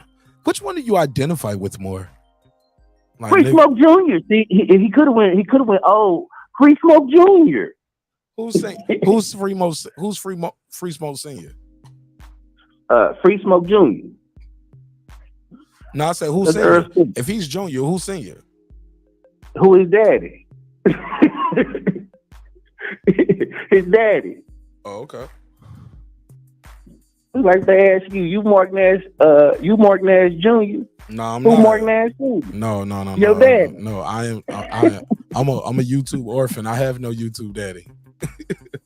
Oh no, somebody your daddy. Somebody the author of that stuff. I'm the old dirty bastard of YouTube shit. Nobody I don't follow know if my it's style. Coach, I don't know if it's Coach. I don't want to start outside, but I will if you make it. Say I what? don't know if it's Coach. I don't know who else, who other the Bud buddies. Coach. Who else? I don't really watch Bud channels. So I don't know. I'm your favorite. I'm your favorite Bud channel. But nah, you are. Nah. You're the only Bud channel. My style is different from Coach, low key, and the way I was doing, I was doing what I did before I met Coach through Major Key. You know what I'm saying? And I was already doing me. You know what I'm saying? Before I even knew who he was, or vice versa. You get what I'm saying? Nah, I'm just messing with you, man. But we solid though. Anyway. But we solid though. You know what I'm saying? I ain't got no problem with him. He rock with me. I rock with him. You know what I'm saying? No, I ain't rocking with him. Only channel you can catch me on is Marq Nash and sometimes the boxing section. And sometimes Kyle ain't no member. I ain't even shouting him out. Sorry, Kyle. You already called his name though. I shouted him out. I shouted him out for sitting with him at the fight. I ain't shout him out on his channel. That nigga don't even be pulling up, man. Fuck Kyle. Kyle, I'm mad at you, nigga. Motherfucker. I never liked you anyway, you light skin curly hair motherfucker. No, I'm joking. That's a politician right there. That's a politician. Shout out to Kyle. That's my guy. That's cool. That's the politician. That's my bro. All right, man. So talk to me, man. I talked about a lot since your last call, man. Tim Bradley said we need to ban father and son duos in boxing. What's your take on that? No, I think Tim Bradley, that's like being hypocritical. That's like getting rid of affirmative action when you used it to get into college and that just happened, didn't it? Yeah, Clarence Thomas. Speak on it. Same thing. It's the same thing. You use that with your father, and that's what it helped you become a champion, but now you want to take it away from other people because you don't think that's not fair. So it's the same thing, affirmative action. Clarence Thomas used affirmative action to get into college. That he used affirmative action. Affirmative action helped him get on the Supreme Court. Remember? He was proceeding Thurgood Marshall. Bush Sr. came to him, tapped him because he was black and a black Republican. And then he went on trial. Remember the Anita Hill thing? By him watching Long John dildo and all that type of shit? By him having a porn fetish. Y'all don't remember the Anita Hill trial? Oh, yeah. Yeah, we got to bring that up. We got to do a Clarence Thomas show. I'm telling you. Bring up all that shit. About his wife, Jenny and all of that. Oh, yeah. Talk about his first wife. See, I read his book, My Grandfather's Son or some shit. And, he's definitely what he's proud to be a coon. Yo. My man. Hey, man. Damn, that came out of nowhere. I gotta get back to work, man. I gotta get back to work, Mark. I do. I've been on the team. So no, don't ban the fathers from the corner. How do you feel about them being too involved in the business? And what's your take on? Because I said some positive shit about Errol Spence yesterday. I said a lot of good shit about Errol Spence, and you missed it. Oh, man, I bigged up Errol Spence so much yesterday because he was talking about the sanctioning bodies stealing money. I'm paraphrasing. Even when I did the breakdown for $1 million worth of game, like y'all always miss the good shit I say about Errol Spence. Like he was like, he's right, nigga. This belt's fake gold. That nigga Errol tapped that shit. He's like, and it's fake gold. It's fake gold. He was like, yo, and they charging 3%. Like whether you make $1 million or 50 million, we taking 3%. We're going hard on the members only tomorrow. Pause, bro. We're going hard on the show tomorrow. I just want you to know. What you mean? What we doing? So don't rest up. Get rest up for Friday night. We gotta do we can't go too crazy because we got we got a UK. We got some boxing on Saturday. We got man. We got Franchon Cruz. We got Big Baby fighting. I got to see her weigh in first before I decide if I'm gonna watch her. I got to see her weigh in. If she don't weigh in like Lisa Baumgartner weigh in, I probably gonna be watching. Did you see that press conference, bro? Savannah Mark. Nah. Man, they been editing her shit crazy because she went off. She was like, that bitch is a fucking bum. They bleeped all of that shit out. She was like, y'all disrespected Clarissa, so y'all ain't gonna disrespect me like that, yo. She was like, that's my sister. I hope I don't sound chauvinistic, but take your clothes off and weigh in bikini. Oh my God, I'm out of here, man. Thank you, Brandon. Salute, bro. That is a married woman. Some Larry Wayne. She's trying to do her job. But I don't want to watch female boxing. I don't want to watch WNBA either. Well, Franchon Cruz is a friend. She's a friend to the show. She actually been on the channel. She only supposed to do like a 15-minute interview with me. I kept her here for an hour, dog. Shout out to me. That shit supposed to be 15. More fans get more sexy. She undisputed, man. That's all she. That undisputed is sexy. She grinding, bro. All right. Okay. I need to send her some beats too, because you know she be singing too. I'm gonna try to get Megas on a feature. Yeah, tell her to twerk in the video. Nigga, get off my phone. Get off my phone. Nigga, I can't. Every time we try to have a wholesome show, somebody pull up and try to make it a wholesome show. Style wise, you got a slick boxer. You know, we never seen Inoue in the ring with a slick boxer. Can you recall any of the guys that he's been in there with a slick boxer that knows how to fight off the back foot, that can fight, you know, at mid range as well, that can rough you up, that can tie you up? I mean, that can do a lot inside the ring. He's never fought this type of style, so I'm curious to see how he's going to be able to deal with a guy that's not going to be there to be hit. Mm-hmm. So interesting styles, I think. But I'm gonna say Inoue. I think that he's just a tremendous talent. He's special. He's shown it each time he fights. I love his power. I love his accuracy, and I love the fact that he's able to have that staying power. His power stays all the way throughout the fight. It doesn't, you know, some guys I see, they have power in the first four or first half of the fight. The second half, it kind of fades away. Manny Pacquiao reminds me or in a way reminds me of Manny Pacquiao with that. Wow.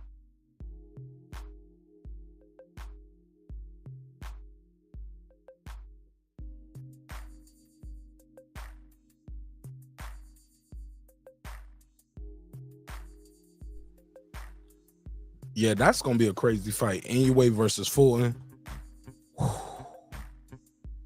That shit is gonna be a crazy fight. I gotta promote that show and build up that fight too. But damn, man, that's gonna be a crazy one. Well, and keep his punching power all the way through the fight, so he's dangerous every moment in there for a guy like Fulton. That's a very good point. And that torque is crazy. And I think Inoue has underrated speed and quickness. He's not just a plotter. Tim, I know you're going to be on that call. We'll talk to you before that. I want to ask you one last question before we let you go on with your busy day. You have turned into one of my favorite broadcasts. Oh, this is Tim talking about, quote unquote, the company man shit that people took umbrage with. Let's play that. Because you are so blunt. I love the ability that you have. And yo, man, tomorrow too, man.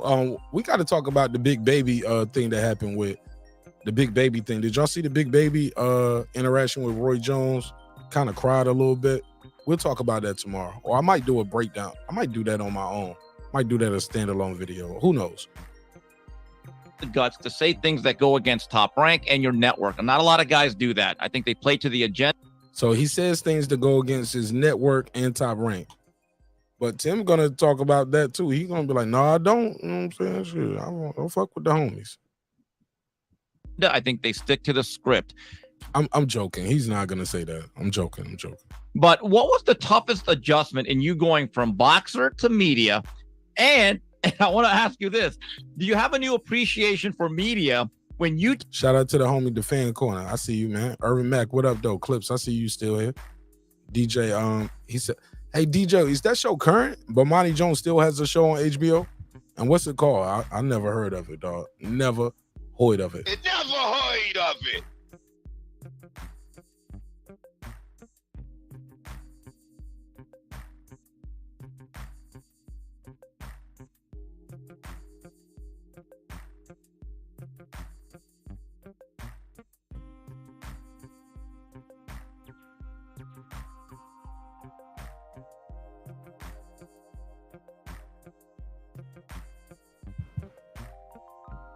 My bad. I think we had a little audio drop. Have and the guts to say things that go against Top Rank and your network. And not a lot of guys do that. I think they play to the agenda. I think they stick to the script. But what was the toughest adjustment in you going from boxer to media? And I want to ask you this: do you have a new appreciation for media when you take the heat for saying stuff and you're like, you know what, that Steve Kim wasn't such a bad guy after all. Absolutely, man. I think the media is what groomed me into what I am today. Not only the media, but the fans. As you know, the fans can sway one way or the other depending on how you look. Again, and but I do have a new appreciation. When he said how you look, you talking about like race? Is that what he's saying? I am today. Right. Is it not only the media, but the fans. As you know, the fans can sway one way or the other depending on how you look. Depending on how you look. I just want to make sure I heard that right. Just want to make sure I heard that right, because that's what I heard as well. Again, and but I do have a new appreciation for definitely the boxing media and just media in general, because you have to understand that, you know, from my point of view, I'm a fighter.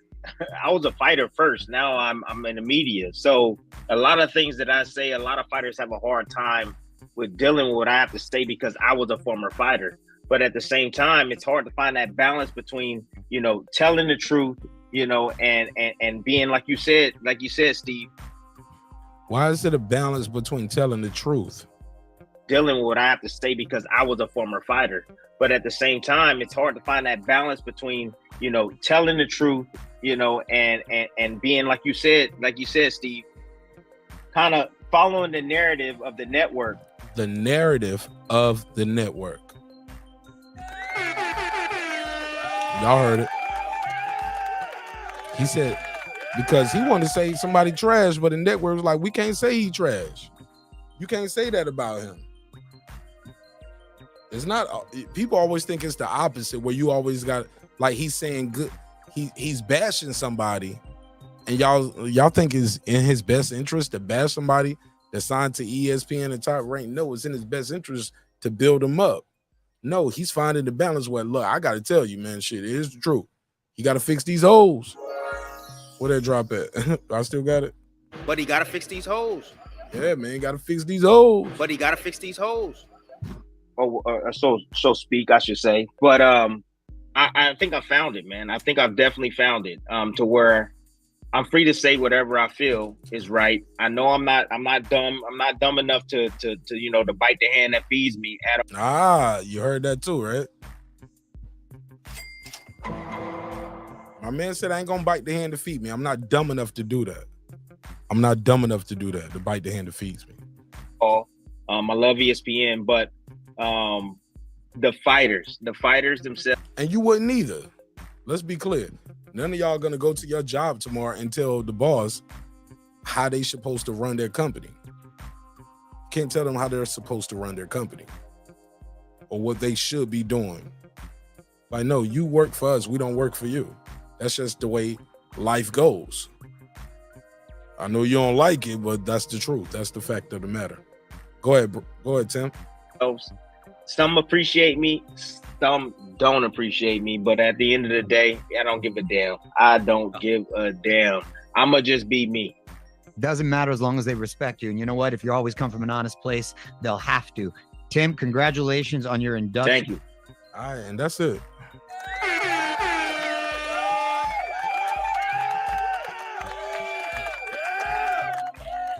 Shout out to Tim Bradley. Good interview.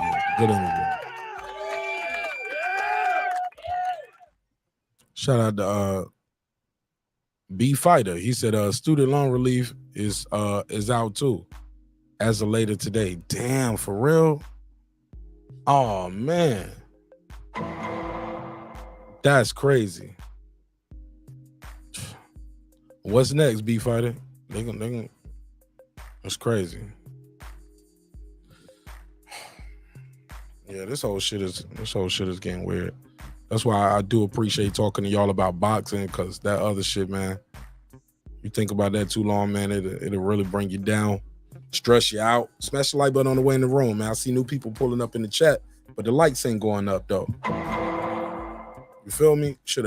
We should have been had 100 likes in here. You know what I'm saying? But all right. Anything else we need to talk about? This was a pop-up, man. This is not the regular show. You know what I'm saying? I appreciate even having at one point even having over almost 100 people in here just doing a pop-up from Atlanta at 1 in the morning, and you know, get 85, 95 people in here. Shit, that shit dope. You know what I'm saying? So salute to y'all. My back is broken. Yeah. What, a vertebrae or what portion?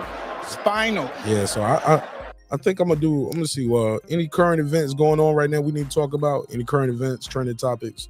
What's going on? Anything I need to talk about? Oh, definitely want to talk about this real quick. I'll keep it brief. BILLBoard has named OUTKAST the best rap group of all time. Y'all hear about this story? Anybody heard about it? Never heard of it. Yo, I looked up and I saw OUTKAST was trending. And I saw this article. Let me share the screen for y'all.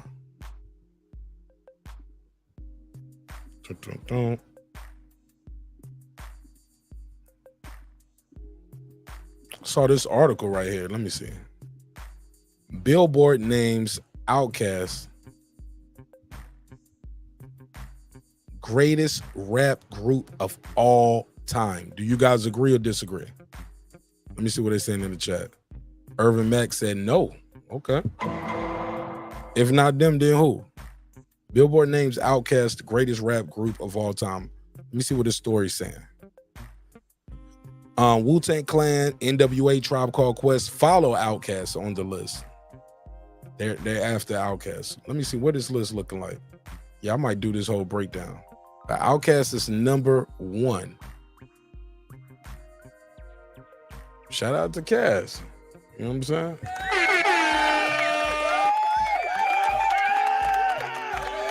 Number 1. All right. Somebody said I disagree. Got Wu-Tang. All right. Well, shit, bro. I love Wu-Tang too, bro. And if you, man, did you hey yo, Side, did you watch the Wu-Tang joint on Hulu? Shit fire, right? Loved it.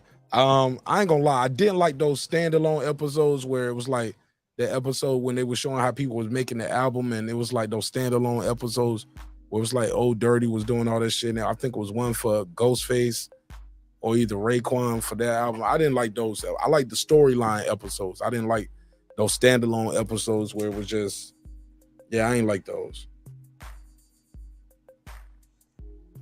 I respected it in the first season when they did the shit with RZA and you know, making the video and all of that stuff, but I wanted more of the storyline.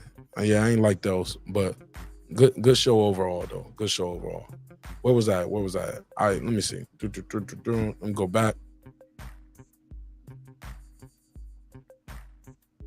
I want to see more of this list. Let me scroll down some. Bear with me.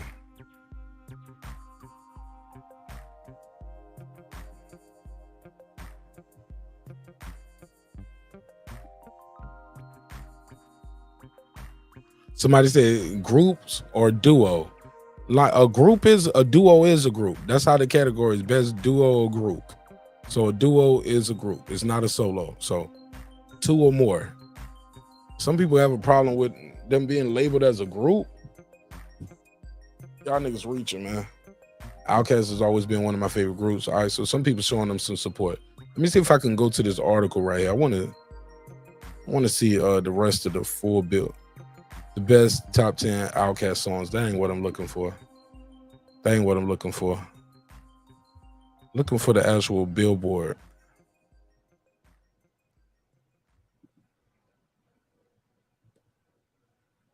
Oh, they got that shit hooked up nice. All that shit keep going back to their website. All right.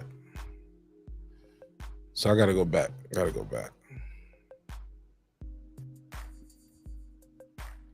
Let me go to BILLBoard, BILLBoard.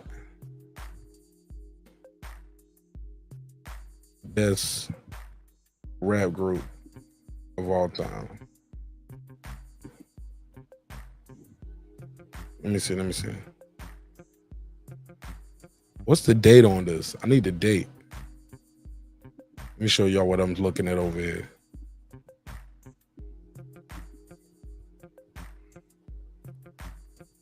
I might need the date on this article. Okay. June 28th. All right, cool. I see that right there, June 28th. I thought the date would be right here in the article somewhere. Okay, there we go. June 28th, 2023. All right, so we all on the same page, right? Deuce, what up? He said this list was made by some college kids from Vermont. Deuce, nigga, you were the one that told me to bring the topic up. I wasn't even gonna bring this shit up because you told me to bring it up. I'll bring it up and then you in there talking about the list was made. Come on, Deuce. Deuce tearing down the topic, bro. Like, come on, bro. You told me to talk about it. I ain't gonna go through all of these. Let me just skip the top 10. All right, where the top 10 at?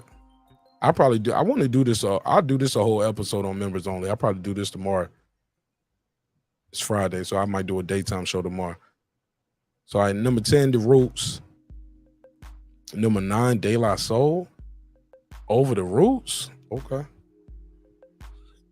Salt and Pepper. Over the Roots. Love Salt and Pepper. Eric B and Raheem, number 7. Yo, but they mad at OUTKAST being called a group. They should be a duo. Low key, Eric B and Raheem should be a solo artist. It's a solo artist with a group name. Just because, oh man. All right. Public Enemy. Bunch of people in the picture, but we all know who the rapper is who gonna be, right? All right. But they mad at OUTKAST. Man, y'all niggas bugging, man. Run DMC. Damn, they number 5. Wow. Tribe is over. Damn. They got the Tribe over Run DMC. Okay. Know where we at with it. NWA number 3. Could have been 1 to a lot of us right there, right? All right.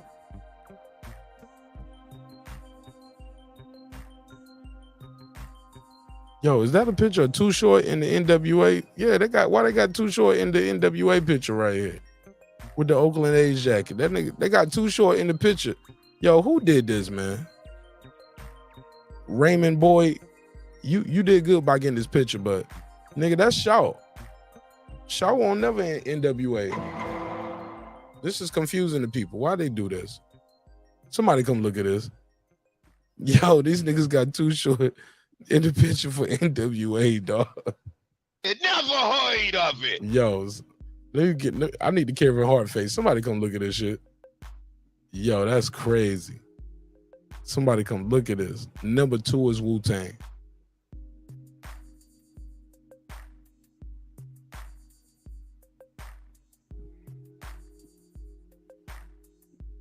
Yo, this Wu-Tang picture is crazy. Like, this the picture they chose to use for Wu-Tang. Like, ain't none of these niggas looking at the camera but Old Dirty, yo. Like, that might have... Come on, Wu. Method Man laying on the ground looking up. And Old Dirty got his on the ground looking up. Everybody trying to be too cool. I'm looking at you. You looking over here. I'm looking down. You looking up. I'm turning my ass to the camera. I'm looking down. I got my back to the wall. Like, everybody just too cool for school. Except Old Dirty and Meth. Like, all right. And of course, OUTKAST, number 1. All right. Hey, look, to even be mentioned on this list means a lot. Just to even be mentioned on this list gotta mean something, right? Mr. Paz, my lad. What up, brother? What do you mean by that? What's popping? What's popping with you, Mr. Paz? What up? Yeah, that was Method Man on the floor. Yeah, that was Meth on the floor. Somebody said, looks like TK Kirkland in the back. Right. Somebody said, is that TK? Yo, y'all bugging. For real, though. Yeah. Yeah, but this Wu-Tang picture is crazy, man. Like, does anybody want to be a star here? Like, other than Old Dirty? Like, but this was the norm. Like, Wu, man. It was just... Man, like I said, if you're a Wu-Tang fan, if you haven't seen the Wu-Tang saga on Hulu, you're doing yourself a disservice. You got to watch that. You got to watch it. You got to watch it. It's good art. It's good art, especially if you're a Wu-Tang fan. And some of y'all are more Wu-Tang fans than me, and y'all didn't even watch that shit. Like, that's crazy, man. That shit was a good show. All right. So I'll do a full breakdown on that. I might do a pop-up on that and do a full breakdown. That'll be fun. Definitely for members only, though. You feel me? All right. I get in my hip-hop bag. He said, to be mentioned on the list is like being called the nicest guy in jail. Nah, not the same thing.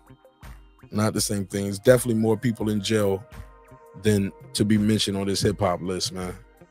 Like, to even be mentioned. You know how many niggas out there trying to rap, bro?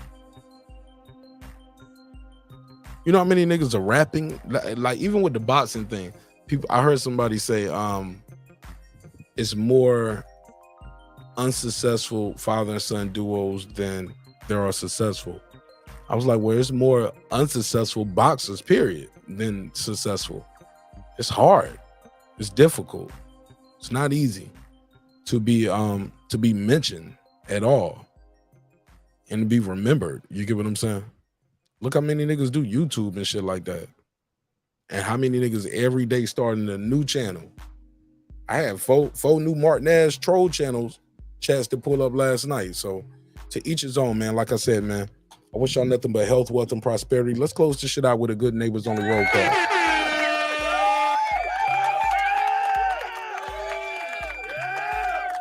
Yeah, man. He said, who made this list is not who made this list? It not credible. I give it no respect. Yeah, but the whole point is not about who made the list. It's not about whether you agree with the list. It's about having a conversation. You get what I'm saying, Deuce? Like, it's nothing to be angry with anybody about. They just giving their opinion, probably the music that they relate to, the music they grew up to. They probably have, little panel discussions. They have votes. But it starts the conversation. That's what, so we can reminisce, talk about these artists, talk about their hits, make people go look up the songs and go back and relive certain moments in their life. It's about the conversation.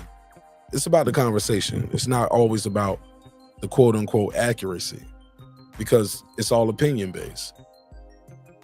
Some people gonna look at that picture and they be like, damn, I didn't even know Too Short was in NWA. We were like, what? It never heard of it. You get what I'm saying? So yeah, it's all interpretation. So we'll talk about it though more as we move forward. Definitely be a dope ass members only episode where we can just get into our hip hop bag. But I love y'all. Hope you love yourself. If not, guess what? God loves you. So does Marq Nash and the neighborhood here at Breaking Beats, where we break down business, entertainment, art, technology, sports, and anything else you and I feel like talking about. It's a hip hop political sports show with a comedy twist.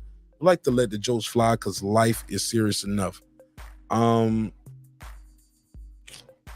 me close this out with a great members only roll call, because without the members, the show would not be the show at this level. Our back is broken.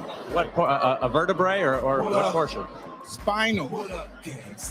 Shout out to the Unboxed fam, Brim, Reaper. Appreciate you calling in, man. Good shit. DJ, he don't play. Rock 'em on. Tony Boswell, he all is well. Shout out to Adam Kelly all the way in Australia. Mama, we made it down under. What up, gangsta? John Norrie came to tell his story. Major Key Boxing, what's popping? Shout out to Cam, my man. Titus the Titan, he's still fighting. Philip H, the all-time great. The boxing scholar, holla. God Body. Scan Rants came to do his dance. Dent 5. EDD, go get them Bluetooth, homie. Should not be EDD in the chat. What up, gangsta? Don't tell everybody your business. Shout out to Seen and Unseen Boxing. What's popping? Mr. Pads, my lad. Arthur the Big Talker. Lady Shan Dundam season, my UK girl all the way in London town. What's popping, mama? What up, gangsta? Cooking with the champ. What up?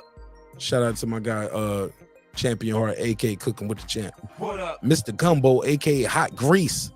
Ooh, Mr. Gumbo, man, we gonna do it big in Vegas. And thank you so much for supporting the show in a major way, man. He's an architect. What up, gangsta?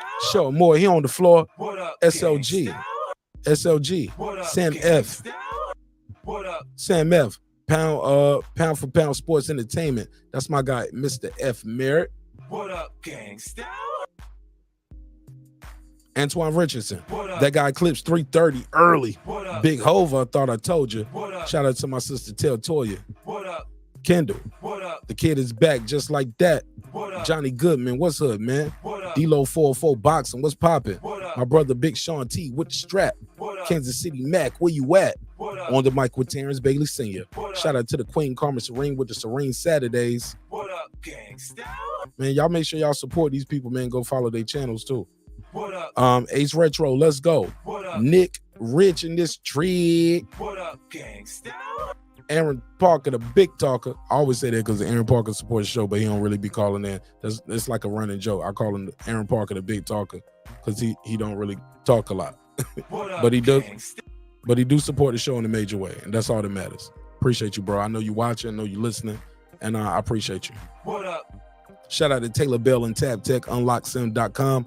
Unlock your next device today. Matter of fact, let me put that on the screen while I do these roll calls. Put that Tab Tech up there. Support the phone homies that support the show. Boom. Put that on the screen. Shout out to Tab Tech. What up, gangsta? Where we at though? Hold on. And put some more of that Spence Crawford footage in the background. What up? Cause we're gonna support this fight in a major way. It's going down in July, man. 29th, man. I can't wait. Hey, look, that's crazy. Like usually, you know how most of us look forward to, by the time July 29th get here, the summer gonna be over.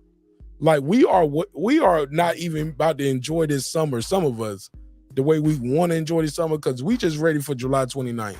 We didn't care nothing about 4th of July.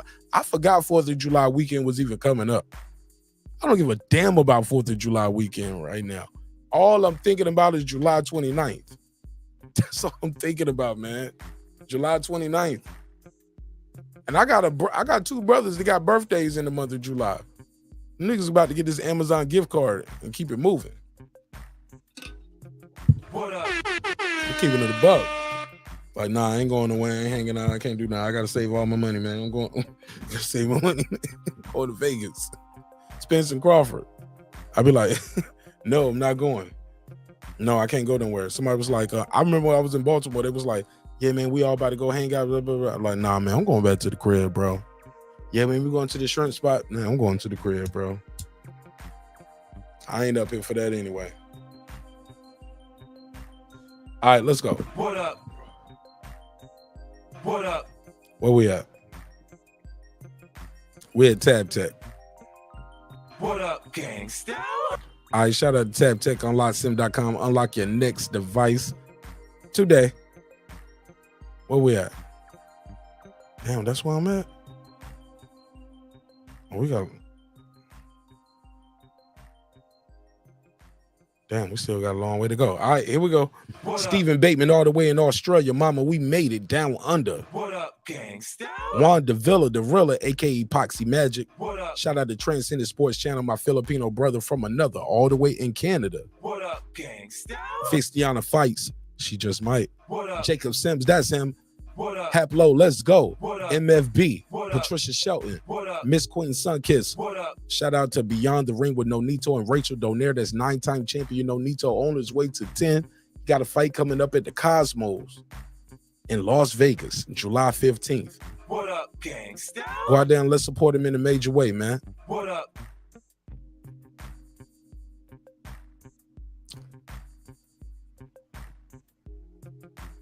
Sorry, I lost my spot. There we go. What up? What up? True Media Today, USA Boxing. That's Coach Malachi Williams. What up, though? What up? Pudo. What up? Food Revolution, AK Foodie with the Beauty. What up? KP from KC5. What up? Matt Wade, aka Mr. Papa Daddy. Y'all go check out his single, man. Stream it on all platforms. What up? Ill Status Boxing. What up? Tank the Sweet Science Examiner. What up? Beyond Above Media. What up? Pittsburgh T. What up? SF City Slicker. What up? I Know Boxing. What up? It's Mex. What up? Ride of the Storm. What up? here to there. What up, gangsta? Matty Yoel, What up? Cliff Bailey, What Con up? Shawnery, What up? Lisa Bell, she never fails. What up, gangsta? H.L. Deezy, What up? Brandon Washington. What up, gangsta? Brandon, you crazy as hell. Yo, Brandon, you got to take some meds, nigga, like, or get off that fish juice. Niggas be drinking that fish juice. He called one way at the beginning of the show. He called back. He was a different nigga.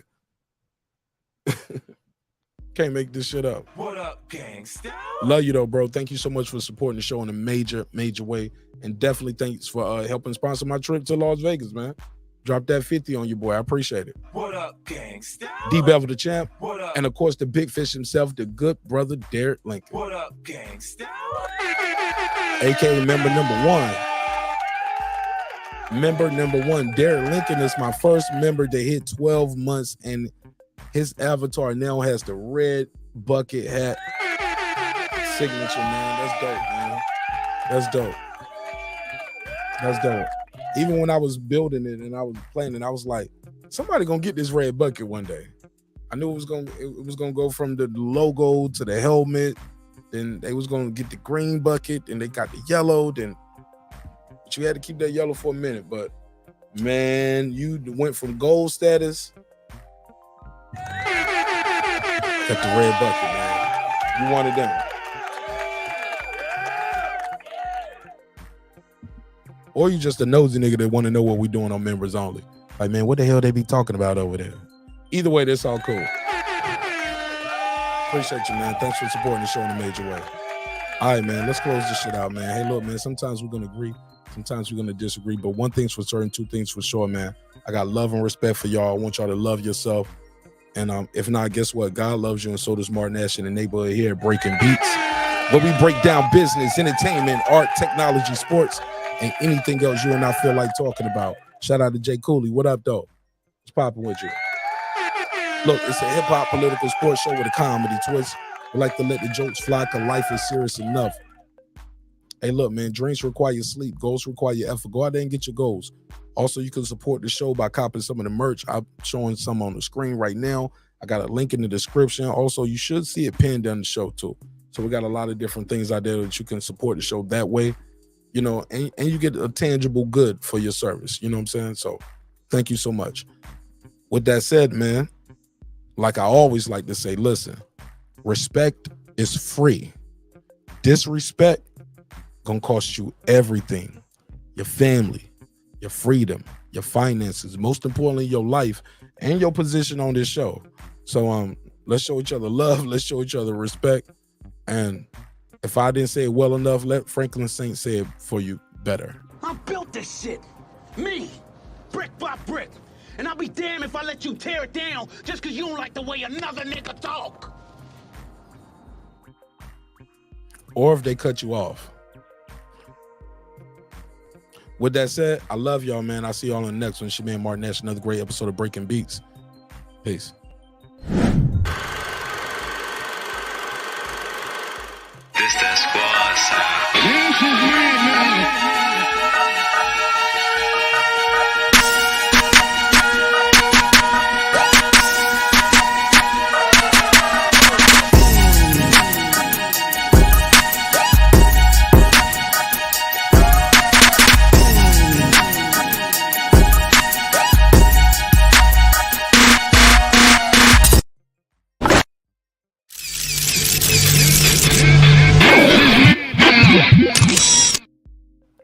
Yo, and rest in peace to Too Sharp Marq.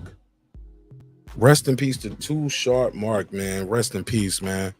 I heard he passed away last week. I did not know. But rest in peace to Too Sharp Marq, man. Definitely was a great fighter, man. Great fighter, man. So rest in peace. Subscribe. I don't care how many subscribers he has. Support him. So he made all this possible. He made this possible. Nah, Dr. Marq, God made this possible, and so did viewers like you. Appreciate y'all pulling up on this pop-up episode tonight. Hope y'all was thoroughly entertained. Again, I would be remiss if I didn't tell you thank you for allowing me the opportunity to entertain you this evening. Hope you guys had a good time. I had a blast as always, man. And I'll see y'all tomorrow or later on tonight with our flagship show. All right, we're gonna really turn up and have a good time over there. All right, peace.